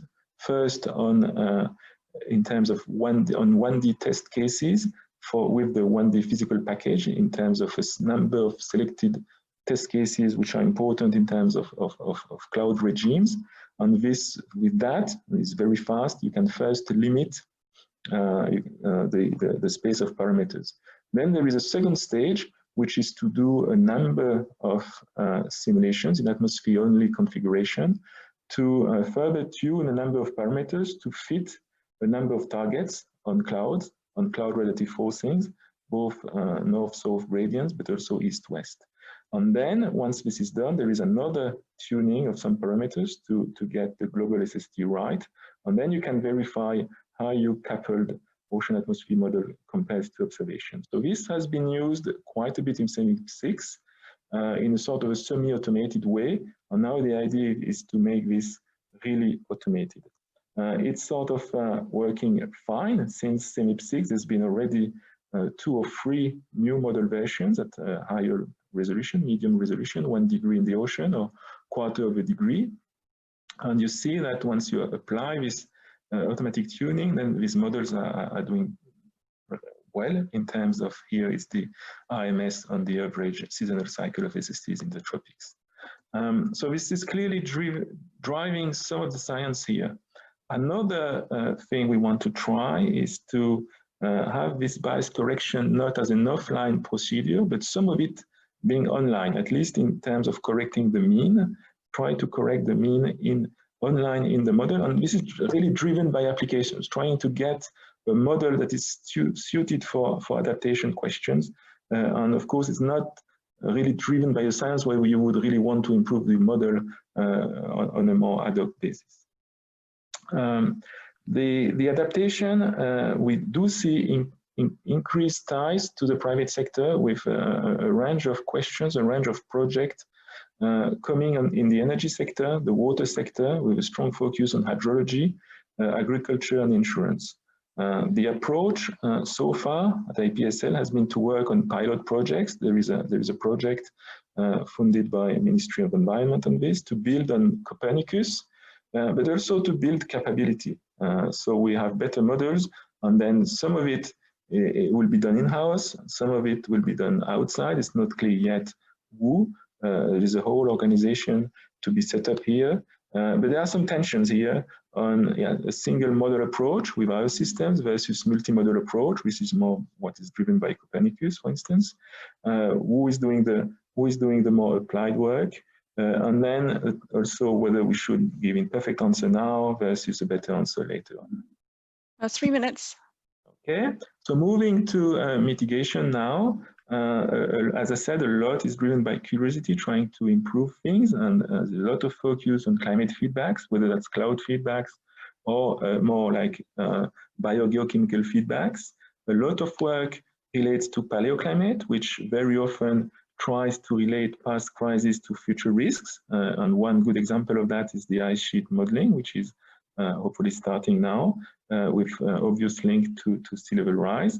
A lot of work on improving the carbon cycle with similar questions that has been shown in the previous talk on with this nitrogen cycle, which we're trying to close now, the forest, the permafrost, fires, but also trying to put this carbon cycle in the wider context of CDR, but also CDU, carbon dioxide utilization.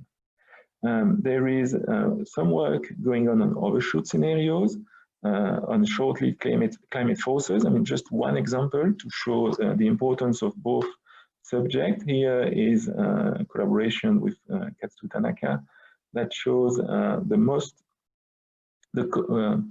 what is the best metrics for methane if you were in a perfect world and trying to optimize your mitigation strategies in the case of sort of 2-degree scenario, but also overshoot scenarios, and that's the pink and the blue lines. And what we see is that this optimal metrics, so the optimal equivalence between CO2 and methane, can really swing a lot between low values and higher values, and it depends at the time of peaking of your overshoot.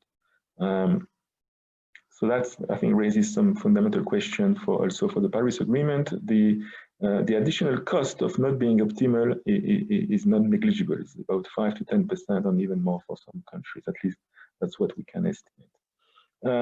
In terms of mitigation, I mean, geoengineering remains a confidential activity, but lately, I mean, I've seen more interest, not so much from the climate scientists, but from either planetary scientists or social scientists. So there's a bit more going on now in France than there used to be. The climate impacts of aviation is another thing which is very much in the news at the moment.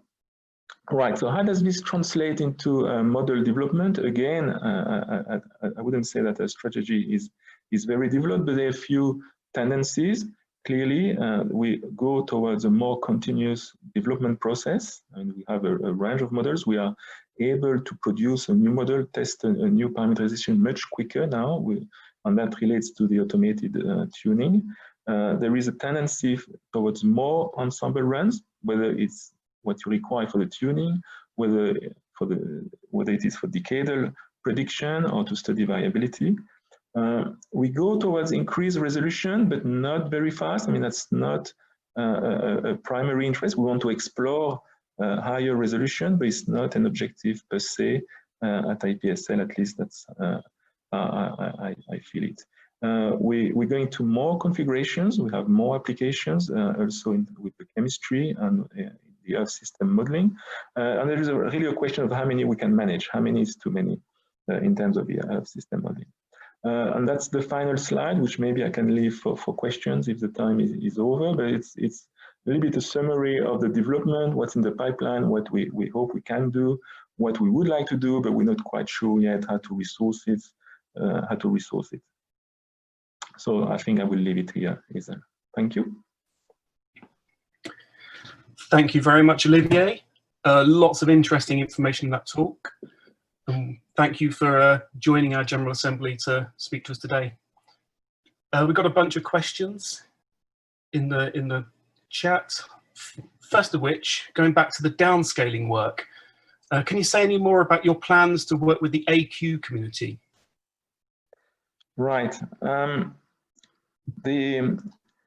We have quite a range of competencies at IPSL. I mean, there is people working at the sort of hemispheric scale, continental scale, national scale, but also a lot of people working at the urban scale, and they also want to do projections for the future.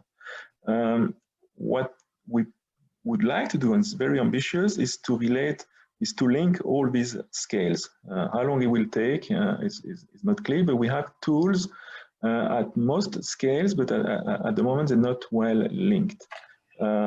The development that we plan is first in terms of integrating some of the large-scale tools, the offline chemistry, Chimère, with the LMDZ model, thanks to Dynamico, thanks to the framework around parallelization that I've shown before with Dynamico, and then to have basically a downscaling chain down to maybe a few kilometers or even below for the people who are working basically at the street level. Okay, thank you. We've got a couple of questions on the tuning. One from Matthew Kazois. He said, did you also tune to get the correct baseline of global mean sea surface temperature, or just the anomalies?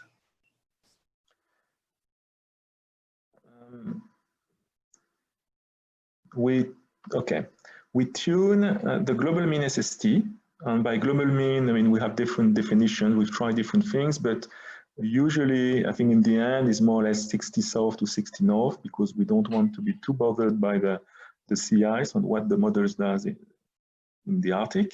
But we essentially tune on the, we tune the model against the present day climate, which means that we have a trick to simulate a present day climate at equilibrium. And this is done by removing artificially we basically put an energy sink at the ocean surface to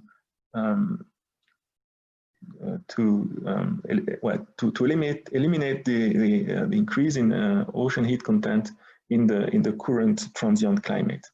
And then we can adjust the present day temperature, SST, but just in a global mean. We don't try to adjust the patterns of SST. And then we go back, once this is done, we go back, we remove that artificial sink of energy at the ocean surface, and we go back to pre-industrial forcing and the pre-industrial spin-up, and that's where we start, we do the P control. Is that clear enough? I mean, the SST patterns are not tuned directly, but they are strongly influenced by the tuning of the radiative budget, which is done more, which has more pattern information. Okay, okay, thanks. Still on the tuning, you say you've automated your tuning process. How do you go about that? Okay, the specialist is Frederic, and he works with people at Exeter, so you might get better information from there. But basically, yeah, there is a choice. It's not very different from what you did in QAMP, but basically we eliminate a lot of the solutions, and we only keep the solutions that are within the observational space. And this is done in 2 stages, as I explained, on the cloud parameterization themselves, and then on tuning a number of key factors. This is done on a reduced resolution because it's very expensive. So it's done at low atmospheric resolution, but it projects relatively well on the high resolution model. Okay, good, yeah. I'm going to jump on to a question from Peter Cox, which I think might be on a lot of people's minds. Your climate sensitivity increased from CMIP 5 to CMIP 6, just like UKESM. Is it for the same reasons that other models have had the ECS and TCR increase? We don't think so. In this model, it seems that the increase in ECS is related to water vapor. So we have a stronger water vapor feedback than in the previous version, which is a little bit strange. We will also have a more humid atmosphere because of changes in convection. We have a bit more rapid adjustments. Well, the rapid adjustments contribute a bit more to this ECS than before, so that relates to clouds, but not the cloud feedbacks themselves, but more the rapid adjustments. So it's different from other models where, I mean, what I've heard is more like the clouds or the cloud microphysics or the things. We haven't made huge changes to that in this model. The TCR, I mentioned ocean stratification might be a reason for the increased TCR. Okay, thanks. Probably got time for one quick and slightly cheeky question. You mentioned geoengineering is confidential. Is that for commercial or reputational reasons? Is it because it's unfashionable to be seen doing it, for example? Yeah, it's not confidential in the sense that we don't want to show it. It's confidential in the sense that few people are interested in it. Few scientists are interested in it. Maybe that's the wrong use of confidential in English. I don't know. Maybe it's a bit of too much of a translation from French. Okay. So yeah, just a few. I would say a few scientists interested. Okay, that's clear. Okay, it's 15:29 now, so I'm going to hand back over to Hazel. Thank you very much again, Olivier. And thank you. Thank you very much. So our next speaker is J.F. Lamarque from NCAR. He's got a slightly different perspective from Colorado. Okay. So JF, are you able to share your screen? Yeah, let me get started on it. All right. Yeah, I can see your screen. Okay, and let me, I forgot to turn my video on, so you're gonna have to, there it is. All right. Well, good afternoon, everybody. Thanks for inviting me. And thanks to Olivier for this really nice presentation. And some of it will dovetail into what he was talking about, and also some new aspects, different aspects. And so, all right, let me see. Okay. So a little bit of also kind of like Olivier did, where are we now? So for CMIP 6, and I'm expecting I don't have to go talk about CMIP6 to this crowd. But what we ended up doing at NCAR was basically 2 sets of simulation. The standard simulation, for which we did most of the experiments, was the 1 degree version of the model with the CAM6 physics, which is our low top version, meaning about 40 kilometer top and limited chemistry, just aerosol fixed specified oxidants. And also our WACM simulations, which is high top, 150 kilometer. And this one had full chemistry, tropospheric, stratospheric, including some secondary organic aerosol with a VBS scheme. So this was quite a beast. After we were done with those, we also set up a 2 degree version of both models, and we started doing simulations with that. We did primarily the deck for those simulations. The main reason to have this version is to have something that is significantly cheaper, faster, could be used for more experiments, but also paleoclimate research in particular.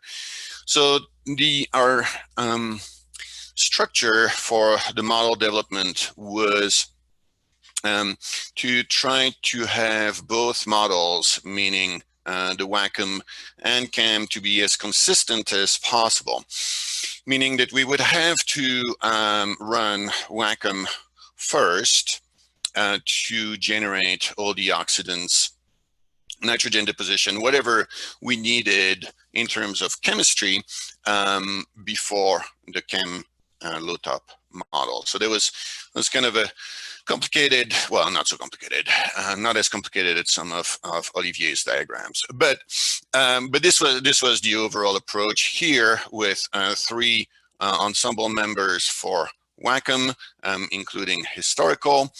And moving forward, we had 11 ensemble members for the CESM2.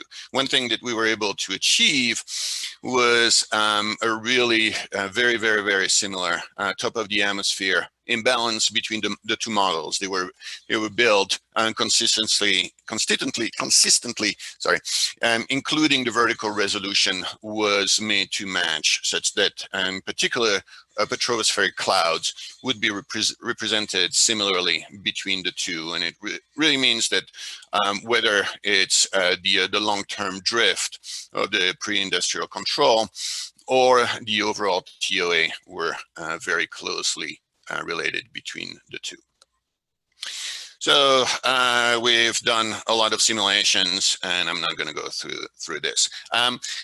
Interestingly enough, I guess we all have the same bias. We like to show the results where our model are the best at, but this is actually a new set of analysis. It's currently in a GMD discussion. It's really trying to look at score, including pattern correlation. And so there's a lot of processing into this analysis. And this is something that John Fasulo created at NCAR.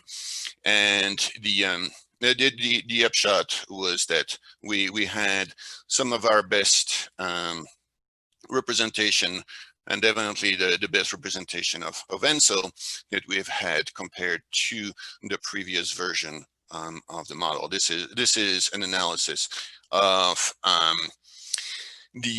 some of the CMIP6 model. I don't know if the UK Met Office didn't make it to the top of the list or was just not analyzed. So don't take it as a bad thing. I don't know if John had your data when he did this plot. We also did a lot of analysis of the performance on the biogeochemistry. So ILAMB, which is what this is showing here, was very extensively used to understand some of the biases that were present in the land model. The land model had a very significant response on the carbon cycle, on the carbon uptake over the 20th century in CESM1/CMIP5. It was unrealistic, so there was a lot of work associated with understanding why that was the case. And so there was a lot of effort trying to improve CLM5 such that we would be able to reproduce.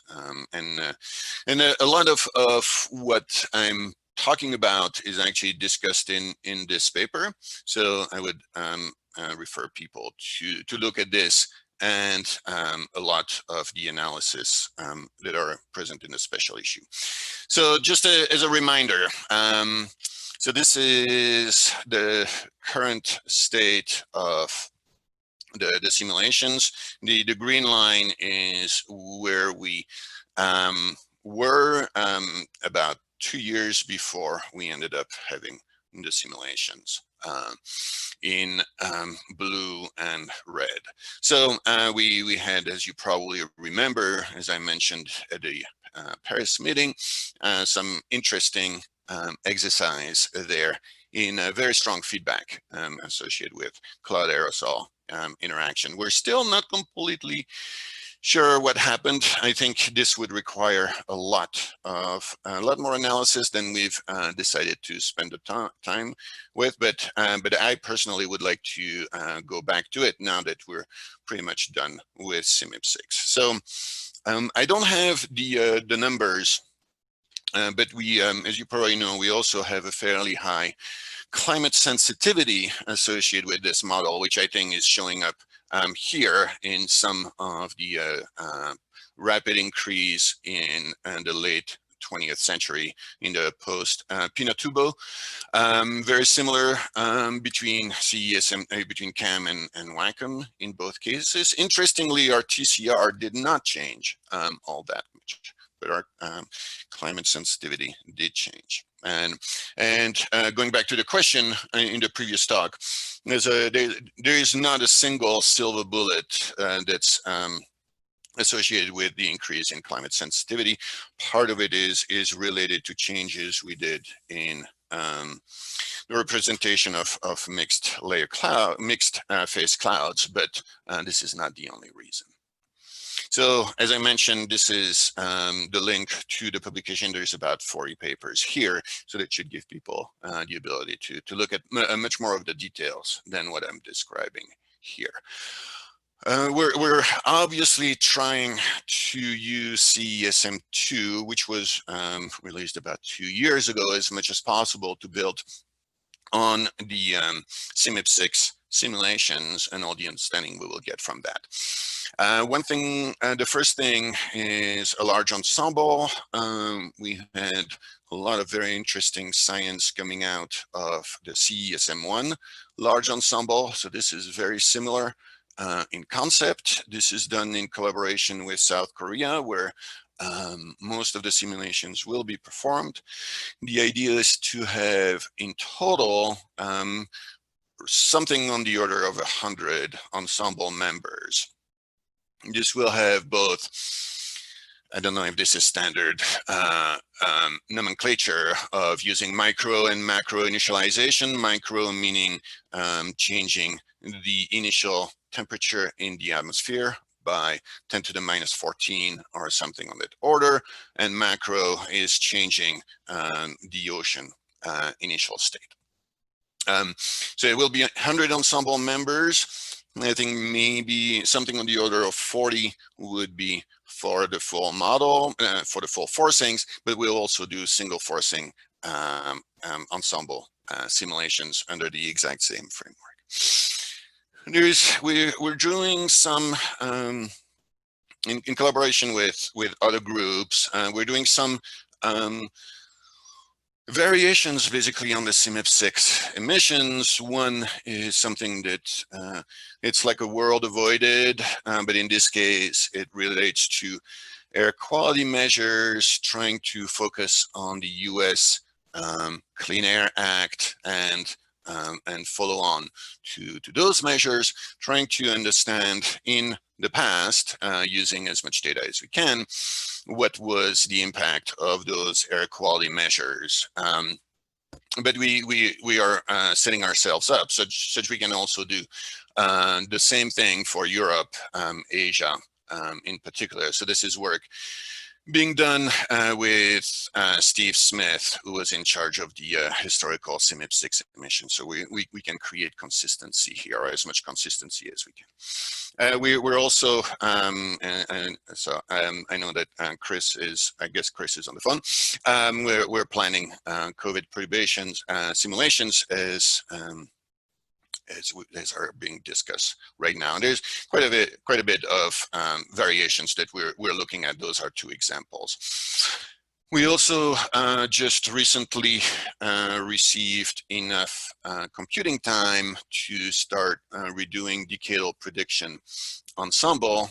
We had a decadal prediction large ensemble, the DPLE, that was created under the leadership of Steve Yeager with CESM1 again. And so this will be trying to look at CESM2 decadal prediction. And I will get back to that angle more specifically.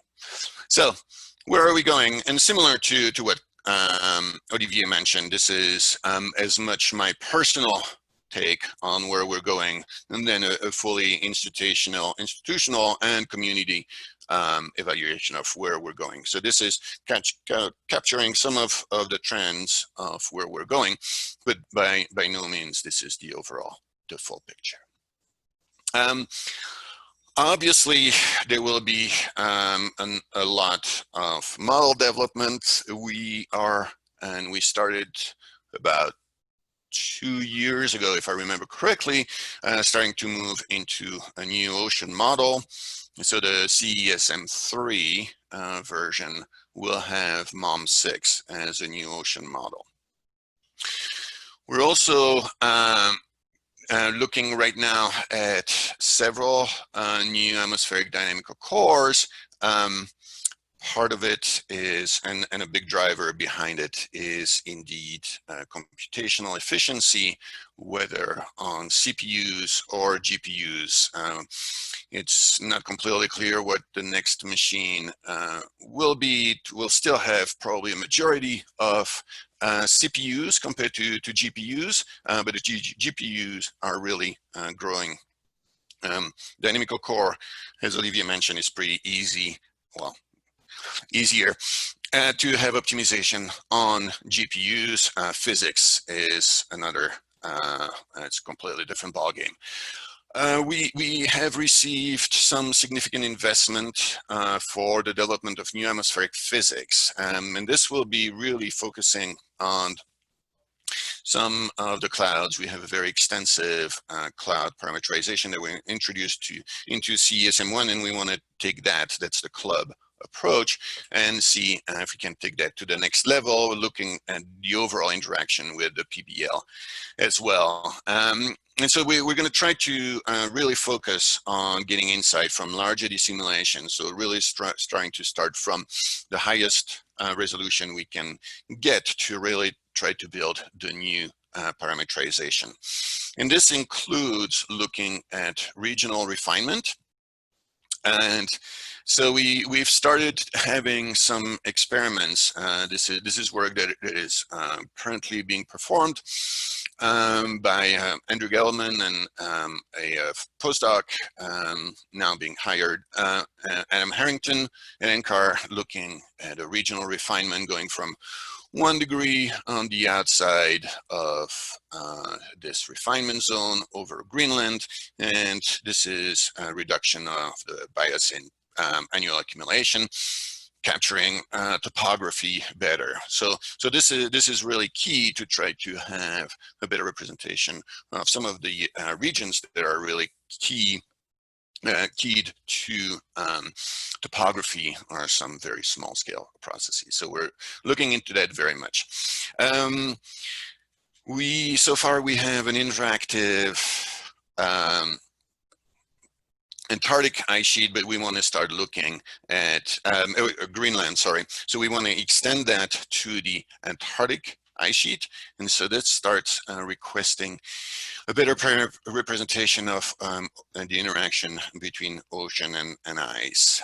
We're also planning on moving into a much more dynamic ecosystem dynamics over land, and trying to look at something that is not as built-in as what we have right now. And obviously this is just the tip of the iceberg of all that we're planning over the next few years. But what are the science drivers? So the science drivers, I think some of the big things are really trying to look at tipping points. What are they? And then there is going to be the question on possibly how can they be avoided? What can we look at different scenarios? So basically, what are the mitigation strategy that we can have to avoid those tipping points? And I've been thinking here of maybe a few of them. On the ecological side, whether it's on the ocean or the land side, trying to look at ecological collapse. We're starting to build a very strong collaboration with a network of observation for ecology here called NEON. And so we're trying to work on developing our land model in collaboration with that group, really trying to understand the ecology of the land system, at least over continental US as much as possible. Obviously, ice sheet melting. Can we look at propagation of heat waves like they were a few years ago or last year, and how that affect the fast melting and the triggers of melting and development of ice sheet. I think sea level rise and hurricanes and all that implies into coastal regions and erosion will be a significant focus, which by itself then starts implying that we need to start looking at higher resolution. So I think there's going to be a very significant pressure to start moving into much higher resolution, or significantly higher resolution than the 1 degree version that we have right now. And this is an example of the work, some of the work that we've been doing in collaboration with Texas A&M and Qingdao National Marine Lab in China. And so we're doing, okay. And then we're looking at high resolution, trying to see if we can have better representation of tropical cyclones. This is 25 kilometers. Which scenarios should we consider? This is a key part, and part of this is geoengineering. Geoengineering is, we're tiptoeing into it, and I'd be more than happy to discuss this further if people want to. There's a strong interest in NCAR. This is part of our new strategic plan to develop capability and knowledge on predictability and prediction. Looking at very different ways of trying to build our understanding of predictability. This is the paper from L.S. Simpson last year, looking at March precipitation, decadal prediction of March precipitation over the UK, which you guys might be interested in. And the blue line is what the models would give by themselves, whether they're initialized or non-initialized. Basically, they have no scales whatsoever. So this is trying to capture the large scale variations from the model, and then imposing on top of that a relationship that is based on the observations relating the large scale shifts to precipitation shift. And I think this is kind of a machine learning and combined hybrid methods that I think might have a lot of potential. Predictability has to go beyond the standard approach that we've seen of just thinking about the initialization of atmosphere, land, ocean. We really try to see, where do we have predictability? Where do we have predictability in the carbon system, in the land system? Some of the history. If there is a fire, there is regrowth. What is going to happen to all that? We have actually more and more understanding of the system. So how do we build a full Earth system predictability system? And with that, there is still the part about human activities that we don't know what to do with. but other than that, this is what I have. Thank you. And yeah. Thanks, Jean-François. That was a great talk. Lovely to get an overview of what is going on at NCAR and how the CESM model has been used in multiple ways and for different activities. So that's great. I know you need to leave promptly at 4, but hopefully you have time for a couple of questions. Yes, okay, absolutely. and then Yeah. I'll let you go in plenty of time for 4 o'clock.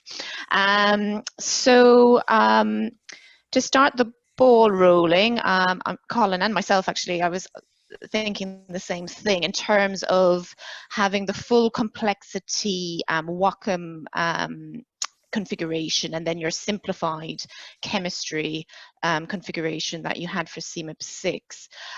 You developed that model in kind of the opposite way to which we developed our 2 models in terms of physical and full Earth system. So Colin is interested in this in terms of, is this the best way to do it in terms of tuning the full chemistry model first and running that model before returning to the simplified configuration? So we did tune the model. What we did at first was to make sure that the top of the atmosphere imbalance for both model, for whatever configuration, I don't remember if we did it for industrial or present day, but it would have very similar if we use the oxidants from the full chemistry run into the model, and we have some simple representation of SOA in the low top, can we make sure that the top of the atmosphere is very similar? And then we did the tuning of the physics in the low top model, apply that to the Wacom model. And so I think we did very similar than what we did. Sorry if that was not clear. Okay. And Julie Deschaise has asked, how many years of simulation were needed for the highest resolution coupled models, that's the Wacom configuration again, for tuning and stabilization before performing your 500-year pre-industrial run? So because we were doing those we were doing about a 50-year specified SSTs. So we were doing everything in an iterative fashion. So we would run Wacom first, and then we would have CAM, the low top, run the low top for a few hundred years fully coupled, get the SSTs from that, run Wacom again with the new SSTs, and iterate a few times. So there's, before this here, there's actually a few steps, a few iterative steps to make sure that the model would be as consistent as possible. Do you see then, in terms of having both these full configurations, what's your own feeling in the benefits of one over the other, either in a CMIP 6 context or in general? So I think I personally really like the idea of having fully consistent model. I think it is really nice that we can actually capture some of the changes from the full chemistry. This is a slightly better approach than what we used in CMIP 5, where we had 3 different versions of the model instead of 2. So this is better, but it is still extremely time consuming. And I think the current move right now is to actually try to go into a single configuration, and there would be probably a high top, maybe not as high top as this one, but at least 80 kilometers, and have just that single version of the model.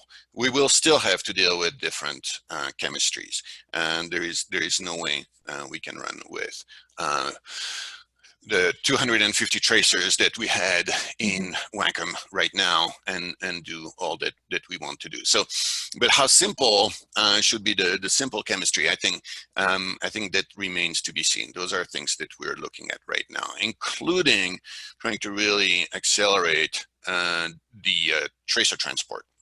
And so that might be the key. If we really can accelerate tracer transport, then it might not be an issue anymore. Super. And interestingly, looking at your global mean surface temperature, your experiment A, your pre-CMIP6 looks very similar to our. Looks very similar to our CMIP6 runs. So maybe there's things, if you guys are investigating this in the future, there are probably things we can learn from each other or collaborate on for sure. That it's really big. Yeah, I'd love to. Super. In terms of, you touched on tipping points, and I don't know if you probably weren't here this morning, but we had a great talk from Tim Lenton on tipping points and use of ESM. So Peter Cox is asking, are ESMs the best tools to study tipping points, do you think? Do you need multi-member ensembles, and can we afford these? Yeah, that's, I mean, you don't need all of them. You don't need Earth system models with the full complexity to study all of that. I agree that we need to build enough flexibility in our modeling system to really try to use the model for the purpose that we built it for. So I think that was a point that was made by Olivier as well. I agree. And if we want to look at silver rise, do we really need to have a full BGC in the ocean? Maybe not. So I agree. There's no implication here that everything would be done with the most complex model, and including, I think the regional refinement is one way that it's going to really help us get some insight, additional insight and improvement in removing some of the biases, but those would be then more targeted, like what I was showing in, I'm trying to see which slide it was, this one, right? So this would be, if we're going to start looking at some potential instability of the ice sheet, this might be the system that we would want to look at, but really try to have physics in a model that would be behaving at reasonably well, regardless of the simulation. So that has implication on trying to build scale aware or scale independent physics, and we're learning along the way if what we have right now, how strong or sensitive it is to resolution, and that's part of what I have there underneath on the development of the new atmosphere physics, trying to get new physics that would be scale independent a lot more, so we can do this on a much more regular basis. Super. And I think last question before we thank you again and let you go. This is from Rowan Sutton, actually, and possibly one for Olivier as well, but we'll let Jean-François have a go at answering it first. So what are your top 2 model development priorities for your next 5 years, and why? Oh, top 2.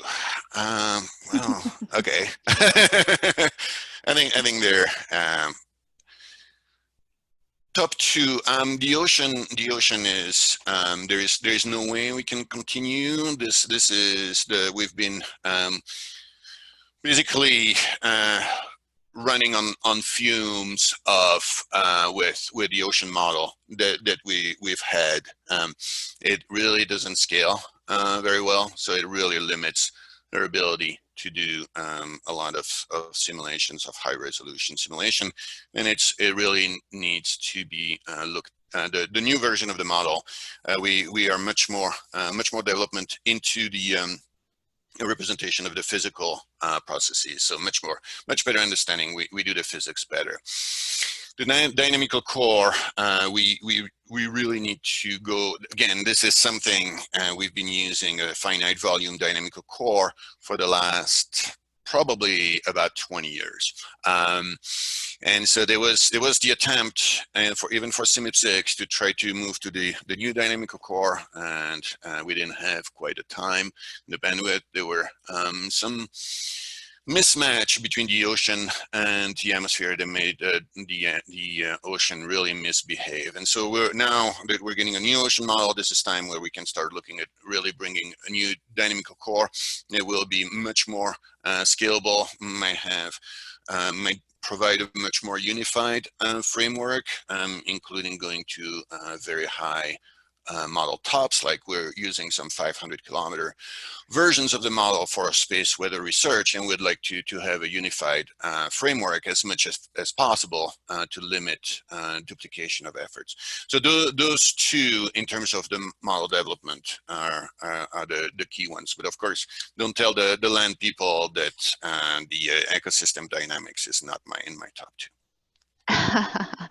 Super. Well, thank you very much, Jean-François, for another great talk. I know you have to dash off, but we're very grateful for you joining us this afternoon. Thank you for inviting me. No problem.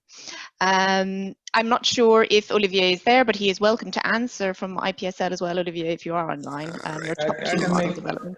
Yes, I can make a quick answer. It's a very tough question. I think we have development paths for all the model components, the atmosphere, the ocean, and the land surface. So we're going along these development paths with a switch to the new dynamical core for the atmosphere, a switch to NEMO version 4 for the ocean. And then the focus is really on, I think, improving the physics. That's what people have in mind. Physics and, of course, the biology, the hydrology, and the biology for the land surface.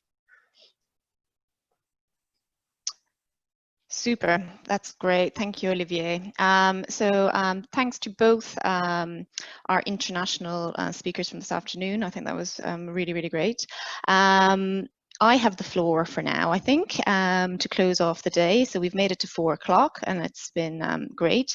Before I do wrap up, I'm calling Gert, I think, hopefully you're there, Gert, to say a few words from the UKCA Science Management Board. So they wanted 5 minutes of people's time just to get a little advert in for the UKCA community. So over to you, Gert, if you're there. Hopefully you can see your slide. Can you hear me? You sound a little bit distant, but we can just about hear you. Is that better? That's perfect. Okay, cool. So I just wanted to raise attention or raise awareness of an initiative that has been going on in the UKCA community. So as you all know, UKCA, the chemistry and aerosol component of UKESM, and the sort of UK chemistry model, if you want to, I don't want to step on anybody's toes here, has been growing quite a lot over the last few years, and that did require more robust management structures to be put in place. So we now have this science management group and some subgroups within or around that look at various aspects of UKCA. And we are currently in the process of drawing up a strategy that should cover the next few years of both development and science. But UKCA UKCA is a community model and is supposed to be one. So we need to know what the community uses the model for, what they want to do with it, where they want to go. And for that purpose, we have put together a community survey. And actually, the gist of what I'm trying to say here is simply, I would like to invite you to go to the UKCA webpage, and on the main landing page, you will find a link to the survey, and we would be very, very grateful if you could let us know or could give us your feedback and input for that process. So that's all I want to say, really. And there's information on that slide on how you can contact us. There are various ways via the website. There is a Slack space if you want to join, and we have an email as well. And Paul and I can be contacted directly as well. So that's Gers Hobers at the Met Office and Paul Griffiths at Cambridge. So that's actually all I wanted to say. Thank you very much. Super, thank you, Gert. That's great. So a little plug for the UKCA crowd. So let me just, hopefully you can now see I put together a slide or two just to summarize, just as we've come to the end of our day one General Assembly. First online virtual General Assembly the UKESM project has had, and I think it's day one so far has gone really well. So I'd like to thank, first of all the speakers for giving great and really interesting and motivational talks today. It's been a great lineup, and I even think at the end of a day in as well, when you're all in lockdown, to have such a great set of science talks has been really, really good. And I'd also like to thank all you guys as participants for contributing as well actively on the chat. I think we had over 100 people at one stage today, which is really, really good to see the attendance and the UKESM community growing year on year as well. So far so good. This morning, obviously, we started off with an overview, kind of, as Colin says, looking back, giving you an overview of what we've been up to in the core project team and the wider LTSM project. And I think it was clear really from the hour and a half going through those various aspects of the UKESM project that even though the model was released, over a year ago now, nearly 2 years ago, we're still as busy as ever. And so the huge amount of work has been ongoing really in finishing off the CMIP6 simulations, getting all that data onto the SGF, and increasingly digging into this model, which is now proving a very exciting and useful model, and writing and publishing lots of papers, as well as being involved in developing things like ESM Val tool and running huge training events, and further engaging, as Hazel demonstrated, revamping the website and really engaging with the community. And not only that, but we're still developing such versions of the model. So in a similar way to NCAR, we have visions for a faster, more efficient model, and looking at this with the two approaches, using FAST and UKESM hybrid. Robin gave a lovely overview of the interactive ice sheets. We're the first model that is has both Antarctic and Greenland ice sheet models, and then the updated configuration UKESM 1.1, which will be the interim between now and UKESM 2, hopefully. So that was a really nice, just summary kind of overview of things we've been doing and where we're at, and as well as kind of forward-looking, both beyond 1.1 towards a potential potential opportunities in the next set of LTSMs, and maybe a potential UKESM 2. Let me see if I can move my slide on. Following on from that, just before lunch, I think we had some great inspirational, I would say, invited speakers. So many thanks to all those speakers today. Tim Lenton gave a really nice overview of tipping points and the potential for using ESMs in both finding and quantifying tipping points, and the potential there for collaboration with UKESM 1, which is nice. He also touched nicely on the science to solution space, which is quite interesting, and sparking some really nice discussions there, which is kind of the solution space we need to be kind of thinking about as we move towards UKESM 2. More again about looking at services and solutions to these issues, rather than just developing really good science. Following on from that, we had great talks from Chris, Fiona, and Kat, which has really highlighted to me again how actively the UKESM 1 model has been picked up. It has contributed to numerous MIPS. Really, we're almost like MIPS or us.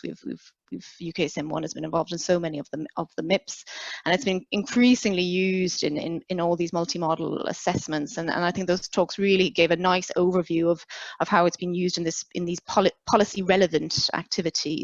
Looking at both from climate mitigation, from Chris on his CO2 carbon focus, and Fiona on the non-CO2 short-lived climate forcer, and implications of mitigation strategies for both carbon budgets, committed warming, and also air quality. So a nice kind of range of talks, but really kind of honing in on these policy relevant areas. And as well, nicely came through many of those talks, all three of them actually, in terms of highlighting the benefits of the increased Earth system complexity that we have in UKESM 1, both for capturing those climate feedbacks, but also in terms of understanding those mechanisms. So it's nice to see that coming through in the analysis that's ongoing. Finally, this afternoon, I think we had two great talks. It's really nice to get, and keep in touch with that global perspective, I think. And it's thanks again to Olivier and Jean-François for keeping us up to date in what's going on in France and NCAR. And for sure, it's great to see, what their upcoming science ambitions and drivers are, and that, that's useful to us as we kind of start thinking again, be more forward-looking, and developing our own science strategies. Tomorrow, obviously, there's another full day, a jam-packed schedule. It looks really, really, really good. So we encourage you all to join us again at 9:15 start this tomorrow morning. So not